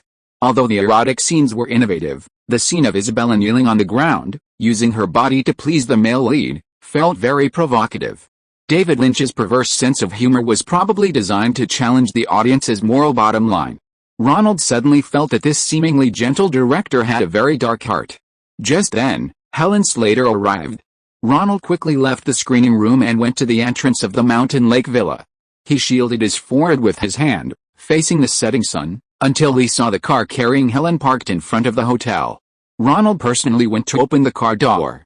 Helen, wearing large sunglasses and a white lady's hat, got out of the car and entered the resort hotel lobby with Ronald. They took the elevator to a large suite on the top floor of the Mountain and Lake Villa complex. "You can see the mountains and the lake from here," Ronald said, opening the window. The room had a superb view. It was one of the most luxurious rooms in the resort. "It's so hot," Helen, who had been accompanied by air conditioning the whole way, felt the sudden, stifling air hitting her face. She quickly shrank back and closed the window. "What, don't you want to go out and see the scenery? I can only keep you company tonight. Filming starts again tomorrow. I've been to places like this when I was a kid. It's so boring. I'd rather play with the kids next door who aren't Jewish." Helen grew up in an upscale community on Long Island, New York, where Jews generally lived among other ethnic groups, so she wasn't particularly interested in these Jewish-only resorts. Besides, by the time she grew up, her father had become a high-ranking executive at a television station, escaping the ordinary working class, and she no longer encountered discrimination against Jews in her life. "Where shall we go?" Ronald couldn't think of anything fun to do at the resort besides the scenery. He took an ice-cold Coke from the refrigerator and handed it to Helen, telling her to sit on the sofa and rest.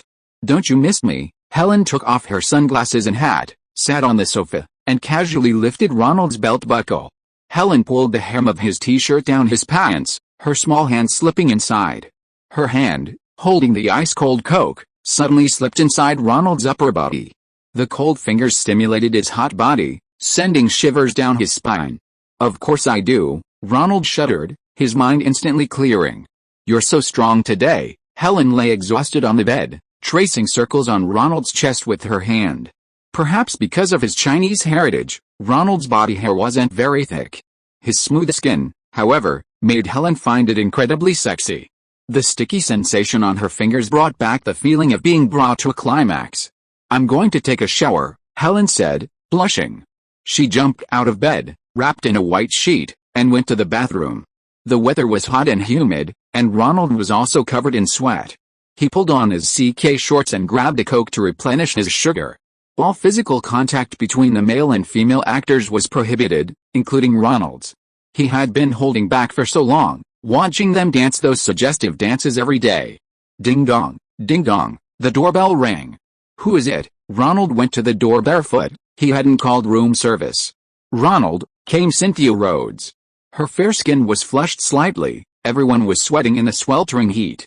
Cynthia's white shirt was also soaked with sweat, making her look like a lotus emerging from water.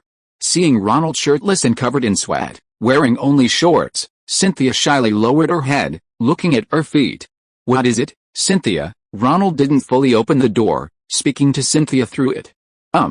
I have something about the script that I'd like to discuss with you. Can't we talk about it tomorrow? We're about to start filming. I'm afraid we won't have enough time." Cynthia lifted her foot, as if to come in. "What's the problem?" Ronald didn't move, still blocking the door. "Who's outside?" Helen heard the noise and tilted her head, peeking out from the bathroom to ask. "It's Cynthia, my second lead." Ronald couldn't hide it anymore, so he simply left the room and went to put on a t-shirt and loose sweatpants. Then he opened the door, letting the awkward Cynthia Rhodes in. "This is Helen. She came all the way from Los Angeles to see me. This is Cynthia. You should have seen her performances on screen.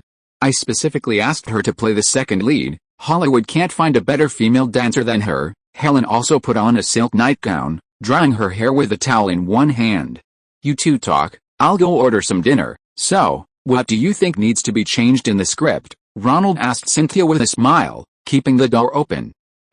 Yes, it's here." Cynthia Rhodes pulled out her script, pointing to a scene to be filmed the next day.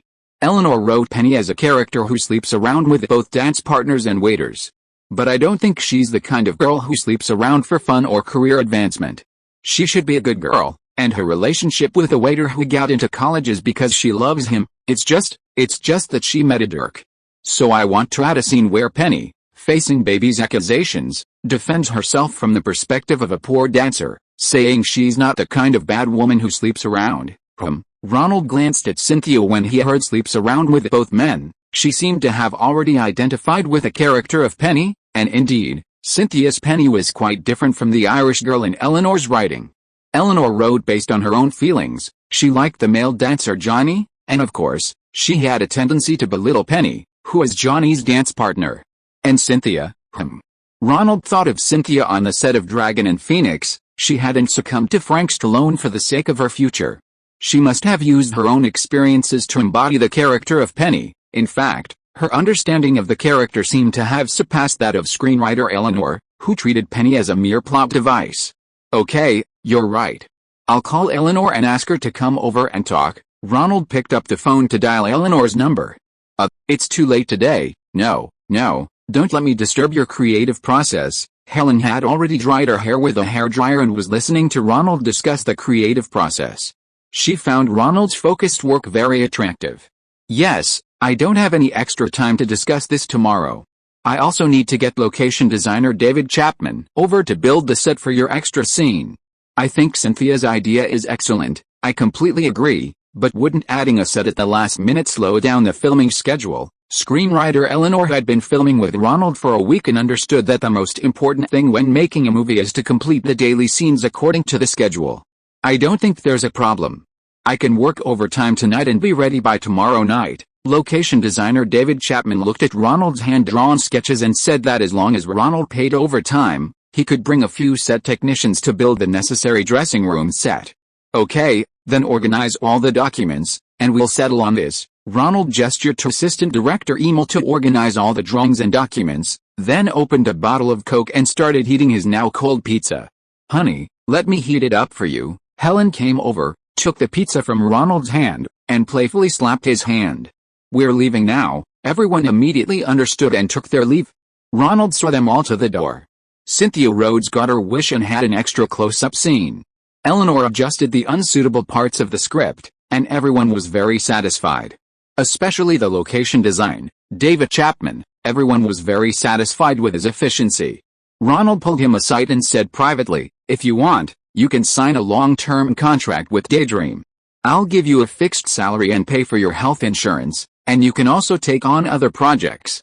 But if my company has a new film, you have to prioritize our company's films. Of course, I've wanted to work with you for a long time. David Chapman smiled and shook hands with Ronald. Come on, open your mouth. Helen held a heated pizza and fed it to Ronald. Haha, a bit dry. Ronald took a bite. The pizza was dry after being heated in the microwave, and he needed a Coke. Will Cynthia's role cause controversy? Helen sat down in Ronald's lap, and through the silk pajamas, Ronald could feel Helen's amazing elasticity. Ronald understood Helen's meaning. Since the president took office, the entire American value system had been rapidly shifting to the right in recent years. The president himself had repeatedly appealed to Hollywood on television to stop showing more violent and passionate content. The character of Penny, who became pregnant after being taken advantage of by a man, borrowed money from baby for surgery, which led to her father, Mr. Houseman, misunderstanding the male lead, Johnny. Mr. Houseman thought Johnny had gotten Penny pregnant and then acted irresponsibly. He had no idea that it was the faithless man he had favored and funded, the one who had been accepted to Yale. What do you think? Do you support Penny's actions? Ronald hooked his arm around Helen and pulled her into his arms. I support her. Roe v. Wade is a great victory for all women in America. We should have the right to make our own decisions about our bodies. Helen expressed her appreciation for this part of the story without hesitation. But, well, I heard from my father, Gerald, that the MPAA ratings have started tightening again recently. Their network has to cut a lot of ambiguous scenes to get a PG rating. It's okay, I have a way of handling it. Ronald put the dry pizza aside. His method for dealing with a Jewish boss's plot dissatisfaction and pressure could also be used for this pregnancy surgery scene. Let's go to the restaurant to get something to eat. I'm hungry, the pizza isn't good anymore, but I can't eat too much red meat. Helen got up, changed into a t-shirt and denim shorts, and walked with Ronald to the resort's restaurant. Something came up tonight, only one update. Chapter 746 Social Class Division. Helen went to the set the next day, wanting to see how Ronald directed. Unlike Herbert Ross, the director of The Secret to Success, Ronald was relatively more respectful of the actors. They could express their ideas before filming and discuss solutions. Commanding a team of over 100 people on set was impressive, but Ronald was also very busy. Every day, he had to arrive early to resolve issues with the director of photography. In the evenings, he would review the footage from the previous 2 days and address all sorts of minor problems. From camera angles to actor conflicts, even the actor's clothing and makeup required his approval. Ladies, come join our hair show. Professional hairstylists will guide you. Today's scenes were filmed on the beach by the lake. Ronald arrived early to wait for the right light. After some adjustment and rest, the crew was now running smoothly, like an automatic car. We also have Elizabeth Taylor and Marilyn Monroe style wigs here. You can all try them on and see which one suits you best. Ronald sat on the crane, the camera gradually descending from an overhead view, the seaside dressing lesson slowly shifting to a close-up. If you could give me a bigger tip, I could buy an Alfa Romeo. Penny's waiter boyfriend had come here and started flirting with baby's sister, Lisa. Alpha, that's my favorite car. Lisa, wearing an Elizabeth Taylor-style wig, teased the waiter's chin with her finger. Can you cover for me tonight? I'm going out, Lisa said to baby, wanting to meet the waiter that night. Oh, damn, I have a pimple. I told you to use Clear Improvement Acne Cream. Baby pulled out a tube of acne cream and handed it to her sister. Where are you going tonight? The golf course. The view at the first hole is pretty good. Cut. You acted very well. Let's do another take. We can try a different way of acting. Lisa isn't stupid. She just puts all her energy into competing to see who looks the most beautiful. Ronald went over to instruct Jane, who played Lisa, on her acting. Okay honey, I'm leaving. During the break, Helen came up to say goodbye to Ronald. Generally, visitors to the set are not allowed to interfere with anything the crew does. They can only stand outside the circle and watch a few takes. Ronald was so busy that Helen left early. I'll see you off. Ronald felt he hadn't spent enough time with Helen. You're really good at guiding actors. When I was filming The Secret to Success, director Herbert Ross was very rough. He would criticize my acting if he saw that I wasn't acting well. That old bastard. Ronald had witnessed the old director's tyranny, but he didn't expect him to be so rough with Helen. But he's a stage director. He's used to treating actors like props. Yeah, you never seem to yell at actors, because film is a one-off art form. As long as one take is good, that's enough. I wouldn't take my anger out on the actors, because that would slow things down, and in the end, I'd be the one losing money. After seeing Helen off, Ronald returned to continue filming. Dancer Penny saw her boyfriend flirting with a wealthy vacationer. Her expression changed, and she started packing to leave. Cynthia Rhodes' performance was excellent. The expression of a woman in a secret affair, seeing her boyfriend flirting with other women, a mixture of jealousy, hatred, and resentment towards her situation, was incredibly lifelike. Ladies, your hairstyles are beautiful. Johnny, knowing Penny's situation, came over to help his dance partner out of the awkward situation. Baby smiled brightly, quickly taking off her Elizabethan-style black wig and then styling her blonde hair, trying to make a good impression on her dream lover. Johnny didn't continue. He turned and left. Baby leaned closer to Penny, envying her for her excellent dancing skills and Johnny's dance partner. She felt an irresistible urge to be close to her. I envy you so much, you dance so well. I was kicked out of the house by my mother when I was 16. Dancing is all I know, and it's the only thing I want to do. Penny was in a bad mood and didn't talk about dancing as Baby expected. Unexpectedly, Penny recounted a tragic past, but Baby remained oblivious. She thought that escaping her family and doing what she wanted was a wonderful thing, especially since Penny danced so well. I envy you, huh? A bitter smile appeared on Penny's lips. This rich girl knew nothing of the lives of the poor. If she didn't dance, where would she get the money to support herself? And she had to deal with these ignorant rich girls. Cut. Cynthia Rhodes's bitter smile, followed by her feigned packing and turning to leave, was a perfect performance. Penny was a backup dancer. She couldn't afford to upset any of the guests. The words "I envy you" deeply wounded her, yet she had to pretend nothing was wrong and quickly escape the awkward situation. The camera turned, focusing on a close-up of Jennifer Grey's face. Baby's face was initially filled with confusion, then with deep bewilderment at being the one to show affection to Penny, only to be met with ridicule. This girl, who had participated in President Kennedy's Peace Corps program and wanted to change the world, didn't understand. There were many people in the world who weren't born with the privileges she had, who could receive a good education and have wealthy parents. Cut. Ronald turned to the director of photography, who nodded in approval. Ronald then gestured to the screenwriter, Eleanor. This script, as Eleanor had written over several years, was accurate and rich in meaning. This love story wasn't just about romance and dancing, it was about the class divide that was hindering the two protagonists. Ronald loved this kind of script that held back, showcasing various details of life without explicitly revealing them. Only those with a deeper understanding of social reality could discern the subtle, understated background story. This was Ronald's first time directing a script so deeply grounded in real life. His previous films tended to simplify and cartoonize reality to some extent. You wouldn't see Daniel Radcliffe winning a karate championship with a crane kick in real life, nor would you see a cool lone wolf capable of taking on 5 opponents and shooting down 3 MiG-28s. But every high school student has had a crush on someone handsome or beautiful at school, only to be unable to succeed due to class, interests, or social barriers. Often, these kinds of films, which find dramatic conflict in ordinary life, rely on the screenwriter's grasp of a wealth of facts, followed by a sudden burst of inspiration. And as long as the casting is right, these kinds of films are very interesting to make. As the film progresses, no further acting guidance is needed. The characters' personalities, good chemistry, and interaction make any performance feel right. It was as if the god of film, while dozing, had accidentally opened his eyes and seen Ronald, then bestowed good fortune, and the entire performance proceeded automatically. Except for the two leads. Jennifer Grey finished filming her scene with Cynthia Rhodes, then turned her head back, showing Patrick Swayze the back of her head as he came up. Swayze was quite embarrassed. When the two were facing the camera alone for close-ups, their expressions were spot on, but when they entered the camera's view together, there was a lack of romantic ambiguity. Ronald cleared his throat. Grey, from an acting family, was being childish again. He gave Cynthia Rhodes a look, asking her to find out the reason. Cynthia gave him an okay look. What did you say to Jennifer Grey's father, Joel, when you took him to the airport that day? Late that night, Ronald received a reply from Cynthia.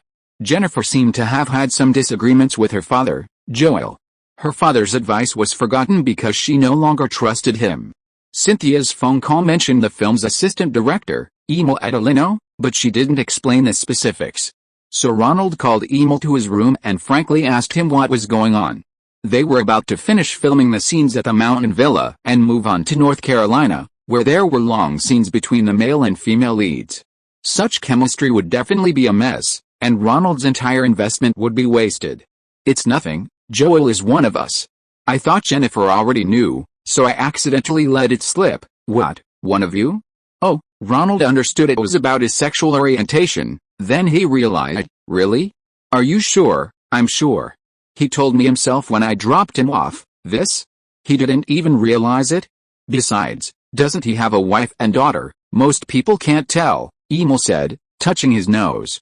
This kind of unspoken understanding could only be detected by those who were on the same team. He then explained, in those days, we all had to carefully conceal our differences. Many people got married and had children, but it's hard to change, it just resurfaces as you get older.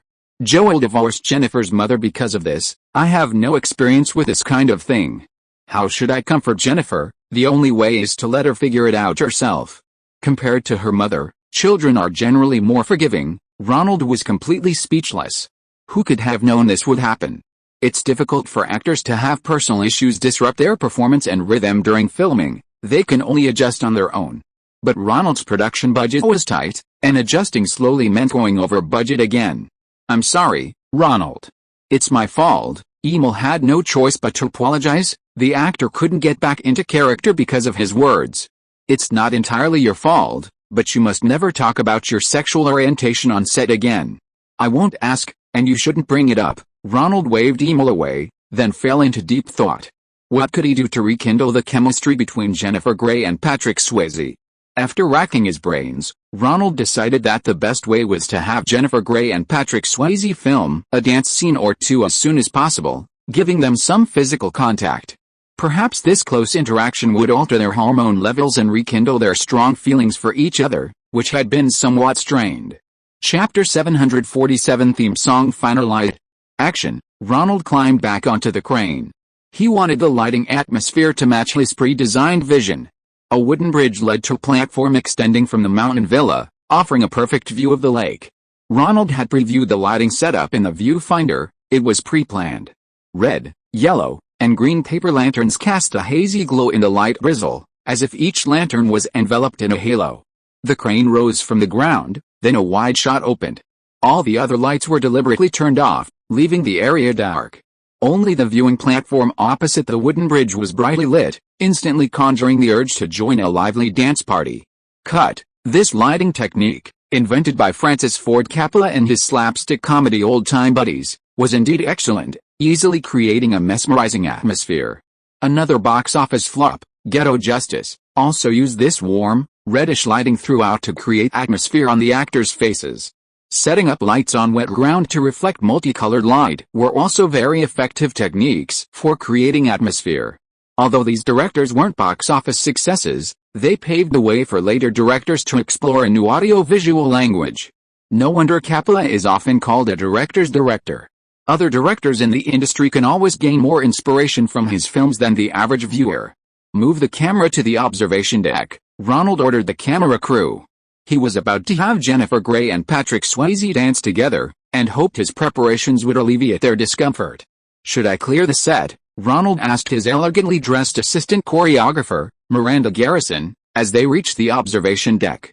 Today was the scene where she seduced Swayze's character, Johnny. All the dancers had come to watch their choreography. "No need. Let them see my skills." Miranda wore a black backless evening gown with an expensive white fur shawl draped over her shoulders. Ronald smiled, took Miranda's hand, and led her to the center of the viewing platform. "Oh," the extras began to jeer. Patrick Swayze smiled and took Miranda's hand. They were both professional dancers. Ronald signaled for the cameras to start rolling, recording film as they rehearsed.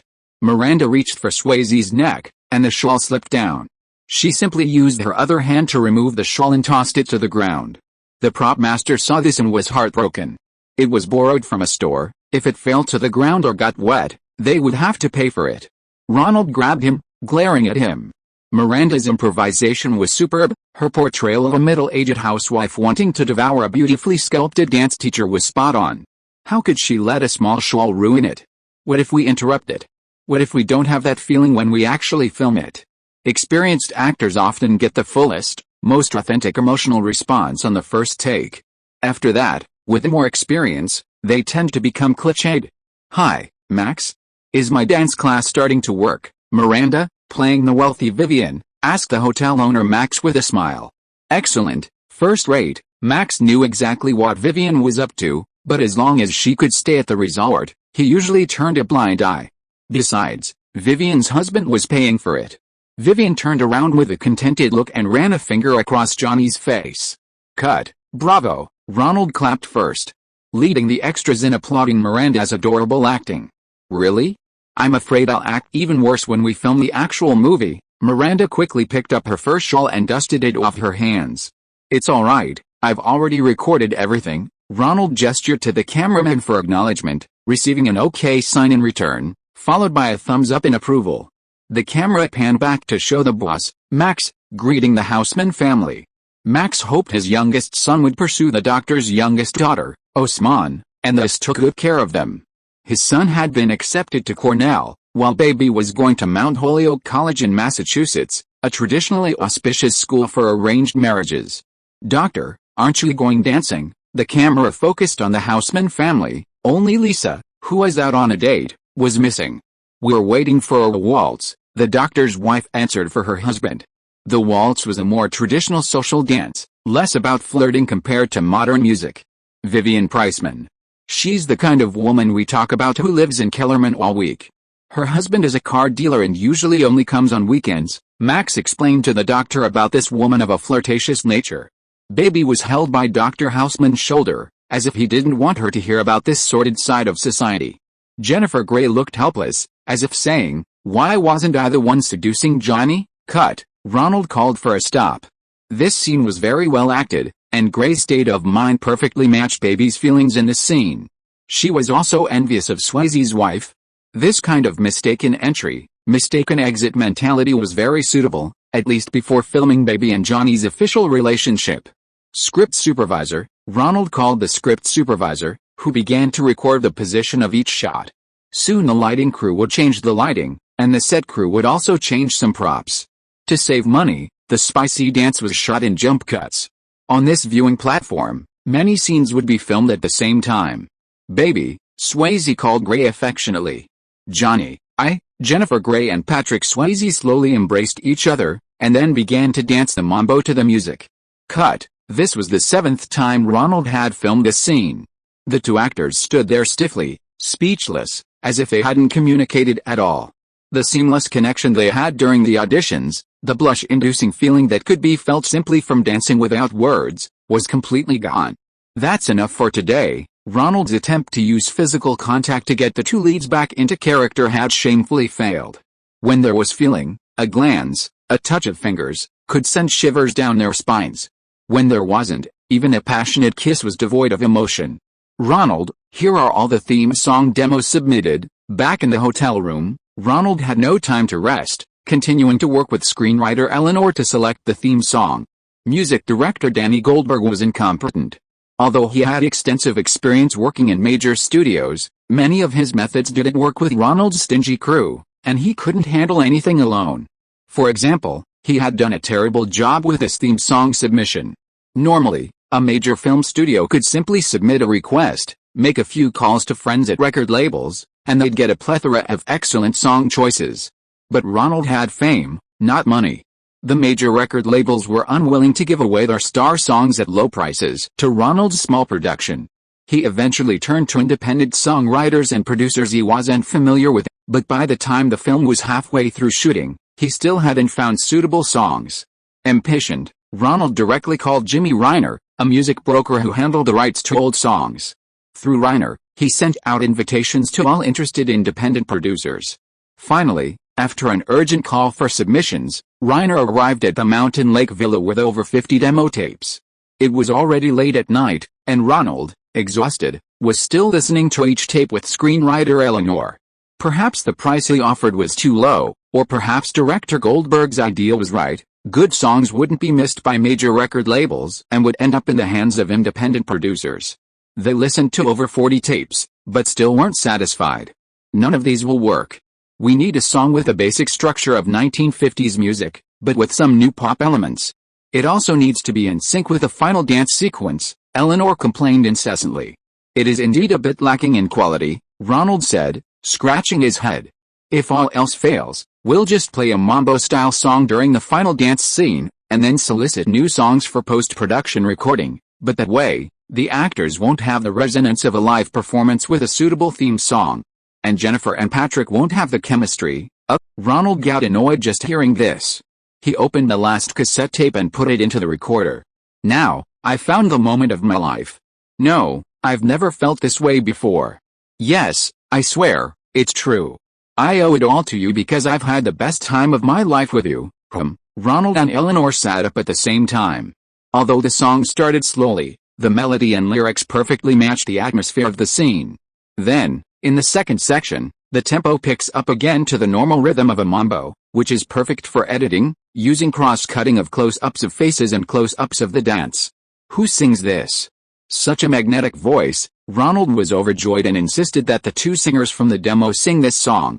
It's Bill Medley and Jennifer Warnes, Jimmy Reiner replied.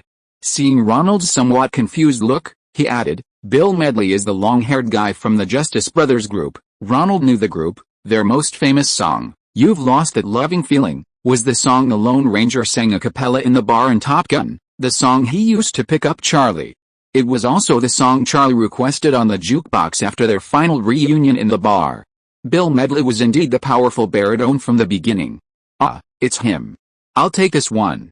Get their recording done for me, Ronald immediately approved. I'll get it done right away and send you a studio version. Don't send it here, we're moving to North Carolina soon. Chapter 748 Regaining Feelings. Patrick, make sure you sit in the back and remember to buckle up. 2 weeks passed quickly, and the scenes at the Mountain Lake Villa were finished. Ronald began to confirm the sequence of all the location changes.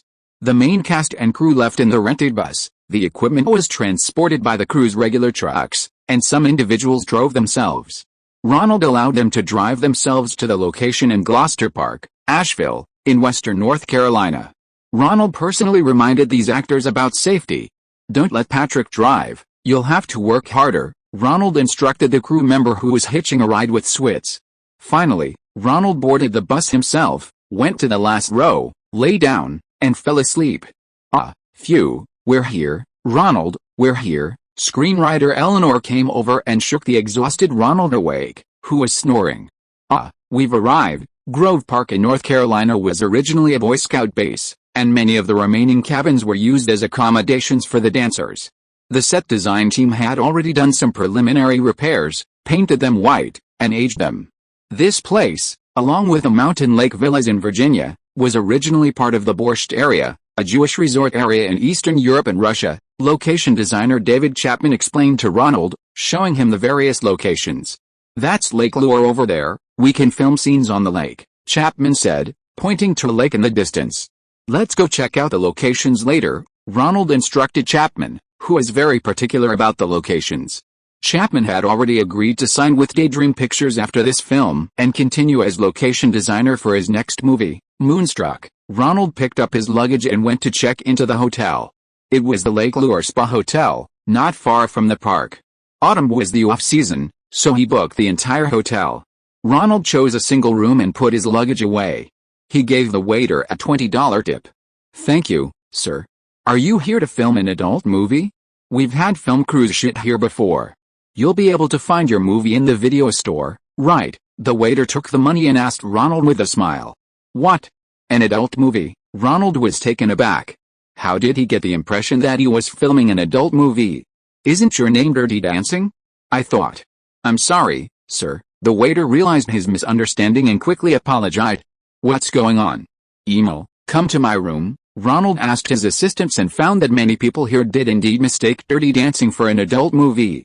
Rumors were circulating that they were going to film scenes of hot springs, vacation cabins, and the natural wilderness by the lake. That's how it is in North Carolina. The people are conservative, but the more conservative they are, the more curious they are about similar art forms. David Chapman, who had come with Ronald to scout locations, explained to him. "If you want to change people's opinions and stop them from staring, why not come up with a fake movie title and change all the name tags on the set?" "I don't have the time or the money to make new name tags," Ronald retorted angrily, grabbing a movie name tag and snapping it in half. He threw the half that said "Dirty" on the ground. "Pass the word down, in North Carolina, our movie will be called Dancing." Returning from location scouting, Ronald was very satisfied with David Chapman's work. The railings here were all built in the white style of the Virginia Mountain Lake Resort Hotel. The path leading to the dancers' cabins was lined with waist-high white lampposts, Chapman's replicas of the Mountain Lake Resort's lampposts. At least on camera, there wasn't much difference between the two places.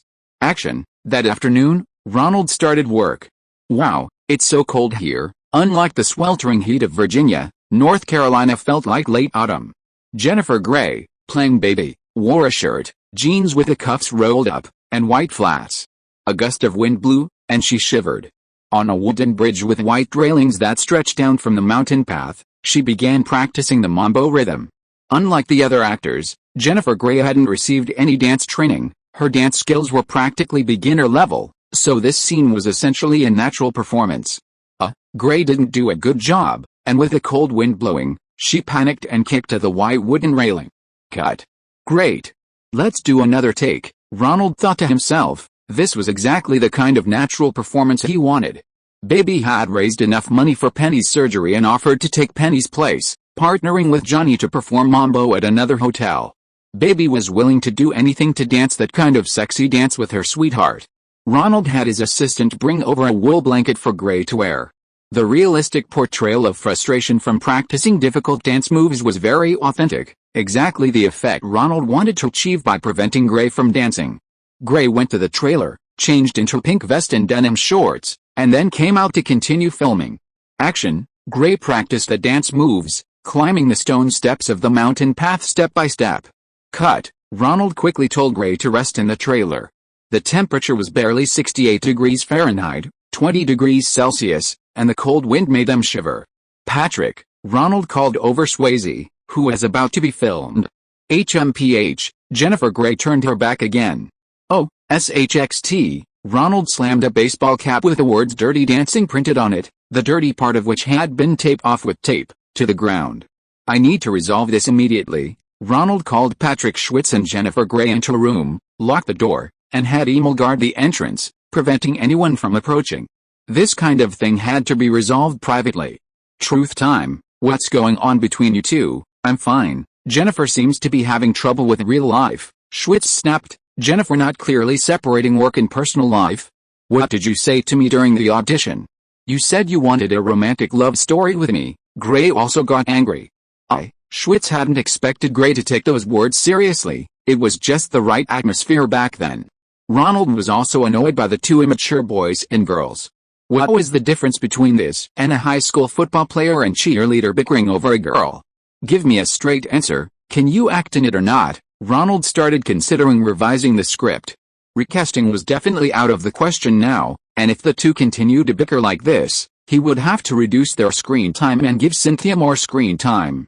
Tone down the main love story between Johnny and Baby, and add more of Cynthia's feminist themes, pregnancy, and taking control. I absolutely can. I can get back to my audition self, Swayze said anxiously. The director's words must have ulterior motives. He finally had a leading role, and he loved this feeling. It would also help promote his songs. Jennifer Gray felt a surge of grievance, her eyes reddening. It wasn't that she didn't want to act well, it was Swayze who went back on his word, lying to her.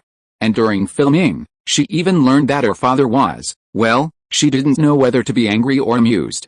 These men were all liars. Okay, Ronald said, realizing he'd made the lead actress cry. He also felt bad. He turned and opened his luggage, rummaging around for a while before finally finding a videotape. This is the videotape of your audition. I've kept it all this time. How great was your chemistry back then? It's not easy to get an opportunity like this, to act in such a great script. I believe that after the film is released, young American audiences will remember your dance moves. Don't let them down, okay? Ronald shoved the videotape into the VCR in the room. After a period of static, footage of Gray and Swayze's audition began.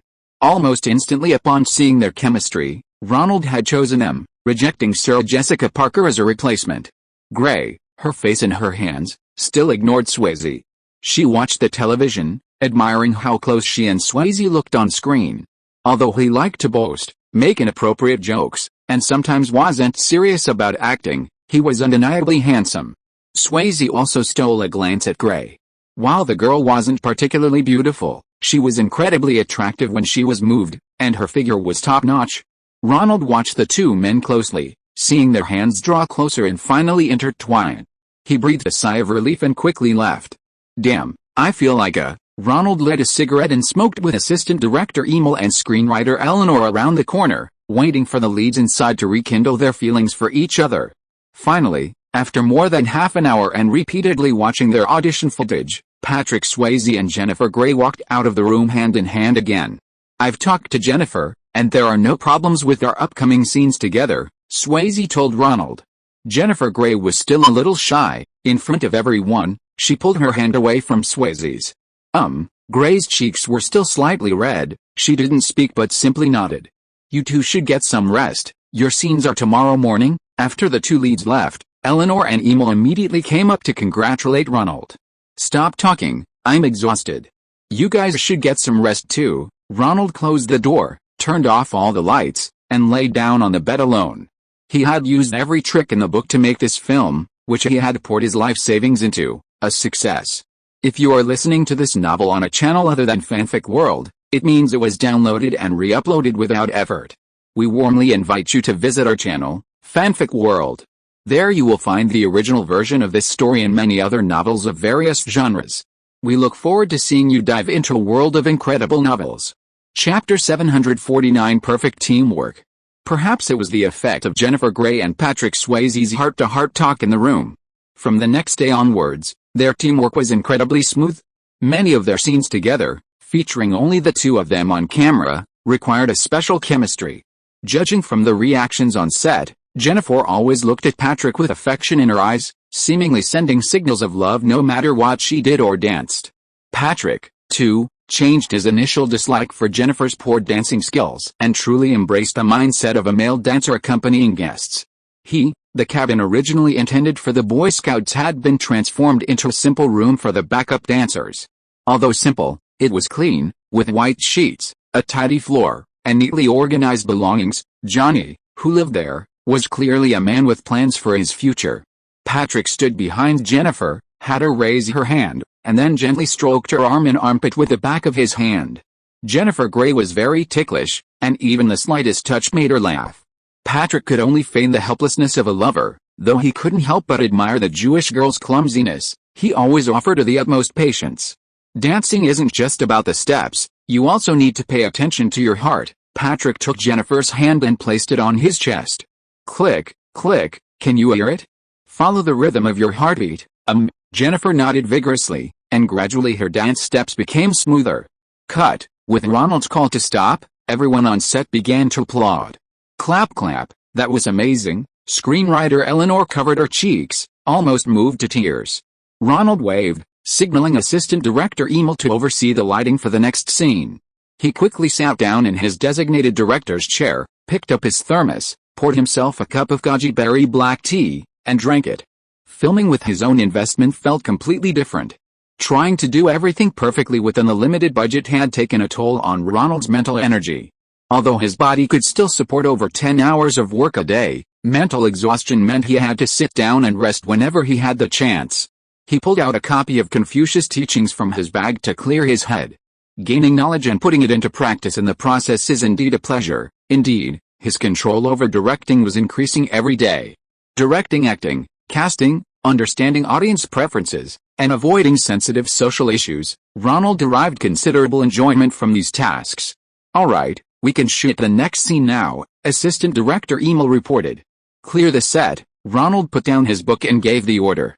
Everyone left the room. Screenwriter Eleanor looked at Ronald.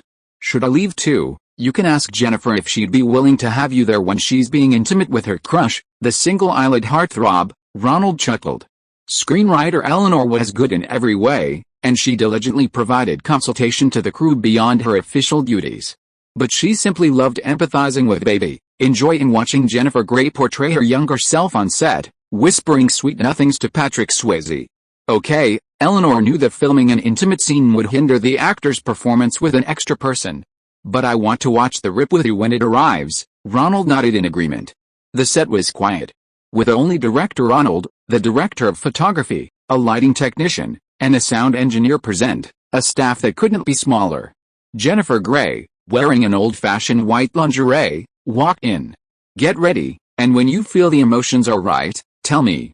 I won't call you action, I'll start when you give me the signal." Jennifer Grey was still a little shy. She nodded and sat on the white sheets.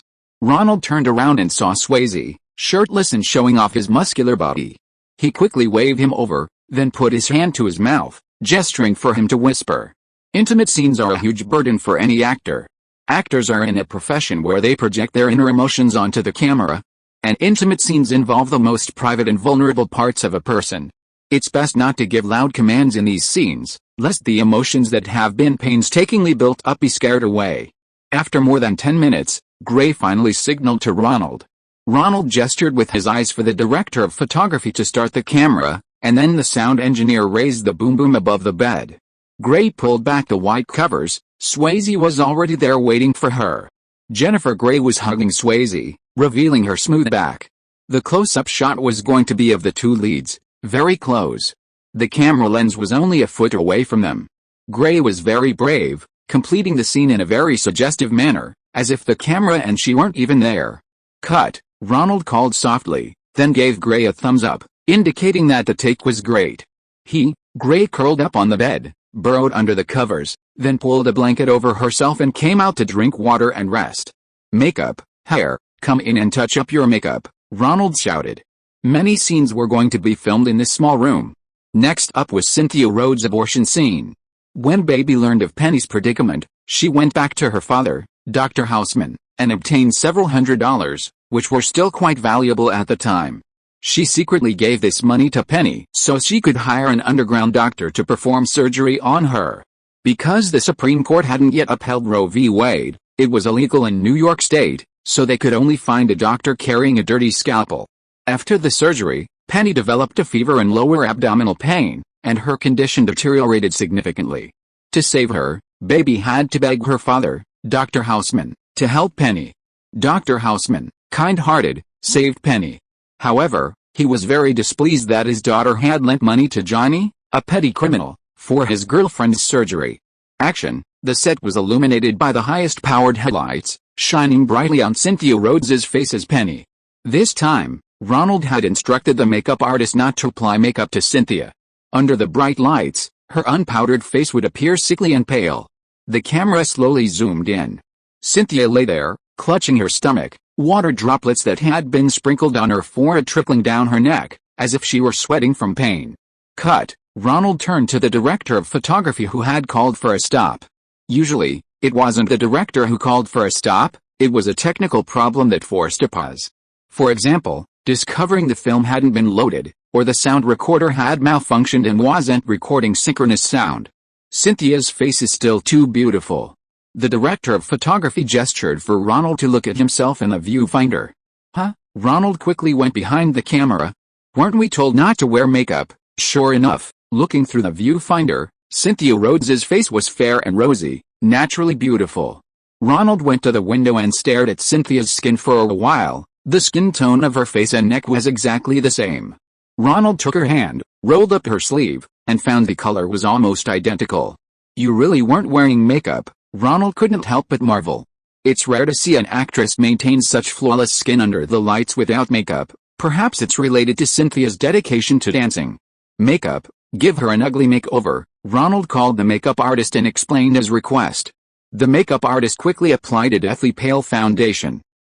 Okay, let's shoot. The director of photography was satisfied with the makeup. Action. Cynthia lay down, acting out her discomfort. Dr. Houseman held her hand, patiently examining her, then asked everyone to leave so he could examine Penny again. Ronald stood behind the camera, watching the scene. The lines, modified by Ronald and Eleanor, made it impossible for most people to guess from their performance and dialogue what kind of surgical accident had occurred. The actors' performances were outstanding. Ronald had the cameras rolling during the first rehearsal. They conveyed the intense emotions required for a scene that hadn't undergone any formal performance.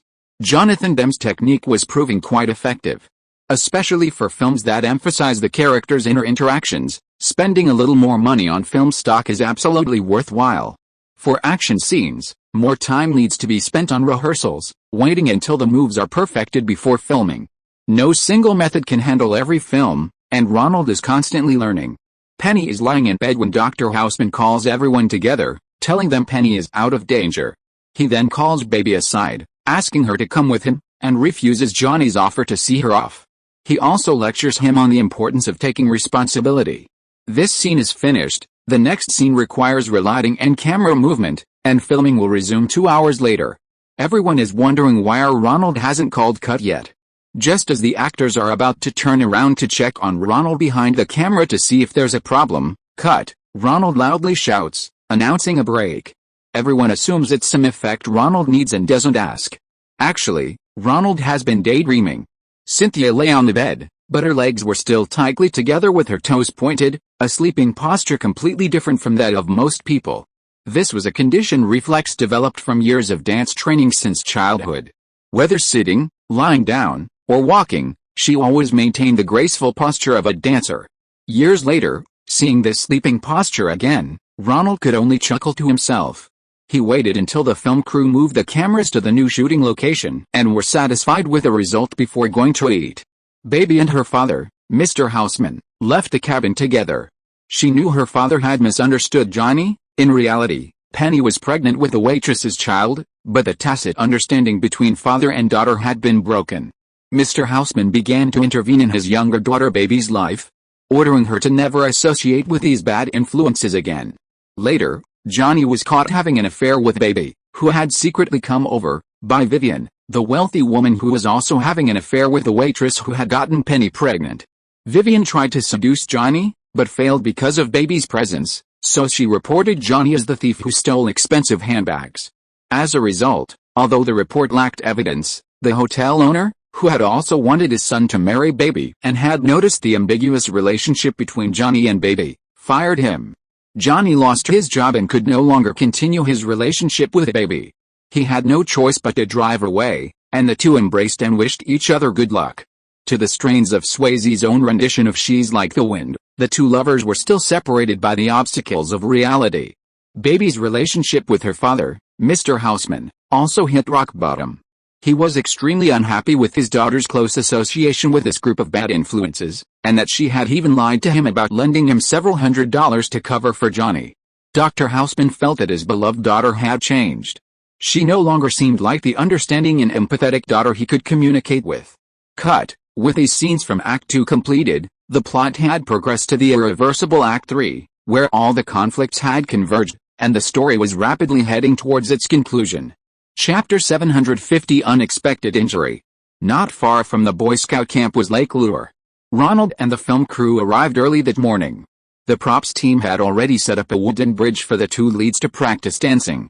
Ever since Master Miyagi taught Daniel karate using unusual methods like waxing cars and painting walls in Dragon Boys, many scripts have added similar teaching tricks to their plots. Screenwriter Eleanor was no exception, adding a scene where Johnny teaches Baby a sexy dance on a log bridge. Mumbo has a special move where you lift your knee and then drop your foot. Combined with the swaying of the hips, it's very beautiful, somewhat like a combination of rumba and tango. However, this move requires excellent coordination and a slightly more adventurous spirit than other dances. So Johnny dragged Baby along, forcing her to practice on the log bridge, forgetting all her fear of stepping on her partner, focusing only on the rhythm, and she quickly learned the dance step. Action. The log bridge spanned a small stream by the lake. Patrick Swayze stepped onto it, arms outstretched, trying to maintain his balance like an acrobat. Jennifer Grey, on the other side, looked terrified, sitting at the end of the bridge, too afraid to step on. Now, the most important thing is balance. Remember to keep your balance. Patrick Swayze stood barefoot on the log, arms outstretched, looking confident. Ronald's mind wandered again. The TV show featuring a star acrobatic performer had invited Brooke Shields to perform a trapeze act. But even a girl like Brooke, who had practiced gymnastics since childhood, wouldn't dare try walking a tightrope. For laymen, maintaining balance on a tightrope is difficult, and it's a dividing line between true acrobats and ordinary people. Whoa whoa whoa, Patrick Swayze performed a gymnastic move, jumping up and landing back on the log bridge. He lost his balance and almost fell off. Then he felt himself swaying from side to side, trying to find his balance. Finally, after turning around once and adjusting himself with many small steps, he stood still.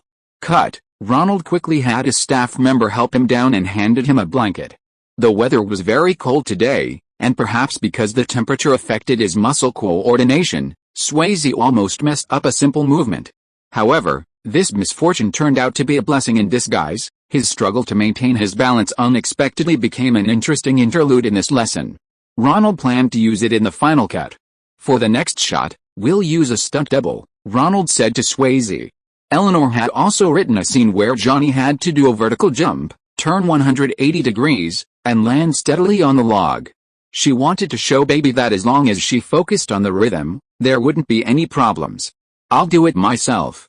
I've been practicing ballet since I was a child. This is a piece of cake, Swayze insisted. Pat, that's not necessary.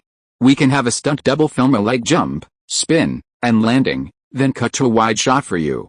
He's registered with a stunt club, no need, I can do it. Upon hearing Ronald want a stuntman, Switz's hormones surged even more, and he absolutely refused to have a stunt double perform this relatively simple move on flat ground.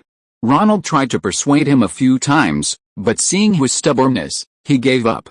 It was a matter of male pride, and many actors had similar issues. Action. The important thing is balance, Switz said his line, then jumped barefoot on the log again.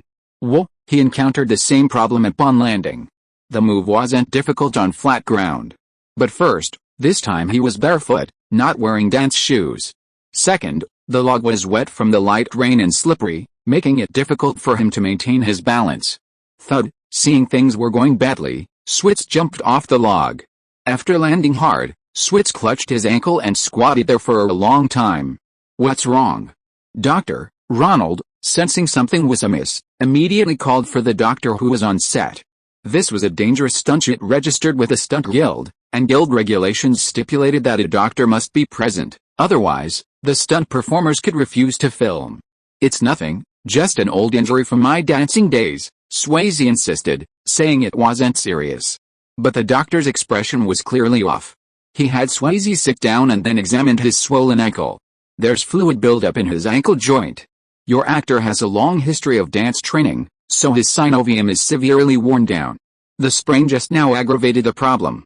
He can't continue filming. What should we do? Is he seriously injured? How long will he need to rest?" Ronald didn't understand the medical terminology and directly asked about the severity of the injury. "Not too serious. With rest, he should recover in a week." "Hiss," Ronald grimaced. He didn't have a week to waste. Swayze had a series of scenes coming up, and stopping the crew for a week would cause serious cost overruns. "Doctor, I can drain the fluid with a syringe," Swayze grimaced, clearly in considerable pain. He'd frequently suffered knee and ankle injuries throughout his dance career, so he was quite familiar with treatment methods. "Are you sure? This is extremely painful. And it will affect your dance career," the doctor confirmed with Swayze. "I've already given up my dance career, now I need to save my acting career." Swayze even joked, "Come on, this will help me heal faster. I can recover the day after tomorrow." Ronald patted Swayze on the shoulder. This whole mess was caused by his stubbornness and pride, but this was a belated attempt to minimize the impact on filming. The crew had to halt filming for a day because Swayze's scenes were crucial to the rest of the shoot, and filming other scenes ahead of time wouldn't offer much benefit. Ronald filmed for half a day, shooting all the scenes that could be filmed ahead of schedule, and reluctantly, he too had to take a day off. Luckily, the product placement for P&G's acne treatment products helps out. Ronald and Eddie, the general manager of Daydream, did some calculations in the room. Luckily, Swayze is experienced, he was prepared to cushion the impact when he jumped. If the injury had been serious, I'm afraid you'd have to stop filming for more than a month, which would be a financial disaster for Spicy Dance. By the third day, Swayze's ankle had finally gone down. Although it was still a bit painful, he volunteered to resume filming. After all, the crew was waiting for him alone, and the invisible pressure was getting to him. Ronald quickly moved up the scenes in the lake, and Swayze and Gray went with the crew to the nearby Lake Lure. "I've arranged this lift scene in the lake. Your ankle isn't fully healed yet, so this scene will put less pressure on it. After all, there are a series of dance scenes coming up." "Okay, I'm fine with it," Swayze nodded in agreement. This was a special arrangement to reschedule the filming for his physical condition. Whoa, a gust of cold wind blew up, and Jennifer Gray, who had just gotten out of the car and arrived at the lakeside, shivered and instinctively wrapped her blanket tighter around herself. "So cold, this is really strange." Ronald also felt his luck was terrible. At the Mountain Lake Villa in Virginia, it was too hot, causing the actors to suffer from heat stroke. Now, moving to North Carolina, it had already entered late autumn, and the wind was surprisingly cool. Gray tested the water temperature with her hand, her face showing discomfort. Going in at this temperature would definitely be freezing, and she might not even be able to deliver her lines properly. "What's the weather forecast for tomorrow and the day after?" Ronald also tested the water, even taking off his socks and going in himself. It might be tolerable for a man, but for Jennifer Gray, it would definitely be a struggle. "It seems a cold front is passing through, the temperature will drop further, and there will be strong winds. This weather is so strange. It's like there's no autumn at all." Ronald had no choice but to turn around and look at Gray. "I'll give it a try, Director Ronald. But you'd better prepare some warm clothing for me." Jennifer Gray glanced at Ronald's troubled expression and knew she couldn't postpone filming for another 3 days. Otherwise, the crew might go bankrupt before it was even finished. For art, for the film's box office, for her future acting career, she had to give it her all. "You know, the best place to practice lifts is in the water." Swayze recited his lines from the script, half squatting in the lake. Jennifer Gray, dressed in white clothes, had Swayze support her waist, then she gave a slight upward thrust. She was lifted up by Swayze. Swayze stood up from the water, a gust of wind making him shiver, almost dropping Jennifer. Fortunately, he had strong upper body strength and managed to pull her back up. Seeing Swayze stop, Jennifer immediately spread her arms, mimicking a flight of wings. Say your lines. Ronald was anxious, repeatedly giving Swayze coded signals. Very good, very good. Swayze was shivering from the cold. He managed to control his abdominal muscles to keep his lines from sounding shaky. Hold this position, don't move, don't move. Jennifer Grey was also shivering from the wind. She lost her balance and flew over Swayze's head. Both of them fell into the lake. Ha ha, ha, ha ha. Both of them tried their best to keep their shivering from being recorded by the sound team. After wiping the water off their hair, they didn't feel so cold anymore. Continue. Ronald ran to the opposite side of them, waving his hands to signal that he wouldn't call a stop. Anyway, it would probably take a long time for their energy to return to normal after one take, so they might as well not stop and shoot a long take to the end, using what they could. The two actors were very professional, and they understood Ronald's meaning. They didn't look at the camera in between. Continue. 1, 2, 3, there was another lift, then a freeze frame of spreading wings, and finally, they couldn't hold on and fell into the water together. Cut. Ronald rushed forward first, draping a blanket over Jennifer Grey. Whiskey? Ronald said, taking a sip of spirits from his assistant. 4 more assistants, carrying stretchers, lifted the 2 lead actors, wrapped in blankets, into their respective trailers. The air conditioning had been running for a long time, and there were hot water showers to help them warm up quickly. As the sun rose over the lake, Ronald quickly directed them to shoot some establishing shots for editing. How's it going? Ronald asked the cinematographer. Excellent. You'll have plenty of footage for editing. End of this chapter. Thank you so much for reading until the end. Don't forget to give it a like. Looking for more exclusive content and immediate access? Subscribe to our Patreon. Remember, every like, subscription or donation encourages us to continue. Thank you all. See you in the next video.